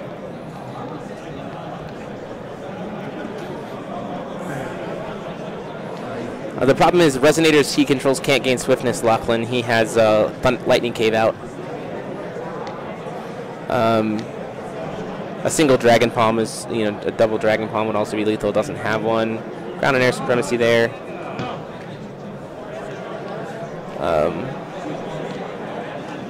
Unfortunately, missing enough of the dig. I believe both of these players are 3-0-1 for their records. Both at 10 points.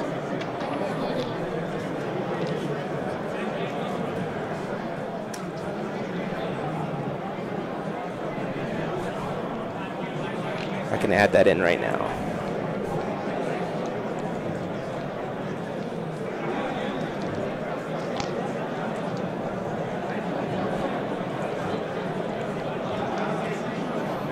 Sitting at table 5. Yeah, it's a cave.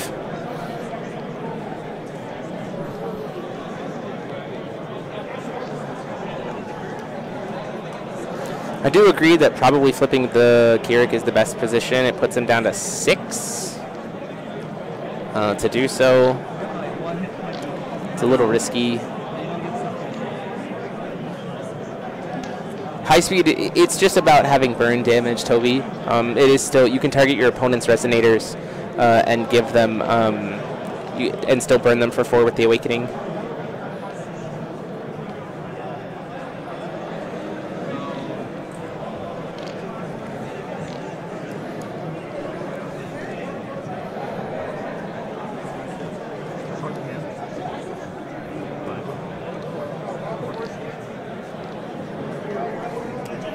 So really here, it's a matter of, Kyle's kind of in a bad spot. He didn't draw any burn. They're both super low on life.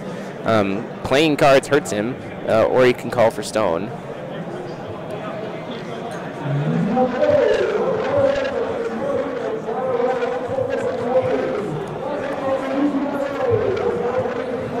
Is choosing to call for the stone. Oh no, he's going up to 10 strength counters here. And then he's going to, it looks like he's going to go ahead and do the perform for judgment. Hurts himself too, goes down to 6 to be able to perform the judgment of Keurig.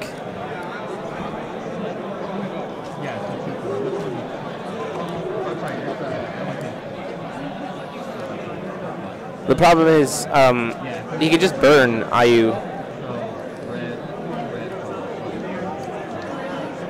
with Keurig with the 10 counters.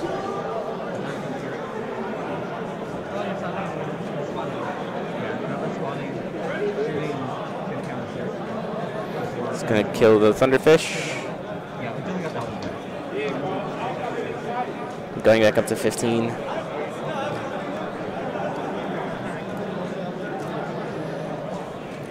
So Mega Thunderfish ultimately not being able to do anything there because it doesn't. It's not raining right during the turn. He is going to go ahead and burn some more counters and kill the Ayu as well. But at this point in time, yeah, a single Giga Thunderfish is actually lethal, so we'll have to see if he can manage to get it. Oh, it definitely looks like he's got a Giga Thunderfish in hand.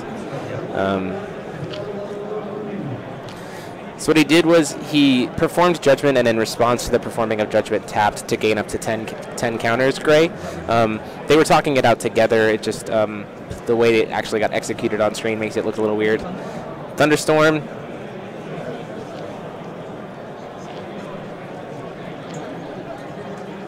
Paying 5, a Giga Thunderfish. Just going all in on the Giga Thunderfish. Gets him a free. That's a way to get a Mega Thunderfish out. If you don't see Giga, if you don't have a Mega. Trying to find my Giga Thunderfish artwork. Is that another one that I'm missing? No, there it is, right there. So Giga Thunderfish gets him because it's Thunderstorm. He gets a Mega Thunderfish and a regular Thunderfish.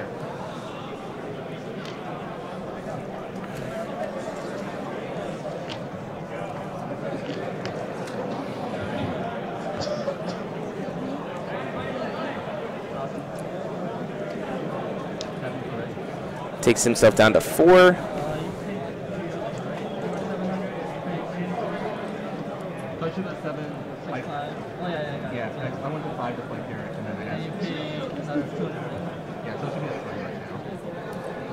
Oh, apparently he's at 3. My apologies.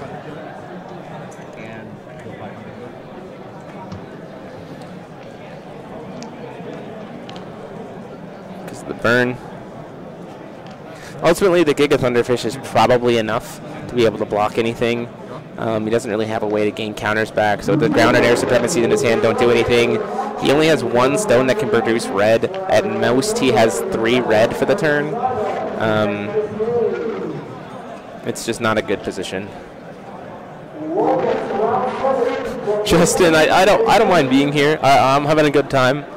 Usually by now, though, I typically have a guest commentator with me, so I'm just kind of waiting to see if I might have someone for the last round.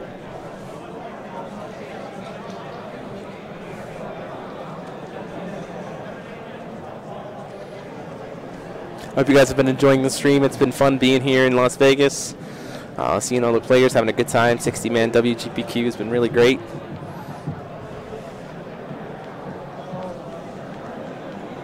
I don't like this. Problem is, if any of Kyle's answers to be able to block, if any of these answers to block.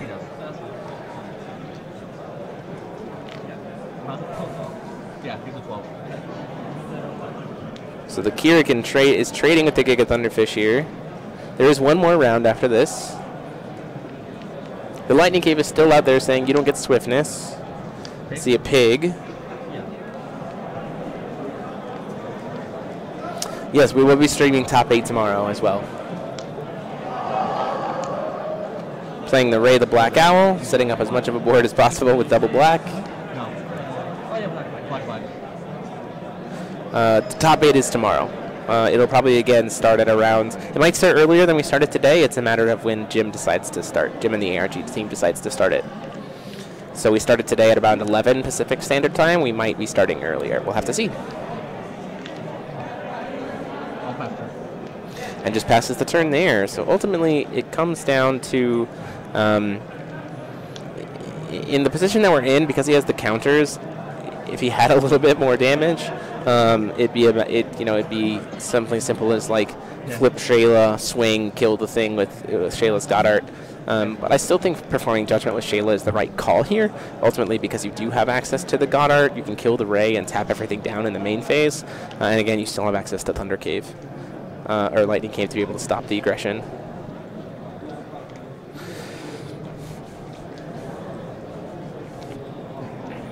Six total rounds, Travis.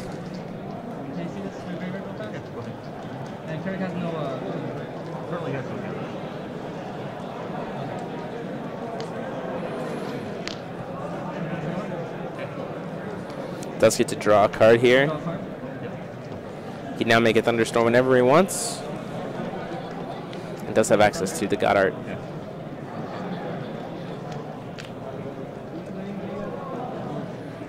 How does one become a guest commentator? Pretty typically just tell me what, show up and show me that you've got some skill. And then we can get you on here if you're not playing in rounds. Poke him for 2, take him down to 1. I'm not sure I agree with the Goddard on that play. Ultimately, this does lock him out of a lot of will unless he wants to play black. Oh, and then he just has Raiju for lethal there. So that actually is game 1. Just paying 1 for the Raiju to finish the game off. So Shayla taking game 1. Going into game 2 here. Like I said, this is a very aggressive Shayla list. It is that Thunderstorm aggro. But the fact is the Kirik... the bouncing stuff back to Kirik's hand is surprisingly effective, and then Lightning Cave just slows down the Kirik so much, and Kirik has absolutely no way to answer a Lightning Cave. There's no addition hate in the deck. Logan Moses, what if you're trash but sort of funny? Probably, be fine. Looking for quality discussion. Again, Logan, thank you so much for joining as a member of the channel today. We've had 2 new people join as members. Super happy about that. Always makes things much easier and helps us, keep these things going and always continuing to improve.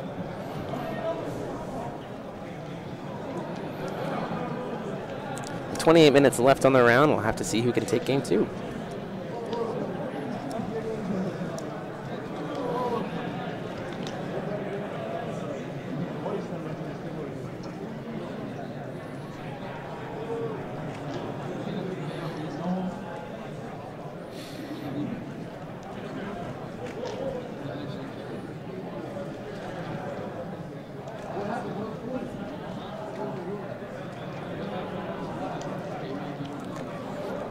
So for the Keurig deck, I'm not exactly sure what he could bring in.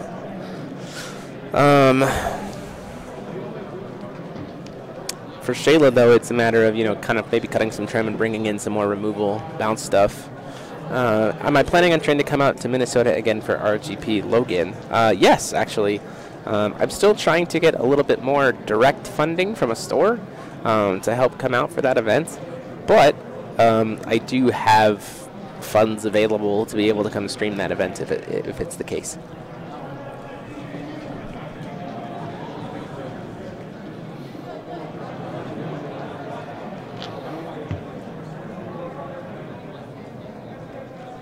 Yeah, Power Spike, Scalding Breath, stuff to be able to close the game out. I can definitely see that, Chase.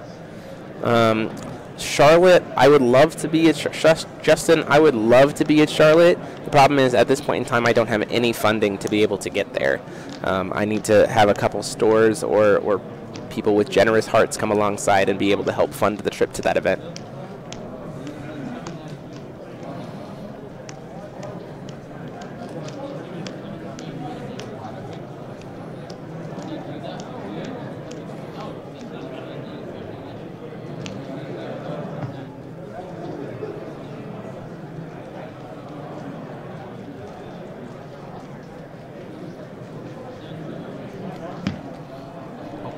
If you do become patrons, patrons or members here on the channel definitely help to make that happen. Patreon, you have lots of access to lots of different levels, but you don't get the direct perks on YouTube in terms of the chat perks and stuff. But then, at YouTube, there's just one level. But there you go.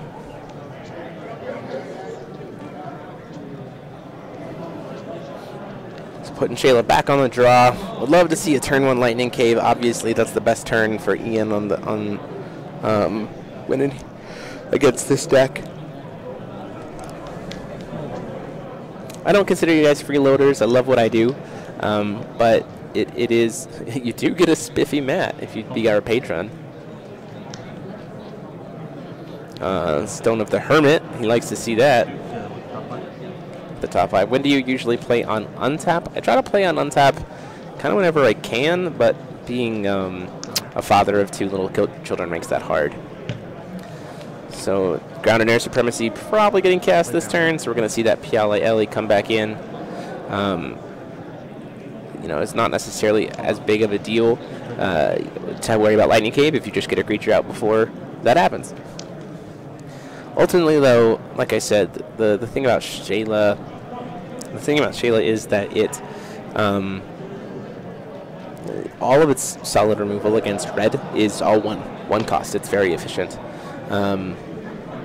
so it makes for some interesting play lines. So, like here, Ian is going to be able to potentially play a Lightning Cave and hold up removal for the Shayla for the Piale. Oh, it looks like. Is that Colin Tooley for TCG Scrubs coming to Minnesota? That's what I hear. I have heard rumors that if any of you guys watch a lot of Force of Will YouTubers or people who cover Force of Will content, I have heard that a certain negative legend has been convinced by a certain other YouTuber who used to wear silly gloves to come to play in Minnesota. So that could be a cool chance too. If I am not able to find a way there, I'm sure ARG will run one of their iPhone live streams on Facebook, but there will not be dedicated commentary or anything like that. It'll be a minimalist stream.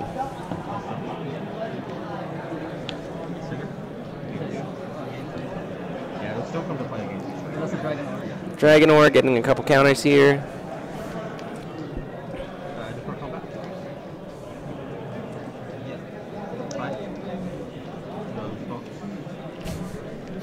Hey, if you want to make sure that happens, you guys gotta, if you want it to happen, yeah, there's the pathway part there to put it back in his hand. Probably gonna see a Piale come back down here. Oh, a pig. Piggy finally getting to get a chance this turn for this game. Good old hero pig. If you want to see it, making sure that it happens, again, help fund the channel, help get me to events. Can make sure to get him on stream and stuff. Swinging in for 5 with the piggy. Ian says, that's fine. I'll take that damage.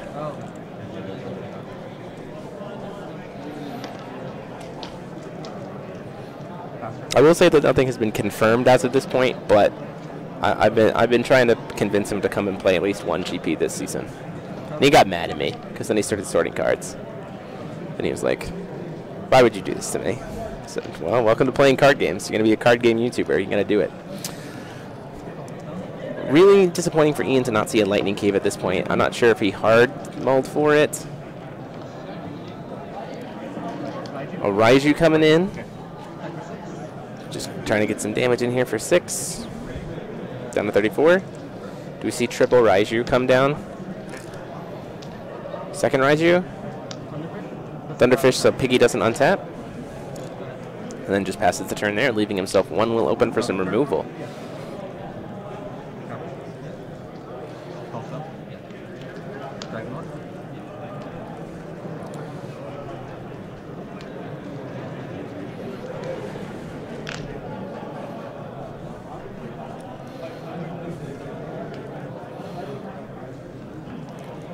Oh, Derek, he mulled away a lightning cave?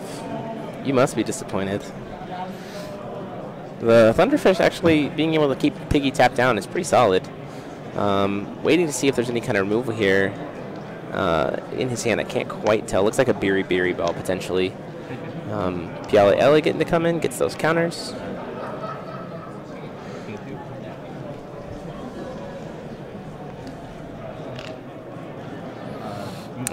At Lace and Rocked, I would, unfortunately, but because I am the sole editor, we are gonna see the coin to Piale. We're gonna Beery ball to just tap it down. It's not Thunderstorm, so it's just gonna tap down the Piale. The problem is because I only have myself to do all the editing, the amount of time that it would take to add every single card as it comes up would actually greatly increase the time it takes to complete the editing. And so because I'm trying to stay consistent, that's not something we're able to do at the time. I understand what you're saying, though. Listen, high speed after getting a search from the Keurig.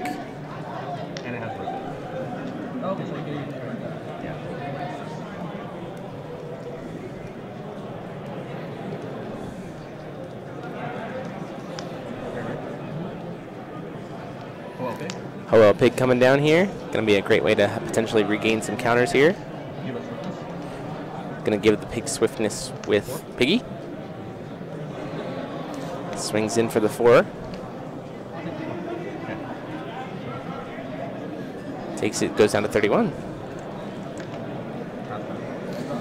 A Lightning Cave would be super important right now.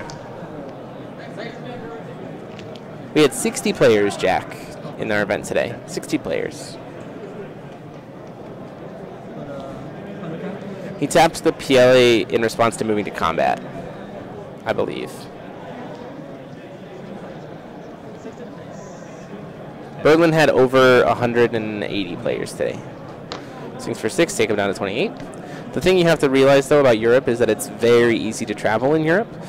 So it creates, everything's much shorter distances, so it makes things a little bit easier. You can pretty much drive anywhere as opposed to flying, which is something you have to do here.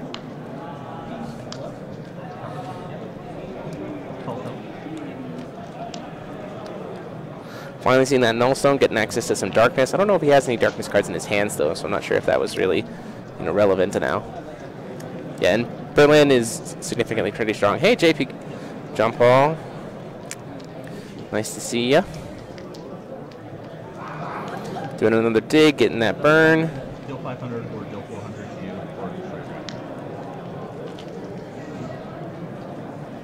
What time zone do I think has the most Force of Will players in it? In the United States, probably East Coast, if I'm being honest. Eastern time zone. Piggy swinging in here. The whole point of this is to, get the damage, then probably banish it. And I imagine we see a Keurig Judgment this turn. It's going to take it, go down to 27.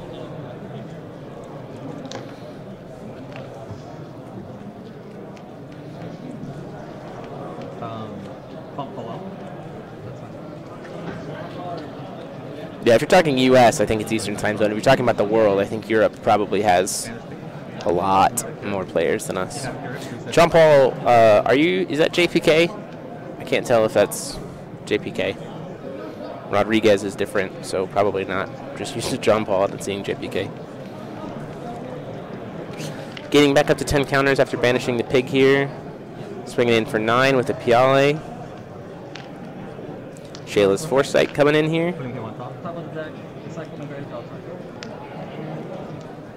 Making sure that he doesn't put the Shayla's Return into the bottom there. Back into the deck.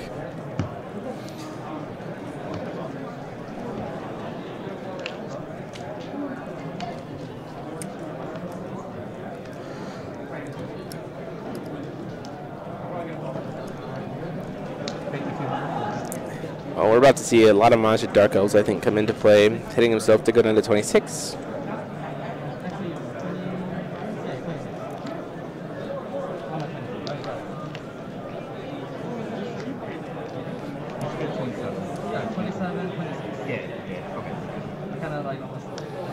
There's that first Majin Dark Elf coming in.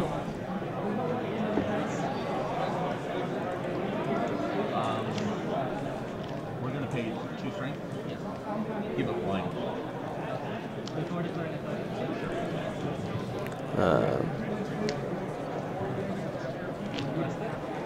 I'm going to rest it. The Berry Ball there. Because it's not storming. Whoa! Dragon with Swiftness. It's an interesting tech decision. It is immune to water cards. So it's going to be able to get in there for 16. And it also really messes up the I don't know why I did that. Wrong damage. He hurt himself with his dragon. He also really messes up the Giga Thunderfish play. Yeah, Lightning Cave is super relevant right now. We'll have to see. Ultimately, because of how quick Game 1 went, if Ian decides to just be done here, you know, maybe scoop and go to Game 3, I definitely think he has time. It is starting to get a little tight on the clock, though.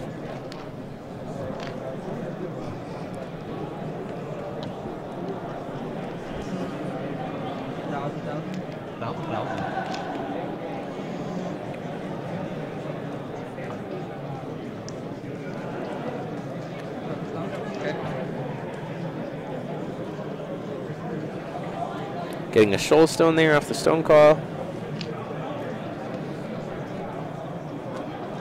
At minimum, best start in this game. Somebody edit some gloves onto that dragon.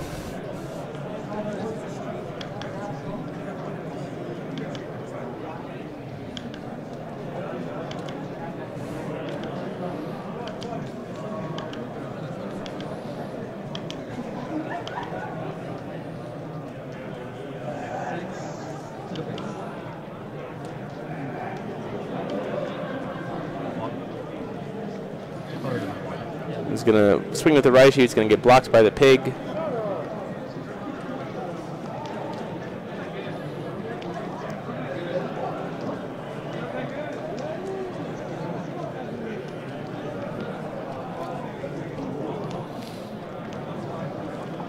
I'm not sure the records going into this round. I think Will going into this round was 301 as well.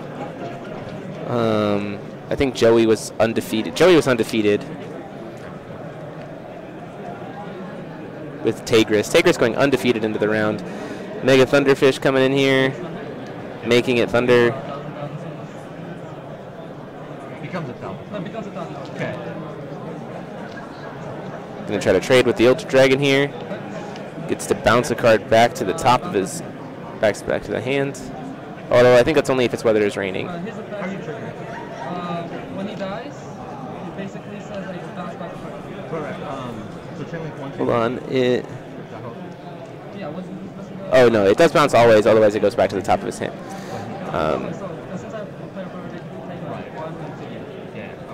So I guess resolving you go first. Right.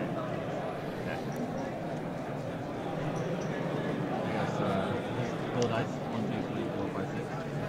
Discarding a card at random because of the dragon. Hitting a Piale is not bad here. And then the piggy's back in his hand, and having successfully gotten the Lightning Cave finally, definitely has some capability of getting back into this game.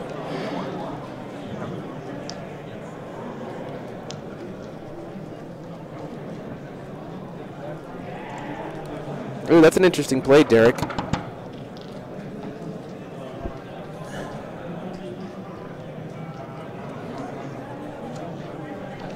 It would have been an interesting play line for sure, using the Lightning Cave. The question becomes now is whether or not Kyle's going to be able to capitalize on how long it's taken to hit the cave, or whether having the Lightning Cave now for Ian is exactly what he needs to be able to stabilize. Still being at 17 life means that, you know, Burn is easily... what's Ryan Miles' record and how is his dash? He's in Germany, and I'm pretty sure he went 303 drop. I'm going to awaken it by 10 minutes. It's going to awaken. And you'll 500 damage here and 400 So he's going to take a grand total of 10 damage here, going down to 7 because of the awakening of Heaven Sundering Dragon Palm. Gets the blocker out of the way for the Majin Dark Elf.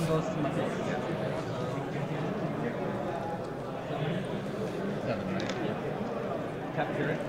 Go back to 10 counters. Going back up to 10.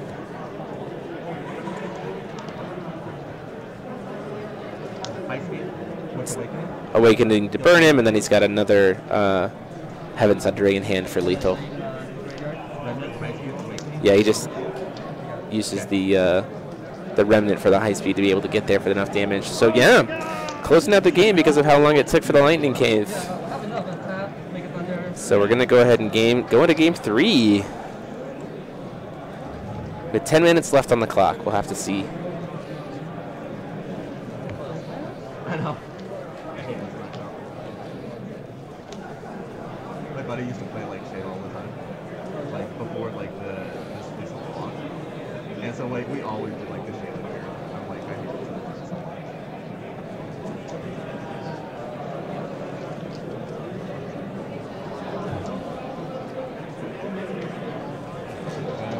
Would you like to go first or second?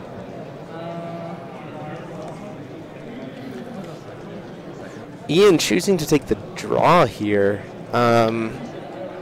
It's an interesting decision.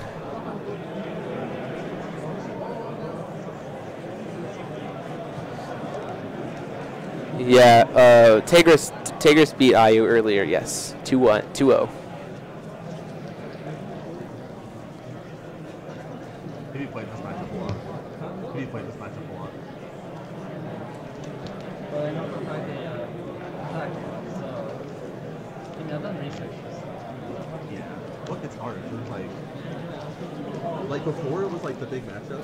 Like Keurig was like representing. So I think Ryan I think ended up placing in like they posted the final standings. Ryan Miles ended up finishing the event in 33rd place in Berlin out of 180.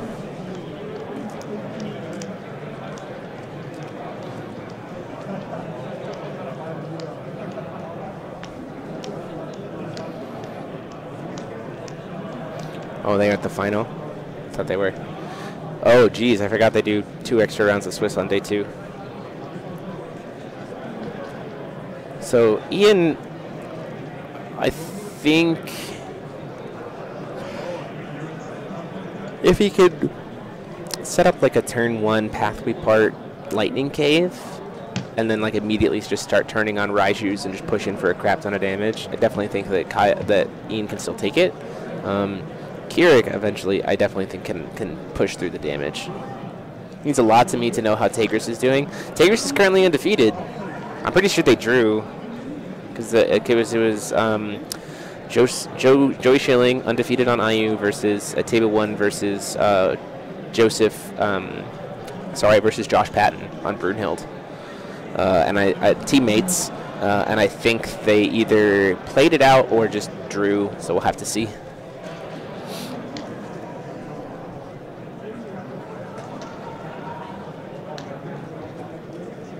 The Brunhild list that Josh is on is very interesting. So based on who he gets paired up against next round, we might grab him for the final round here.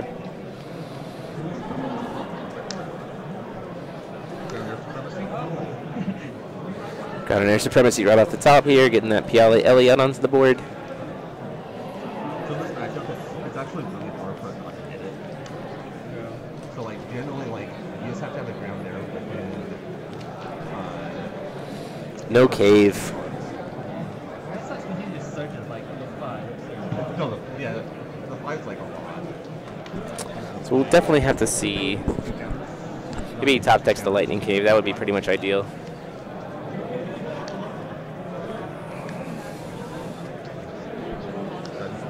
Heaven Sundering Dragon Palm off the dig.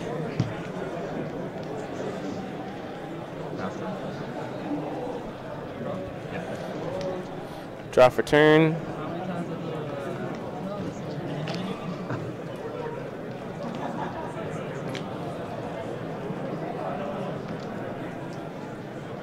Well, clearly no lightning cave, otherwise it would have been hard cast.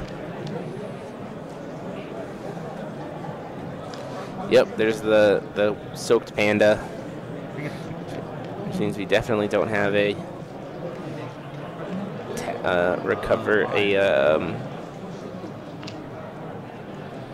trying to find the soaked panda. We don't have the thunder cave. Maybe you can go check.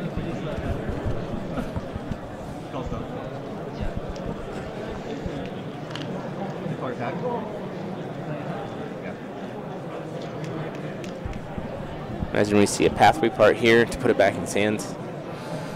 Yep, pathway part. Just say let's go ahead and put that card back in your hand. I don't want to take damage this turn. Both decks being able to use it. Hurting himself for 2. I see probably a Majin Dark Elf here. Yep, there's the Majin Dark Elf coming down. Hitting for the 6 damage there. Really, this is kind of a battle of speed. Both decks are capable of dealing a lot of damage very, very quickly. It really comes down to kind of who gets it and. +4 in rain, +6 on Yeah, he also missed the counter there, swinging for another 6. Down to 28. That is one of the things that I've missed a lot of people with Shayla, is they forget to add that counter. And it's kind of one of those things where if you don't plan on making it Thunderstorm, right after you draw, you should add that counter. Okay. Yep. Catching his little mistake there. An IU would have been real nice. You could use steal the Dark Elf, crash it into the other Dark Elf. I have 5.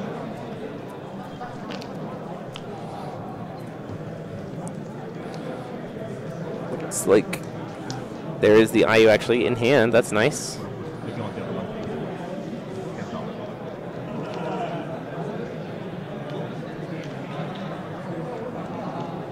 Swing him for 5, takes him down to 33.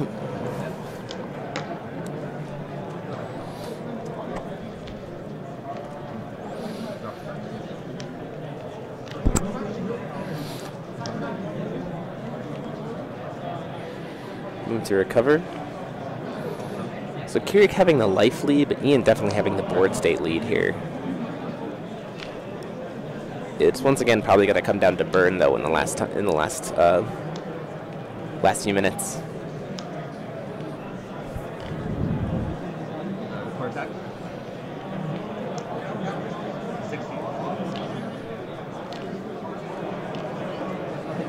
Choosing to take the 6, going down to 22. Exactly what Kyle wants him to be doing here. Every step of burn, every step of damage is just potential burn here, especially when you consider he has access to pathway parts as well and can bounce through for damage. Imagine we see that Piggy coming down here as well. Tapping for black. Playing that pig. Nothing. Yeah. So black I don't have to pay. It's only one goes on it. Just. Yeah, I'm just gonna gain the 2. Howell's Hero Pig gains the 2 counters.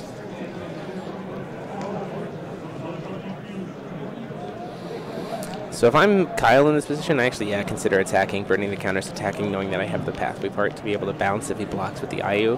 Sure, this is game 3. He's going to just take it, going down to 17. Wow. Living on the edge here.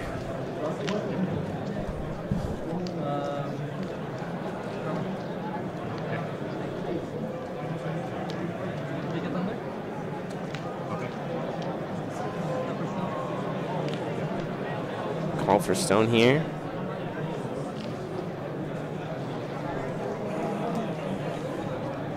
Finally seeing that lightning cave. Thunderfish to make it so the piggy can't recover. When you defer attack. Half the card. Deal 6 here. He's going to deal 6 damage to the IU to burn it.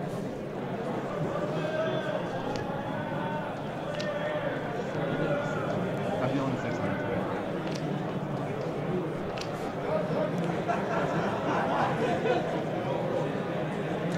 Gets to steal the Majin Dark Elf back. Correct. Yeah, and the cave is unfortunately just a little bit too late.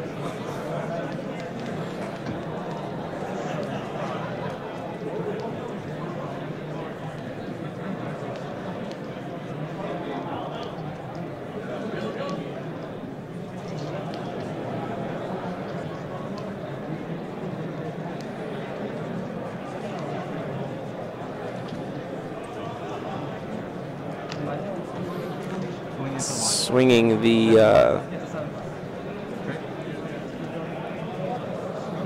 Panda into the Majin Dark Elf to make it die, to trade it out. Interesting decision there.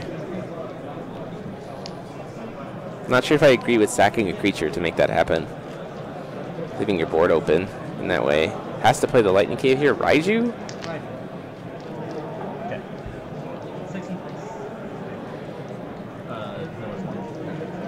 Goes down to 27. And just passing there, that feels really suboptimal. Yeah. They have 20 seconds left. Can you go stand by and I'll go like this? Calling for that stone.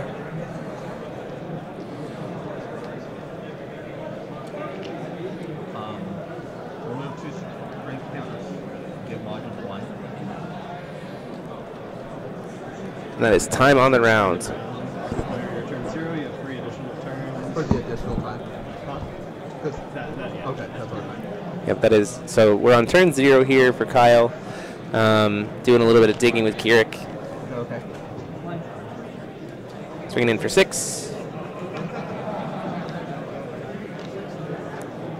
Pathway part. The problem is he's just going to burn himself, and it taps him out. He's just going to play enough creatures to finish the game off here. He's going to burn it for 6. A play dead here would be pretty devastating.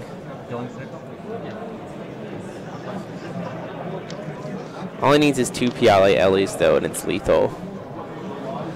There's a Ray and a Piale.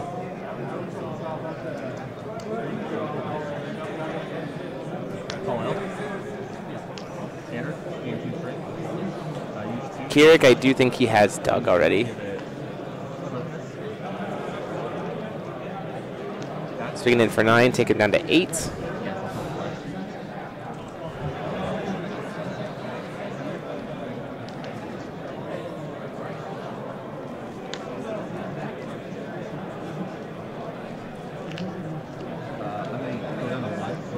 He's now going to go ahead and dig.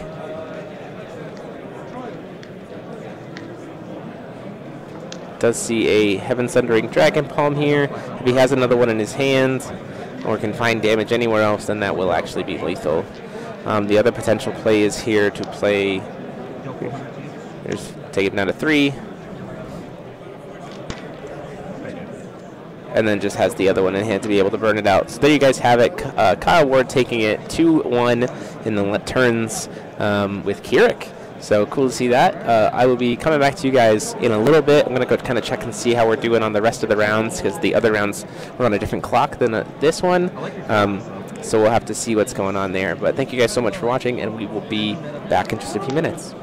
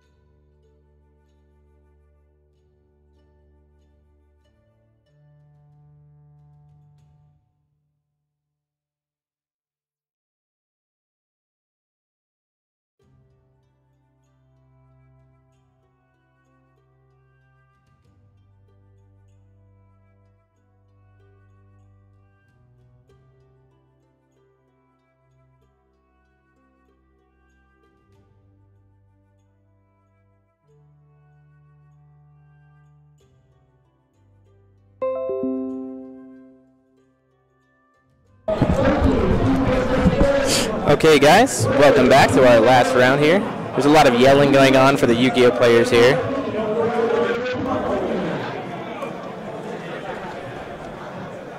I'm going to go tell these guys that they're on my time and not their time, and make sure they're all set up and ready to go, and then we'll get started with our last round here. Josh Patton, 3-1-1 on Brunhild aggro, something we definitely haven't seen yet today. It's a very different list. Versus Jalen Rojas on Keurig. So I'll be right back.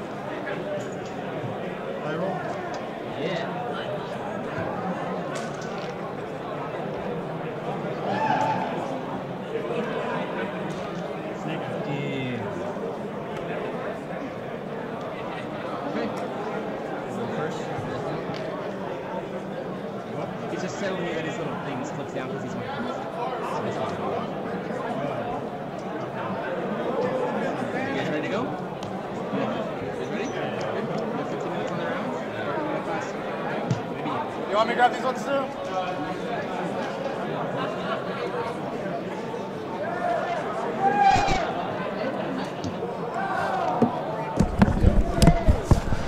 Okay, everybody, welcome to the last and final rounds between Josh of WGPQ Vegas, Josh Patton as in Sigma Patton. This is starting things off with Brunhild aggro. Very different list than what we've seen from Brunhild so far.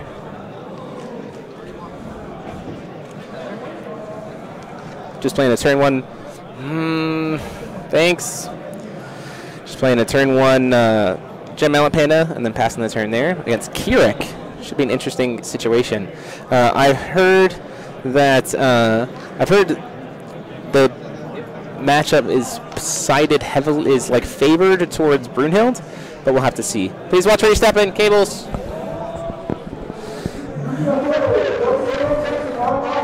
So looks like we're doing a dig here for Jalen. This is winning in, so winner of these will end up being in top 8. Should end up in top 8.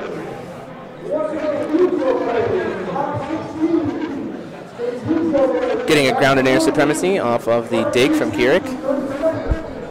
Hey Hey guys, would you mind, like, after you check everything out, please move out of this area, please? We got cables and stuff on the ground. Thank you so much.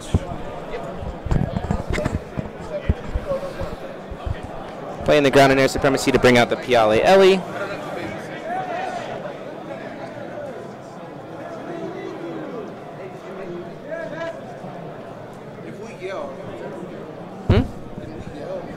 Yeah, you can walk past. That's fine. Oh no, I would appreciate you don't. 'Cause I'm on. Oh, the talk to the senior players are here. Go ahead if you need to. Go ahead.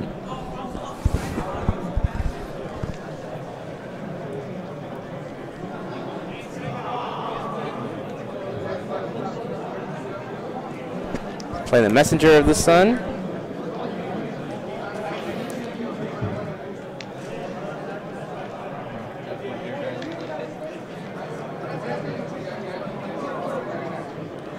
Blade of Faith using the will from the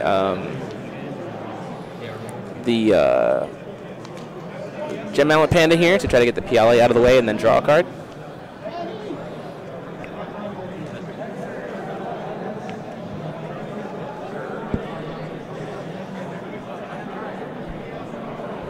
No Darkness Stone. It's that first stone, so Jalen will be at 38.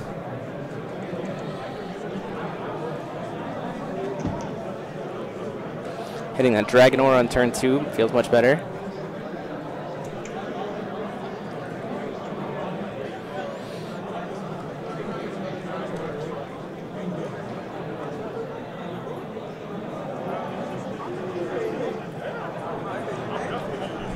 Paying 2 here, looks like we're going to see a Howell Pig come down on this side.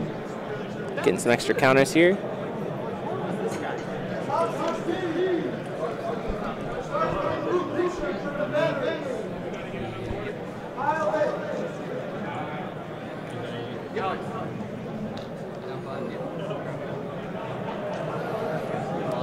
Doing a dig for another ground and air supremacy here. I think burning the Energize for the ground and air supremacy to follow it up. So Piale getting to come in, produce some extra counters.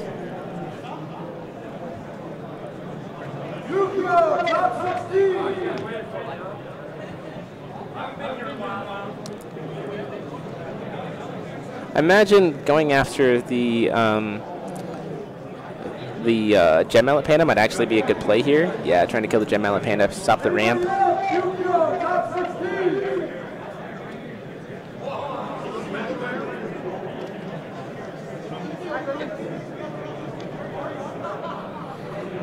Getting into the damage with the Piggy there as well, taking him down to 35.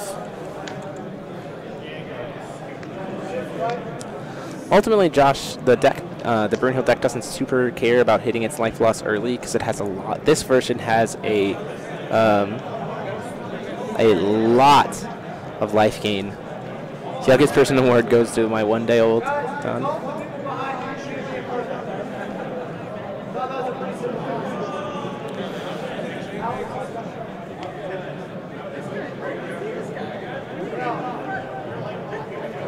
See a Sandstorm getting played to draw a card off the Messenger here.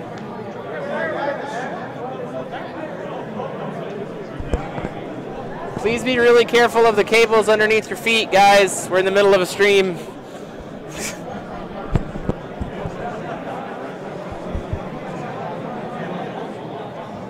The main reason to turn on these early is because we want to be able to, this Were-Rabbit that has flying and +2/+2 when you have a couple runes revealed.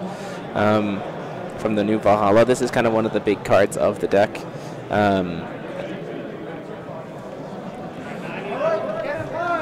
Becomes a 1-drop 6/6 with flying with only 2 runes revealed.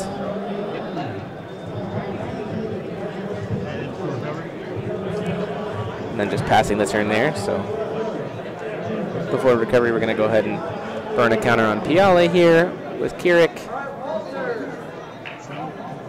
You're going to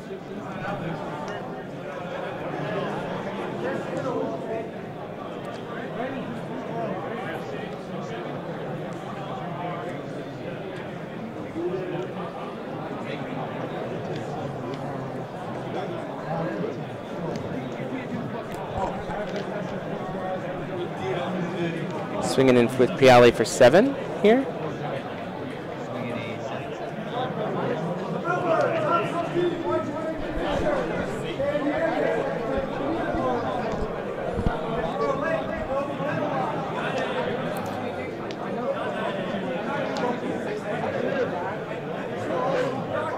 Josh deciding whether or not he wants to try to block here with this creature. He's going to go ahead and go to the block. Protection of the Angels here, or protection of the Seraphs. It's going to make it larger, being able to kill the Piale Ellie.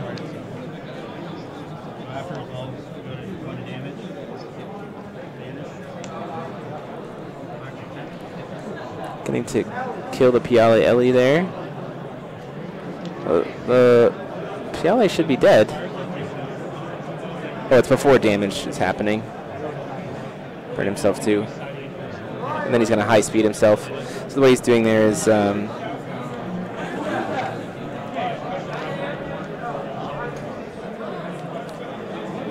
the protection of the Seraph is resolving, and then still in the priority sequence before damage is starting to happen. We're going to play dead the Piale so that it can come down here. You can't chase the card, it's fine, but the card is resolving, and then before damage happens, there's still a priority weekend scenario happens. And then a play dead to bring back the Piale so it actually isn't going to get killed.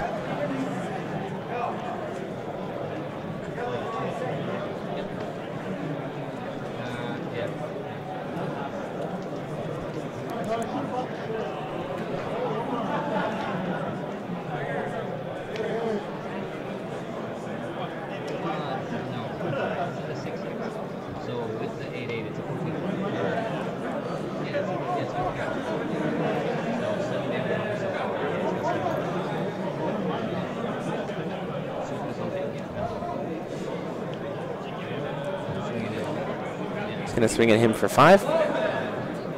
Declare no blocks. It's going to go ahead and pump up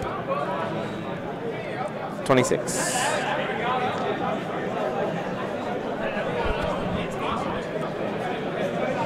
Josh does need to start getting some life gain on board. Ultimately, you see he has a lot of Spear of the Valkyrie. He does have another protection of the Seraph, so it's a very potential play next turn, is to have protection of the Seraph and then the card to make it really large, and then use a lot of extra will to Spear the Valkyrie to gain some life too. Burning himself for 2 here, Jalen, to get that access to that other red, going down to 34. Playing a Majin Dark Elf, and then swinging in for 6 at Josh, taking him down to 20.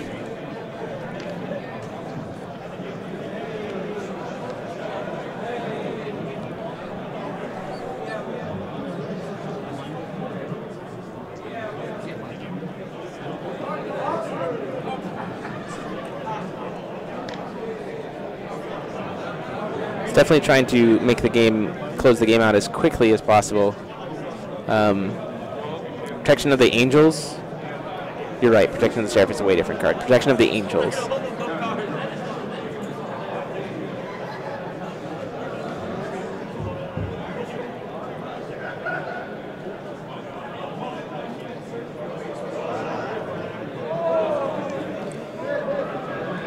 Going to, after the dig, get a Heaven Sundering Dragon Palm here, which is great, finding extra burn damage wherever he can. This is tapping him out this turn, so Josh could potentially crack back with a pretty high life-gaining turn based on what he ends up seeing. That's true, Toby, but the thing is it sets up for, you to kind of call stone and then call stone and then pass, so that you can kind of like pump up your guy, be able to kill a blocker, and then Spirit the Valkyrie, the other 2 things, while also gaining a lot of life after it. Magic Stone of Hope coming in for Josh. See that Adam's Sight card there, not a super good card in this match. So yeah, Piggy did attack, so it should be down to 25 or 15.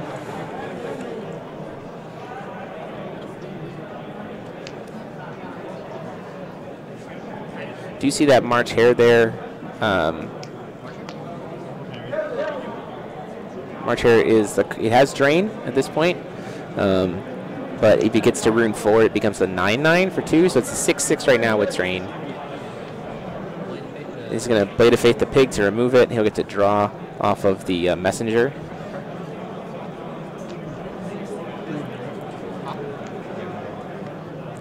And then another big play here is protection of the Angels.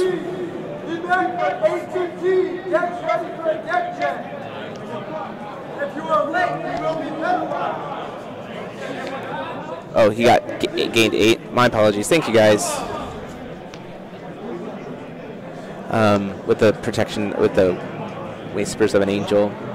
So because of having the drain with the March Hare, protection of the Angels significantly improves the situation because he gets +8/+8, so it's 14. Gets to block something and gain 14 life.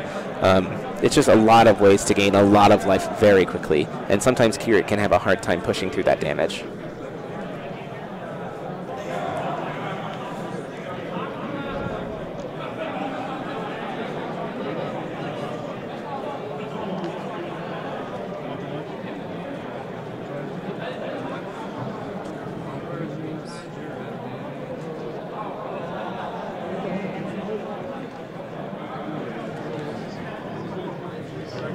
Not having any light, he does have one light gem available. That's the counter you see on his face down plaque there, Josh Patton's plaque. So he does have access to one white still, because of the gem mallet he played with that last white will.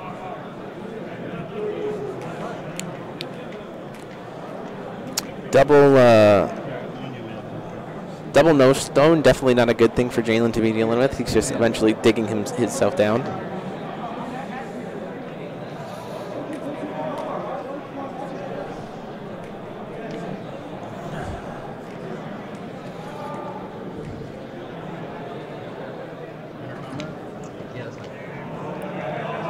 Going to go in for 9 with Piale Ellie.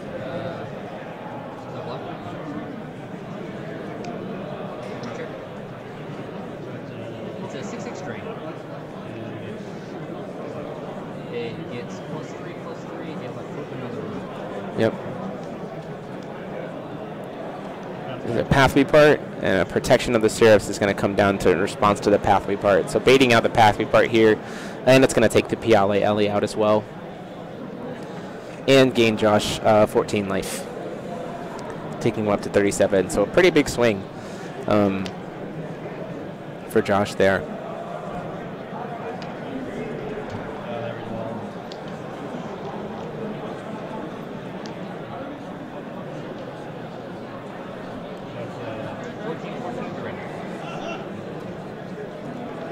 So seeing if Jalen has anything before damage goes through. It's just going to say, no, that's fine, it's dead. Josh goes up to 37 and takes a Piale off the board on Jalen's turn, which is a pretty big swing for Kirik to have to lose that without a play dead to back it up.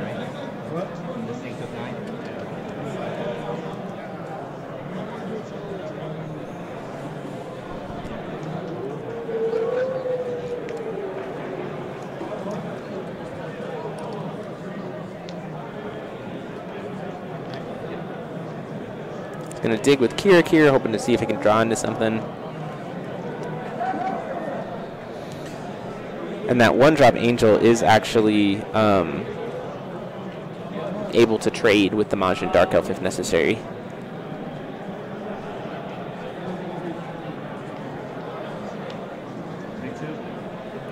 Going down to 32.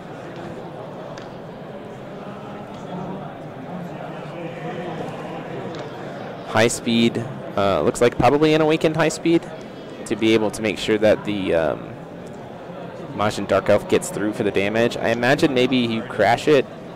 I can't. He's just going to pump up the high speed here. Not going to awaken it.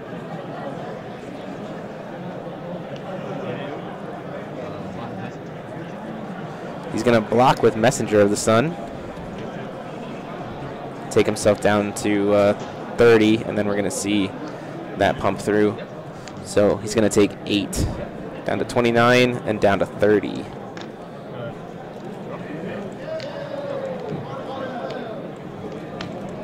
I imagine we possibly see an Einherjar summon here, yep, which is now going to turn on the March Hare to bring back the Messenger.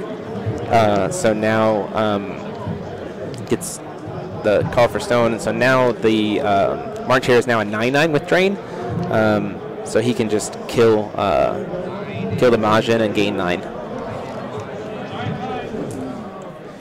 And no, being the 9/9 there too, 6 down to 24. The Spear of the Valkyries are also super relevant now in his hand, that he can just wait and pass turn and kill pretty much anything that Jalen's going to be able to play with any kind of relative ease now that he has a 9/9 just sitting on board, and that's just going to be even more life gain. Unfortunately, game 1 is probably over at this point. Josh was able to establish to the point of having that March Hare ready to go. And then, Jalen just knows at that point there's no point in time, no point playing it out, so we're just going to go ahead and go to game 2. Weirdly enough, I think actually game 2 gets better for Josh because he can sideboard out things like Adam's Psychart, which are just dead cards against Keurig, just because they're too slow, and he can bring in things like Miscalculation. So we'll just have to see what happens. I don't necessarily know what Jalen's board state is, but he's probably been bringing in cards. The Keurig cards that he has in the sideboard for Brunhild are probably for the Misty variant of Brunhild. Naughty Child's Chastising, Miscalculations, and stuff like that are definitely going to come in, and it's going to be even harder for Jalen to connect damage now.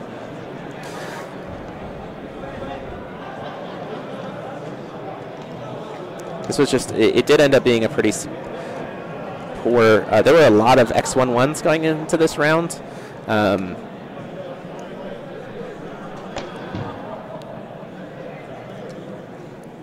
Toby, I would have to say that if you actually look at this deck list that Josh is playing, there's not a single Mistletoe in it. It's not playing a single one. And their main beater is actually March Hare. March Hare and the 1-drop Flyer. It's a very interesting deck. I'm excited to maybe get to talk to you about it. It looks like we might not have breakdown for you guys today. I will work to have the breakdown of decks for tomorrow. If I can get it later today, Jim's going to be posting every single deck list. He's going to be scanning them in and uploading them to the Force of Will main page. So you'll be able to see those. So Angel of Hope and Despair also probably coming in, just because there's so much incidental life gain in the deck that those cards can become absolutely gigantic. But Josh's strategy is to just kind of turbo flip out the runes as fast as possible. And Jalen choosing to go on the draw, an interesting play. Camera is shaking pretty heavily there.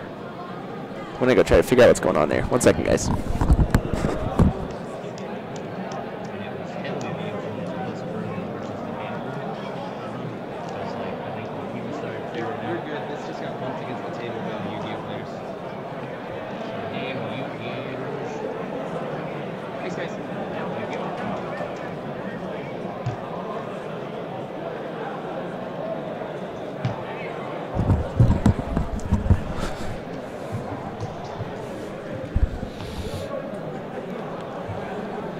Piale only need a martial arts tournament turn 1. Definitely an option for sure.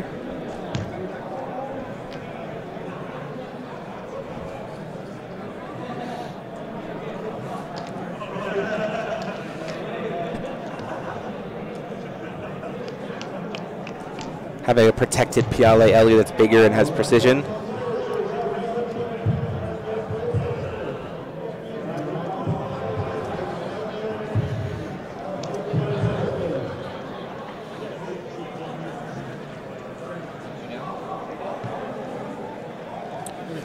Mulliganing 3 here. Looks like a Acolyte of the Sun coming out, which actually probably gets played turn 1 with no access to Sandstorm, and getting a gem off of it with the Treasure Mountain. Acolyte of the Sun they've been playing as like a 1-of in this deck from what I remember, because if it baits out a Sandstorm, that's good for them on that opening play, but otherwise it is just free ramp. Digging with Kira off the turn 1 after hitting the Null Darkness Stone, I think. Yeah, I did hit the Null Stone turn 1.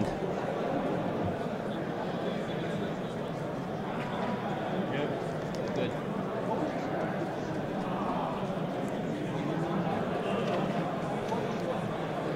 Unfortunately, we didn't see a, it doesn't look like we saw martial arts tournament there.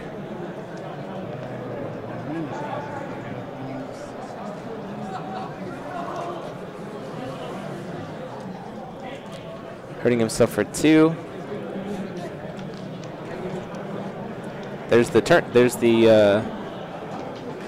ground and air. Let's see if he has the martial arts tournament to follow it up.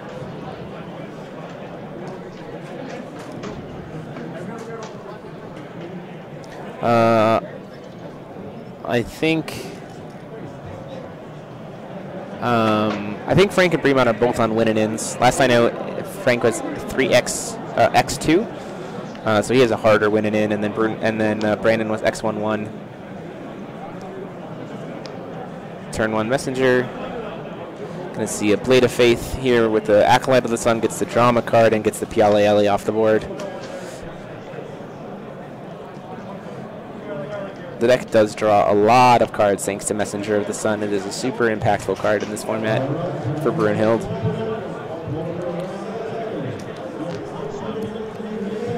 Calling that first stone here, getting another Null Darkness stone. Definitely not what Jalen wants to see. The handful of red. Blade at ultimately not really doing anything against Blade of Faith. Hurting himself for 2 to play the pig.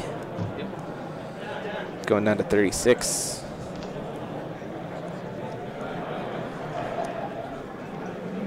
Messenger of the Sun is what's currently on the... All I see are puppet makers. Hurting himself again to play high speed on the pig. I think it's going to be awakened.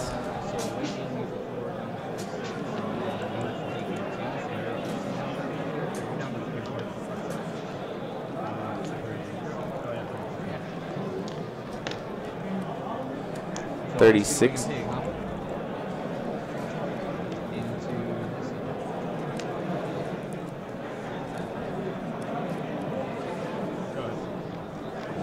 That seems... That play I mean, I got some burn damage in there, but killing the Messenger, I don't know. Yeah, Einherjar summon can just bring back the Acolyte as well. He does get to draw a card off of Messenger of the Sun.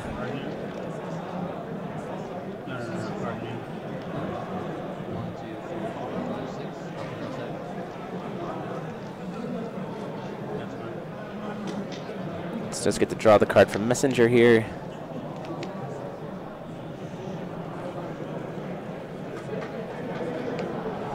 March Hare coming down here. Already has access to drain. The drain is turned online at this point. If he wanted to, he could use a Sandstorm to just get him one step closer. He does have access to 1 more will. Sandstorm plus Whispers of the Abyss. Or Whispers of the Abyss. Whispers of an Angel to be able to gain 8 life, but you might also kind of just wait on that. Gem Mallet Panda to also produce even some more ramp, and then just passes the turn. End of your turn.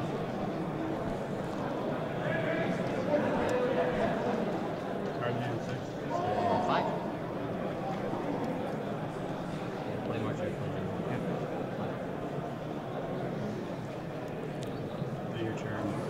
Energize, we're gonna shoot the Messenger of the Sun, get it out of the way.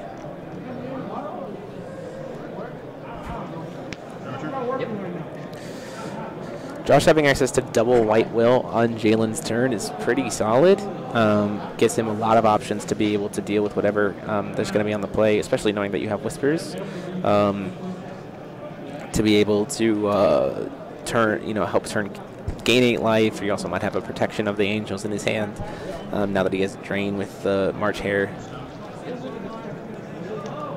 Majin Stone on Jalen's side.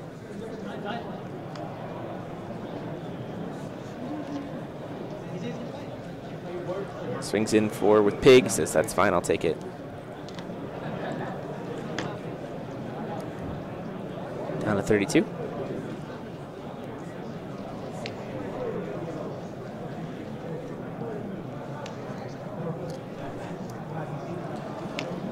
Jalen having to be really careful here.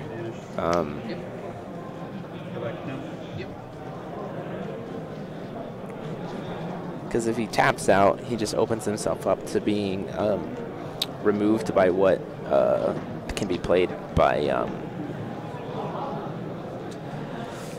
Josh during his turn. Getting the Piale Ellie off of the ground and air supremacy here.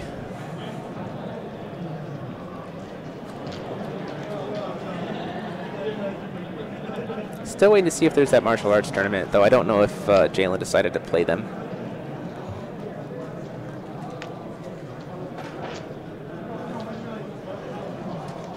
He's going to try to dig. See a play dead and a Welser and a look of corruption. So we're going to have to just get the play dead. I think it's the only target. Oh, high speed is in there too. So it's a high speed or a play dead. I think the high speed might be the better call here. Speaking because, again, play dead doesn't do anything if you're just removing the card from the game.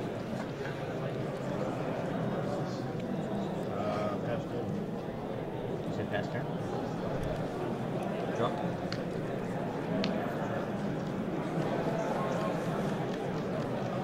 Ooh, thinking about before recovery. Ooh, interesting. He has that Aura of Hope, which taps down a J/Res.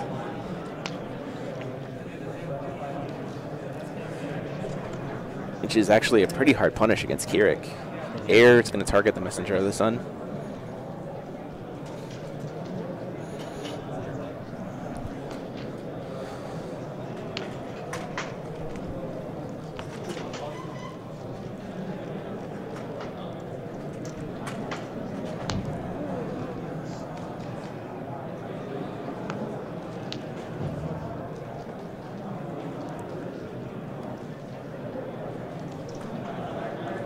I don't know if Josh is playing Gribby in the side deck. If he wins, we'll bring him over to interview to talk him about it. Debating whether or not to use the Sandstorm, I think. Kind of deciding what he wants to do with that hand. Knowing the fact that he has... Knowing the fact that he has that protection of the Angel in hand, I actually think using the Sandstorm here to draw a free card doesn't really do him much. He can kind of do it whenever. He can't possibly get to 4 this turn without... I mean, he could. Because of the extra will. So it might be worth it.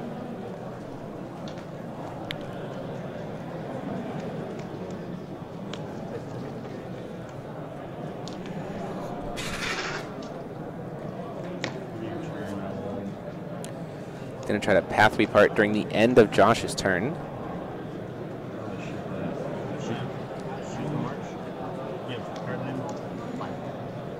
And so we're gonna shoot March here. Well, I mean, it is very much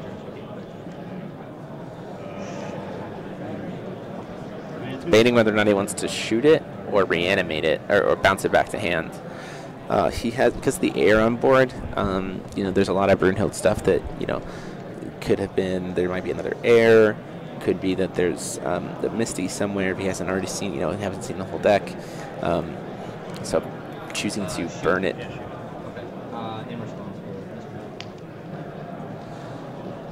And Whisper gets cast.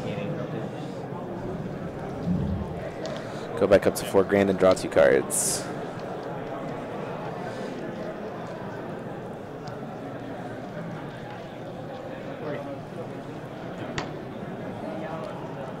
The March Hare. Oh, he did it to the Messenger of Sun, not the March Hare. Interesting.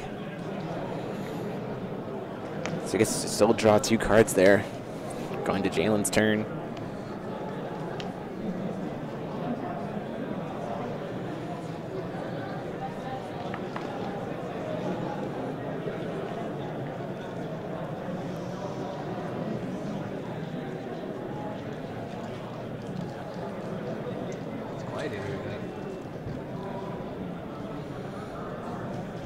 Jalen is, I think it's Elixir's Fighting Spirit, I see. To have first strike.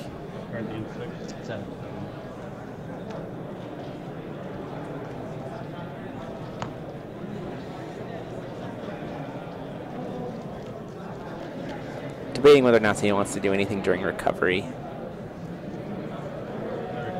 Says it's fine, I'm going to go ahead and move to recovery now. Next turn, I imagine we see Sandstorm get cast just to make the March Hare suddenly live as a 9/9.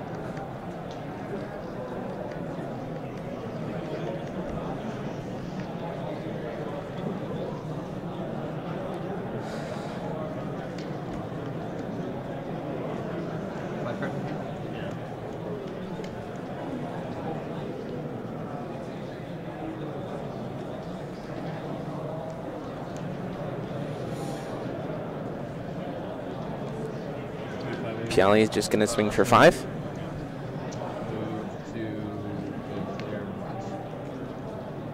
Declaring no blocks.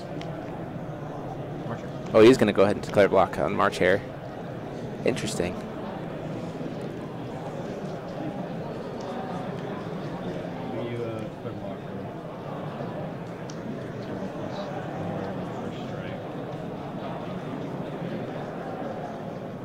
Plus 400 and first strike makes it a 9.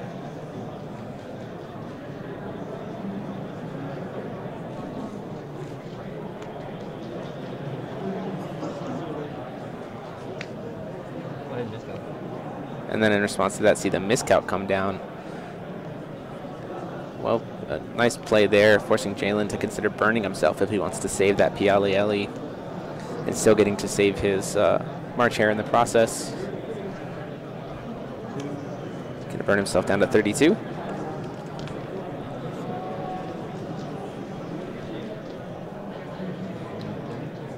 The play dead on the Piali. Yeah, play dead.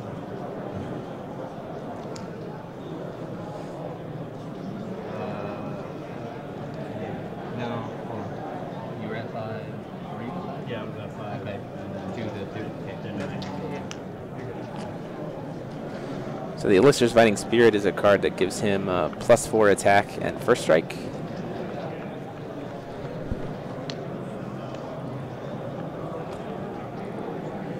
I'm trying to find it here real quick. Also has Remnant. Game 2. And for the last little bit of the round, I'm joined by Andrew Vatland here.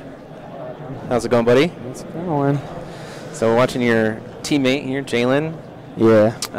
Playing against Josh in his Brunhild aggro. They're in game 2. Mm-hmm. Josh is up game 1. Jalen's Awakening. High speed after, so the Piali has died, but got play deaded and then has now been brought back again. And then it's getting high speeded with an Awakening, so take him down to 36. Yeah, just try to do as much damage as you can early with the Keurig deck against the Brunhild deck is what you want to do. Right, absolutely. The problem is that this game with this March Hare is 2-drop 6/6. It has Drain. And it has Drain at this point, and he's also been playing Protection of the Angels. Oh, yeah. I think they main those, don't they? Yeah, they do. They main 4 to get suddenly to plus. Just make it insane, so you're just like, oh, sure, with this, I'll gain 17. Here's an Eternal with the Ring of Eternal. So now it won't die, and now it's a 9/9, so it's going to get to drain 9, and the Piali is going to get killed unless he burns. Even if he burns that last strike to counter, the Piali is dead. So he can gain back up to 10, obviously, but it costs him a Stone Call for the turn. He hasn't called Stone yet this turn. Yeah, we were looking at this. We didn't even think about like going like this is the Brunhild Panda deck right here. No, it's not. It's not at all. There's no pandas in it outside of. So yeah, this is like it's like Sherry. It's basically aggro Sherry, but like exactly. You're just trying to flip your runes as turbo fast flip, as possible. make your guys win the trade because they're higher. Yep, gets to gain 9 here, go back up to 45. Yeah, it's just essentially you just turbo flip your runes with March Hare, Blade of Fate to remove it, and then swing in 9, get a grand, 9 more. Take him down to 21, gain another 100, or gain another 900. Up to 54. Yeah, look, takes another. The Brunhild deck's just really strong. Like 1300. We were testing testing after the 1K, like thinking like, man, no Brunhild's top. This is weird.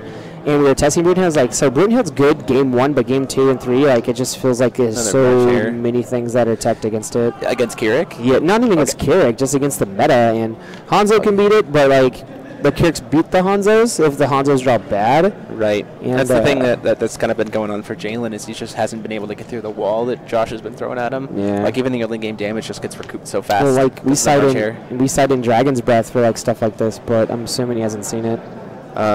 Dragons. Oh yeah, with 3 cost board wipe. Board wipe, yeah. Yeah, he can nuke the board for 9 and then clear his entire board. So I think knowing what I've seen of Josh's hand, Josh actually does have a Protection of the Angels in hand, and he has access to 3 will. Has he judged it? He hasn't performed judgment yet. Keurig has.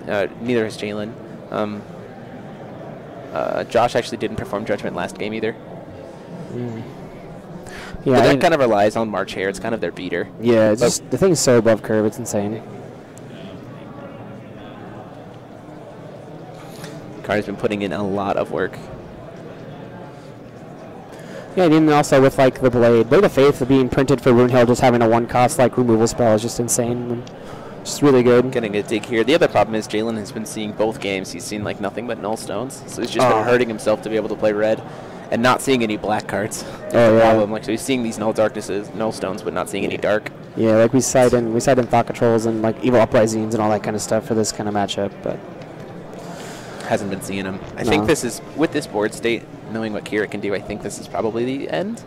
More than likely, if he can get Dragon's Breath, he would flip the Judge to try to do some stuff. He'll try to clear most of the stuff off the board.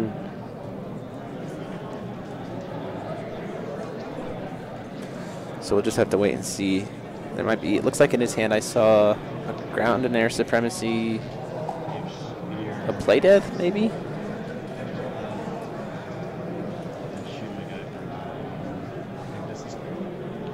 We know that that other rune. We know that that other rune is Sandstorm, so it's absolutely just to trigger a messenger. Pretty much that, and just to get trigger. Well, this also helps you trigger your guys that get bigger for runes revealed. Right. So yeah, he has a 1-drop 6/6 flyer as well. So yeah, Jalen just looks at the board state and says, "There's nothing way I can do anything." And yeah, there's no way he was going to get through all that damage or all that wall. So there you guys have it. That is Josh Patton of Rogues Guild in his first GP event, going X1-1, pretty much guaranteed top. I mean, he did win the online GP, but yeah, he also he did win the online exhibition. The exhibition tournament that was Wanderer format. And Jalen. Hold on 1 second. Stop! Alex, stop! Stop. Stop. Stop. I was hoping to play. Yeah, not this one. Yeah, no, ball was the. They can just hear you. He lost. Be careful, I'm not gonna do it first.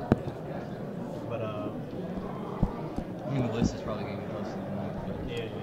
Honestly, it's nowhere. So we're gonna get Alex. We're gonna get Josh over here to kind of talk about this Brunhild list, and then we'll figure out. We'll come back with top 8 placings here in just a little bit, guys. They're 9/9 dreams. Yeah. There's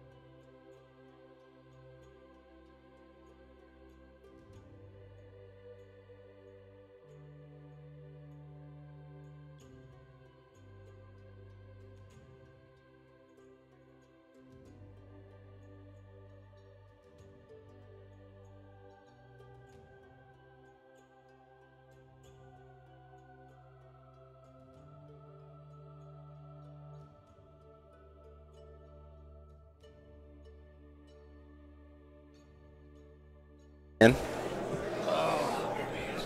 ahead and grab that. Make sure I can hear you. Can you hear me? Ooh, yeah. Yeah. Joshua Patton. I gotta get rid of this. Sigma Patton. My man. I's a real player now. He's the real. You want an online, not a GP. Yeah, I do. Now you played probably one of the spiciest Brunhild lists that was here today, and X11 pretty much guarantee. I mean, you never know until you never know. And I'm hoping you don't become the Bumble Boy, but like, yeah, they gotta call my name, but yeah, they gotta actually call it. But X11 at the I mean, like how? Like first off, first GP. Walking out of it with a super positive record, just like regardless of standings, whatever. How do you feel? I am on top of the world right now. This is the dream. When we built the team, this was the dream. Let's throw as many people in the top as possible.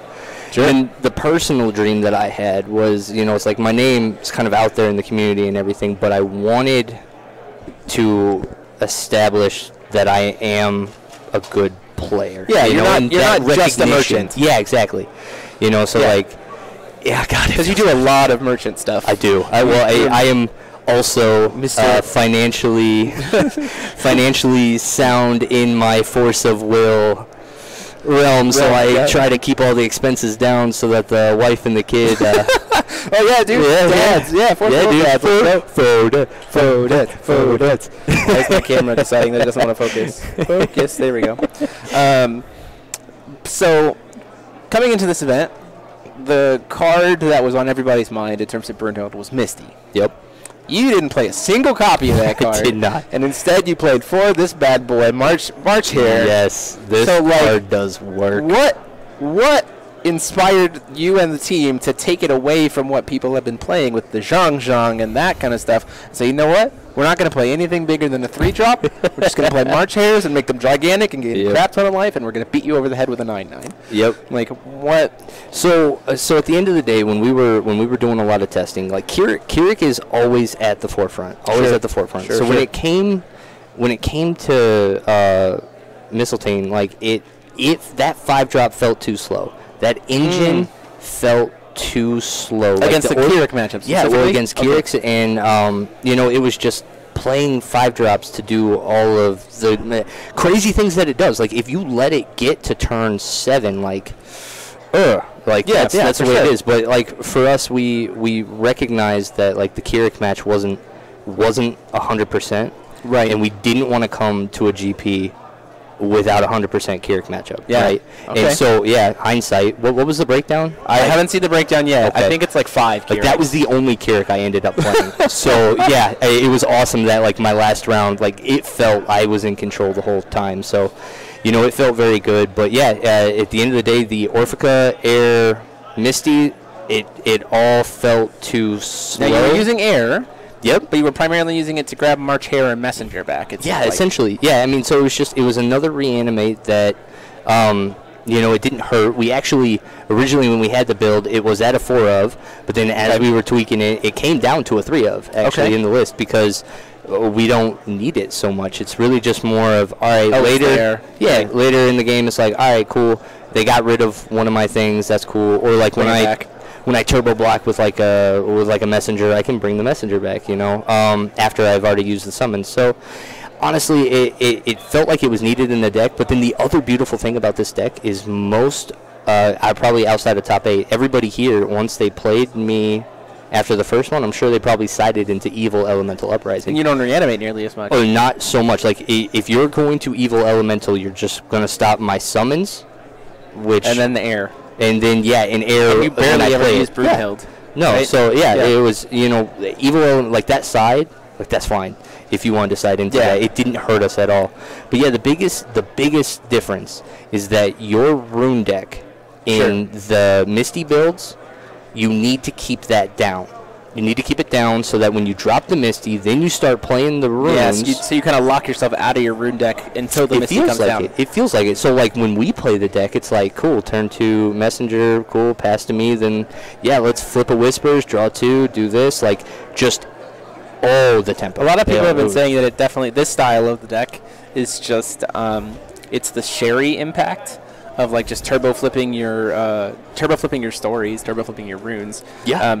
To just turn on stuff. Like you're literally just trying to turn on stuff. Yeah, no, dead serious. Like when we were building this deck during spoilers, and I swear it was an Adam deck. It was an Adam deck until the final day of spoilers. They were like, "Oh, Adam's not getting the Master Rune.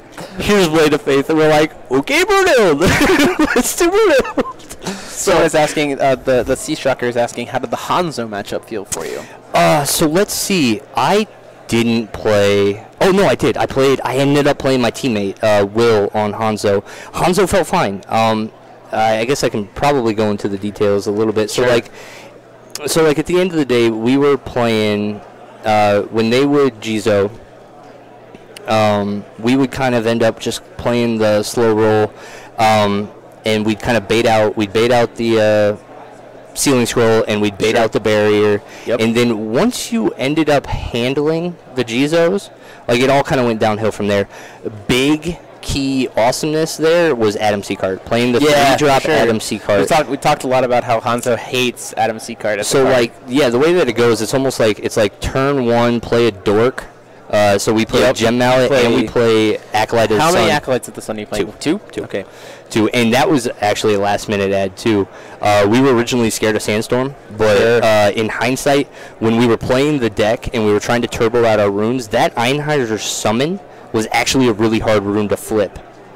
No. Like, we couldn't get it flipped over because we didn't have a human over there often. So that's why the Acolyte came in. Specifically in the Hanzo match, our 6/6 flyers, our 6/6 March Hares, Rapid Fire Sandstorm sucks. So if we can bait the Sandstorm off with, that's fair. Yeah, that's a strong. Then it goes away. Then we use the Simons. It comes back. We get the ramp. The big thing is that the dork is there so that we can turbo out on the draw, like when we're on the draw, turbo out the Hare turn 2, and still have a will to protect it. Protection of the Seraph. The biggest thing is to protect it because Hanzo goes into turn 3 with like 3 will, and so oftentimes what they'll try to do is they'll try to Rapid Fire or Sandstorm to kill the dork. Sure. And then they'll ruin story the Atom. Right. So the big thing is to like when they do the ruin or when they do the Rapid Fire, you just either ring a legend. Or you do the Protection of the Angels. Yep. And then both your things are there. It turns off the Ruin story, and then it sits. Now, all of a sudden, they're playing Lorites to get rid of your Adam Psycard triggers, not really handling it. And then you flip a Sandstorm, Lorites die, blah, blah, blah. Okay. Feels good. I 2-0'd my teammate, but he ended up, so, like, that was the other thing. Like, we were playing with teammates there around 3, 4, 5. That was sad. Well, I mean, I think you brought the most teammates of any people here. And that's true. I think you guys have at least 3 in top 8. We have 4. So it's currently me, Will, on Hanzo. Because he only lost once. He only lost to me. Yep. So he's an X1-1. And he drew, to somebody. I don't remember what it was. And then Cole. And then Cole. Is and Joey. X1-1 as well. And Collins is currently on a winning end? Game 1. Yep, he's on a winning end, and he's game 1 up. So potentially 5. 5 of 7. 5 of the 7. And the only reason why the 6th one... Rip you guys in top 8. Rip you guys in top 8. 1 paid invite, 5 team members. Yeah, right. Let's see how the loyalties lie. Let's see how the loyalty lies. Oh, they don't. Okay, so they're done. What do you mean where the loyalty lies? I got 3 people playing pandas that just boo-boos on this deck. It's fine. You're going to lose your top. It's fine. You're going to lose your top 8, which is fine. I know. And then you're going to come commentate the rest of your feature matches. There you go. Wait, no, we got it. Okay, yeah, I guess. Yeah, we got it. I'm cheering as long for as you. We got time for the other game. I'm cheering for you to win. But no, at this point, like, and that was the biggest thing. So, like, this year we wanted to just nab as many invites as we could, right? Sure. So, like, this was going to be 3 invites for us. We came in here with the mindset, 3 invites. 1 paid, 2 unpaid, golden. Solid. Now it's just the 1 invite. There's only 4 left. I don't know, man. It's rough. It's rough. For the competitive side, it definitely is a sting. Mm-hmm. I definitely can feel that. But I'm really proud of you guys for still sticking with it and being like, you know what? There's only 1. but we're going to give our team the best possible chance of taking that one. Absolutely. This team was built on a standard that, You guys brought some heat. I can show you the screenshot of walking into this event, and I was like, Joey, what's the team playing? And he's like, we got 2 people on one deck, 2 people on one deck, and 3 people on another deck. And all 3 decks are in top 8. And I was like, what are you all talking 3 about? decks. And he's like, okay. And I was like, well, I wanted to, he's like, well, you see it on stream. And I was like, well, Yeah, Gauntlet Throne, like, if you got Spice, you got to succeed. You guys have been on stream 4 times today as a team. Did we win all 4? You drew once. Yay, 301 stream 301 on the stream record. So, I mean, kudos for sure. Thank you. It's been an honor. It becomes 2 members with the pass down if Joey wins. I think, does Joey already have an invite, an unpaid? Joey ends up having, Joey has an unpaid, so if Joey wins, second place will get the unpaid second place invite. will get the unpaid. Yeah. Or we'll get the invite half of the prize. Because it's a flight plus an invite. And so if you win the flight but have an invite, you pass down the invite. Got you. It's weird. So yeah, basically, if I'm just not on his side or just Cole's side, stay away with the bracket. Just get out of the pit. But like, if Collins is in, he's the 3rd panda list. So then it was like 3 pandas, a Brunhild, and a Hanzo. And I'm like, Can you imagine everyone expecting this meta to be like, oh, Brunhild's gonna top, and then the most light deck represented is Tigris? Dude, here's the thing. I was telling the whole team because last night Joey took apart his panda list and was about to play Kirik, and Cole talked him into Tigris this morning. And literally our mindset going into this was be confident. Yep. Be confident in what you're bringing, because any deck can do it. Any deck can do it. That's the format we're in. It takes tight play, and it takes good skill. And if you're confident with your list, you can do it. So how do you feel about it being that kind of a meta?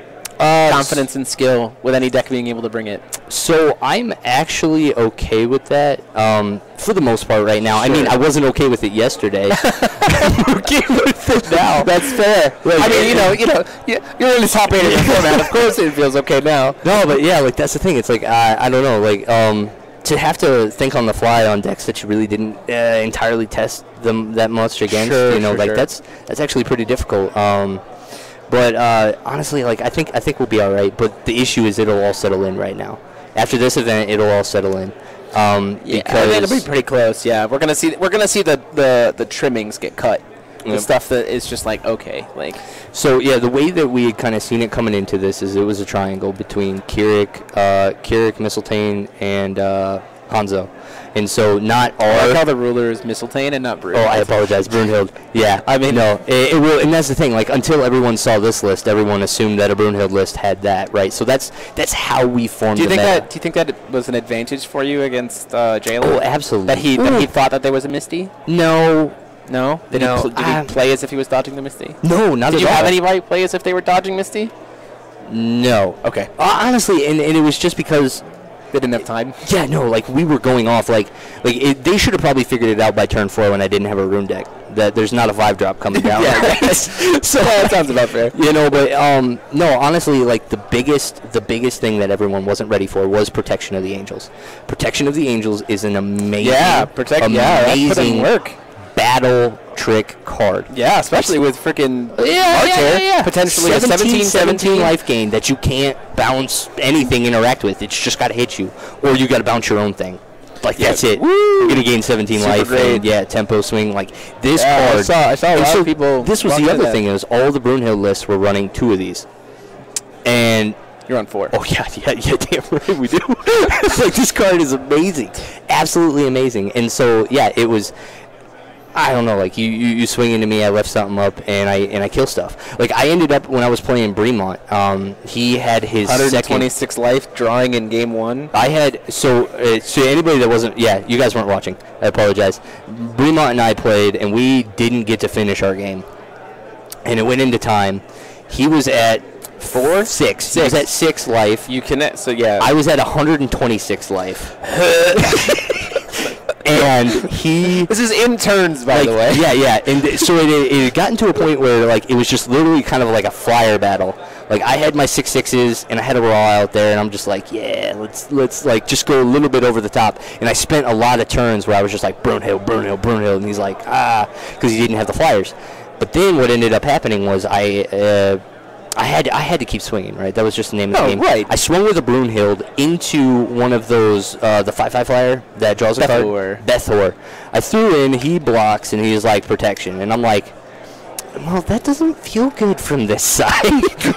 So I'm just like staring at but it happens to me. I'm like staring at my and I'm like, yeah, you're going to die, girl. I can't do anything about You're going to die, girl. You're going to die. I sent you into a 13-13, and you're only a 10. I think that's one of the things that I think is honestly the best part of protection is weirdly enough that it can only be played during your opponent's turn. And that's the important part. It forces your opponent, like it puts your opponent in such bad positions where they're just like, we saw it in a couple other matchups as too, but there was the turn with Jalen where you, he ended up tapped out and lost his, it was in game 1, I think. He ended up tapped out and lost his Piale Ellie on his turn, leaving you with an empty board to just be like, yeah, okay. Yeah, no, and that was the thing, you know, he was tapping out a lot and not leaving up the play dead will.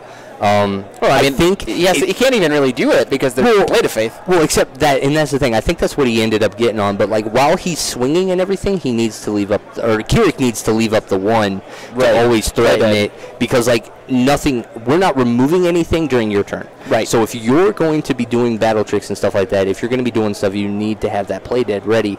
And then at that point, it becomes 1-for-1s. You know? Yeah, it's like, absolutely. all right, yeah, here's a protection, here's a play dead, cool. We'll go back, we'll keep playing the advantage game. Except that you're gaining life in the process. Oh, absolutely, so then it's though. like, yeah, no, I mean, still got a little bit of an edge. Yeah. Yeah, man. March Hare, seriously. Dude, I love kudos it. to that card. I love it. Kudos to you guys. On the team. Honestly, and a big shout out to Jonathan Ball. He didn't top with it, but he was 95% the builder of that deck. And you know, when we were all testing, we knew that was the Brunhild. But we had. Do you think that it's still the Brunhild after this event? It should be. You think it still carries I think it should. But honestly, we'll find out. Like if Bremont gets to top 8, because he was in a winning in. There's a lot of winning-ins. Yeah, if Bremont gets to top, I think Bremont was the only other Brunhild that was. Unless Frank Klosser was a 4-2. He's a 4-2. If he wins it, he might take the 8th seed. Interesting. It's really based on pairings. It's going to be interesting to see. We'll end up seeing because what of happens. so many draws. Because at the end of the day, I will be completely honest, and I'm having a hard time remembering exactly, but stuff started to unwind quite a bit there at the end when we got into turns. And so I can't remember if I let everything go pretty crazy then, because at one point he had double messenger and a Bethor, and I Blade of Faithed his Bethor, leaving his 2 messengers, knowing that he was then on a deck out clock. Sure, and so I made the commitment very early if he wants to play runes. That look, if you're we have your results for Rogues Guild. So Rogues Guild, obviously this is just Rogues Guild's first presentation as a team. This isn't the top 8 pairings. This is just records. Cole 501. Yeah. Joey 510. Patrick Collins is 420. Yeah. That's the other panda. Will is 411. You're 111. Jonathan is 41. Jonathan Ball is 42. And Stuart ended up 321. Yay! 321. So overall, the entire team had positive records. Stuart, wait, what? 3-2. Oh, that's right, because he was that's the thing with Stuart. Stuart and Will had to play each other in the last round. Yeah, that sucks. They were both on a play winning in. So yeah, they had to play each other, and that was the way that it was. So yeah, we'll have to see. It looks like we're just getting about to be done.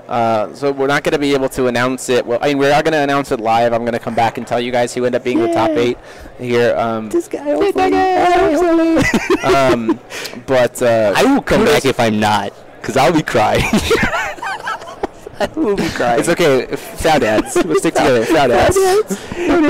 Josie, send me a picture of my baby.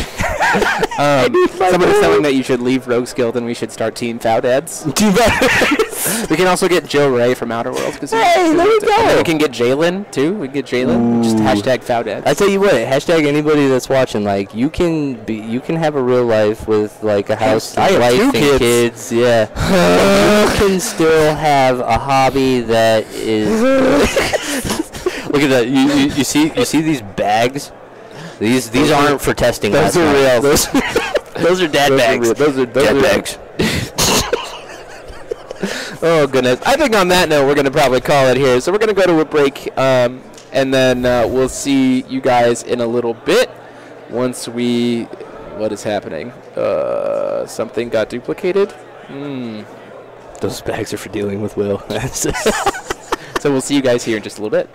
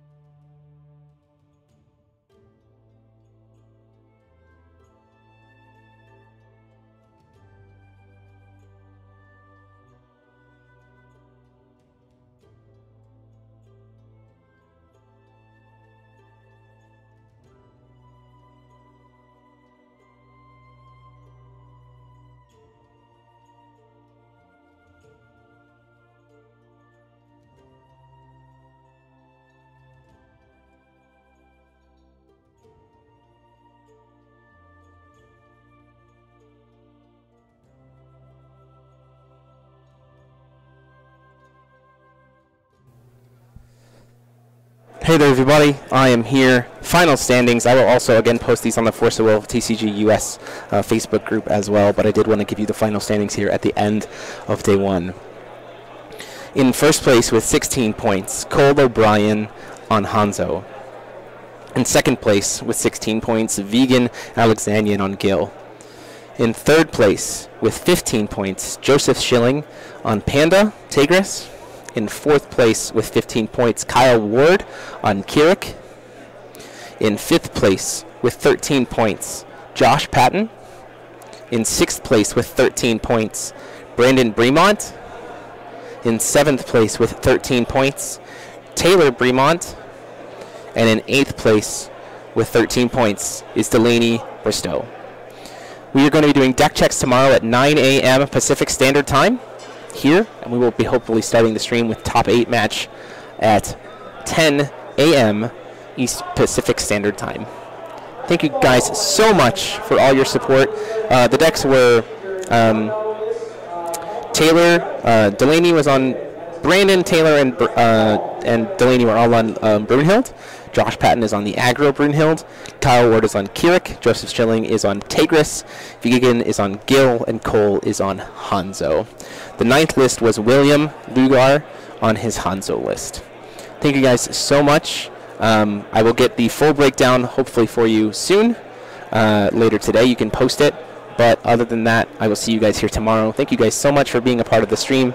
Again, if you want to support us, there are links to be able to do that, or you can hit that join button there to be able to join in on the channel and support what we do.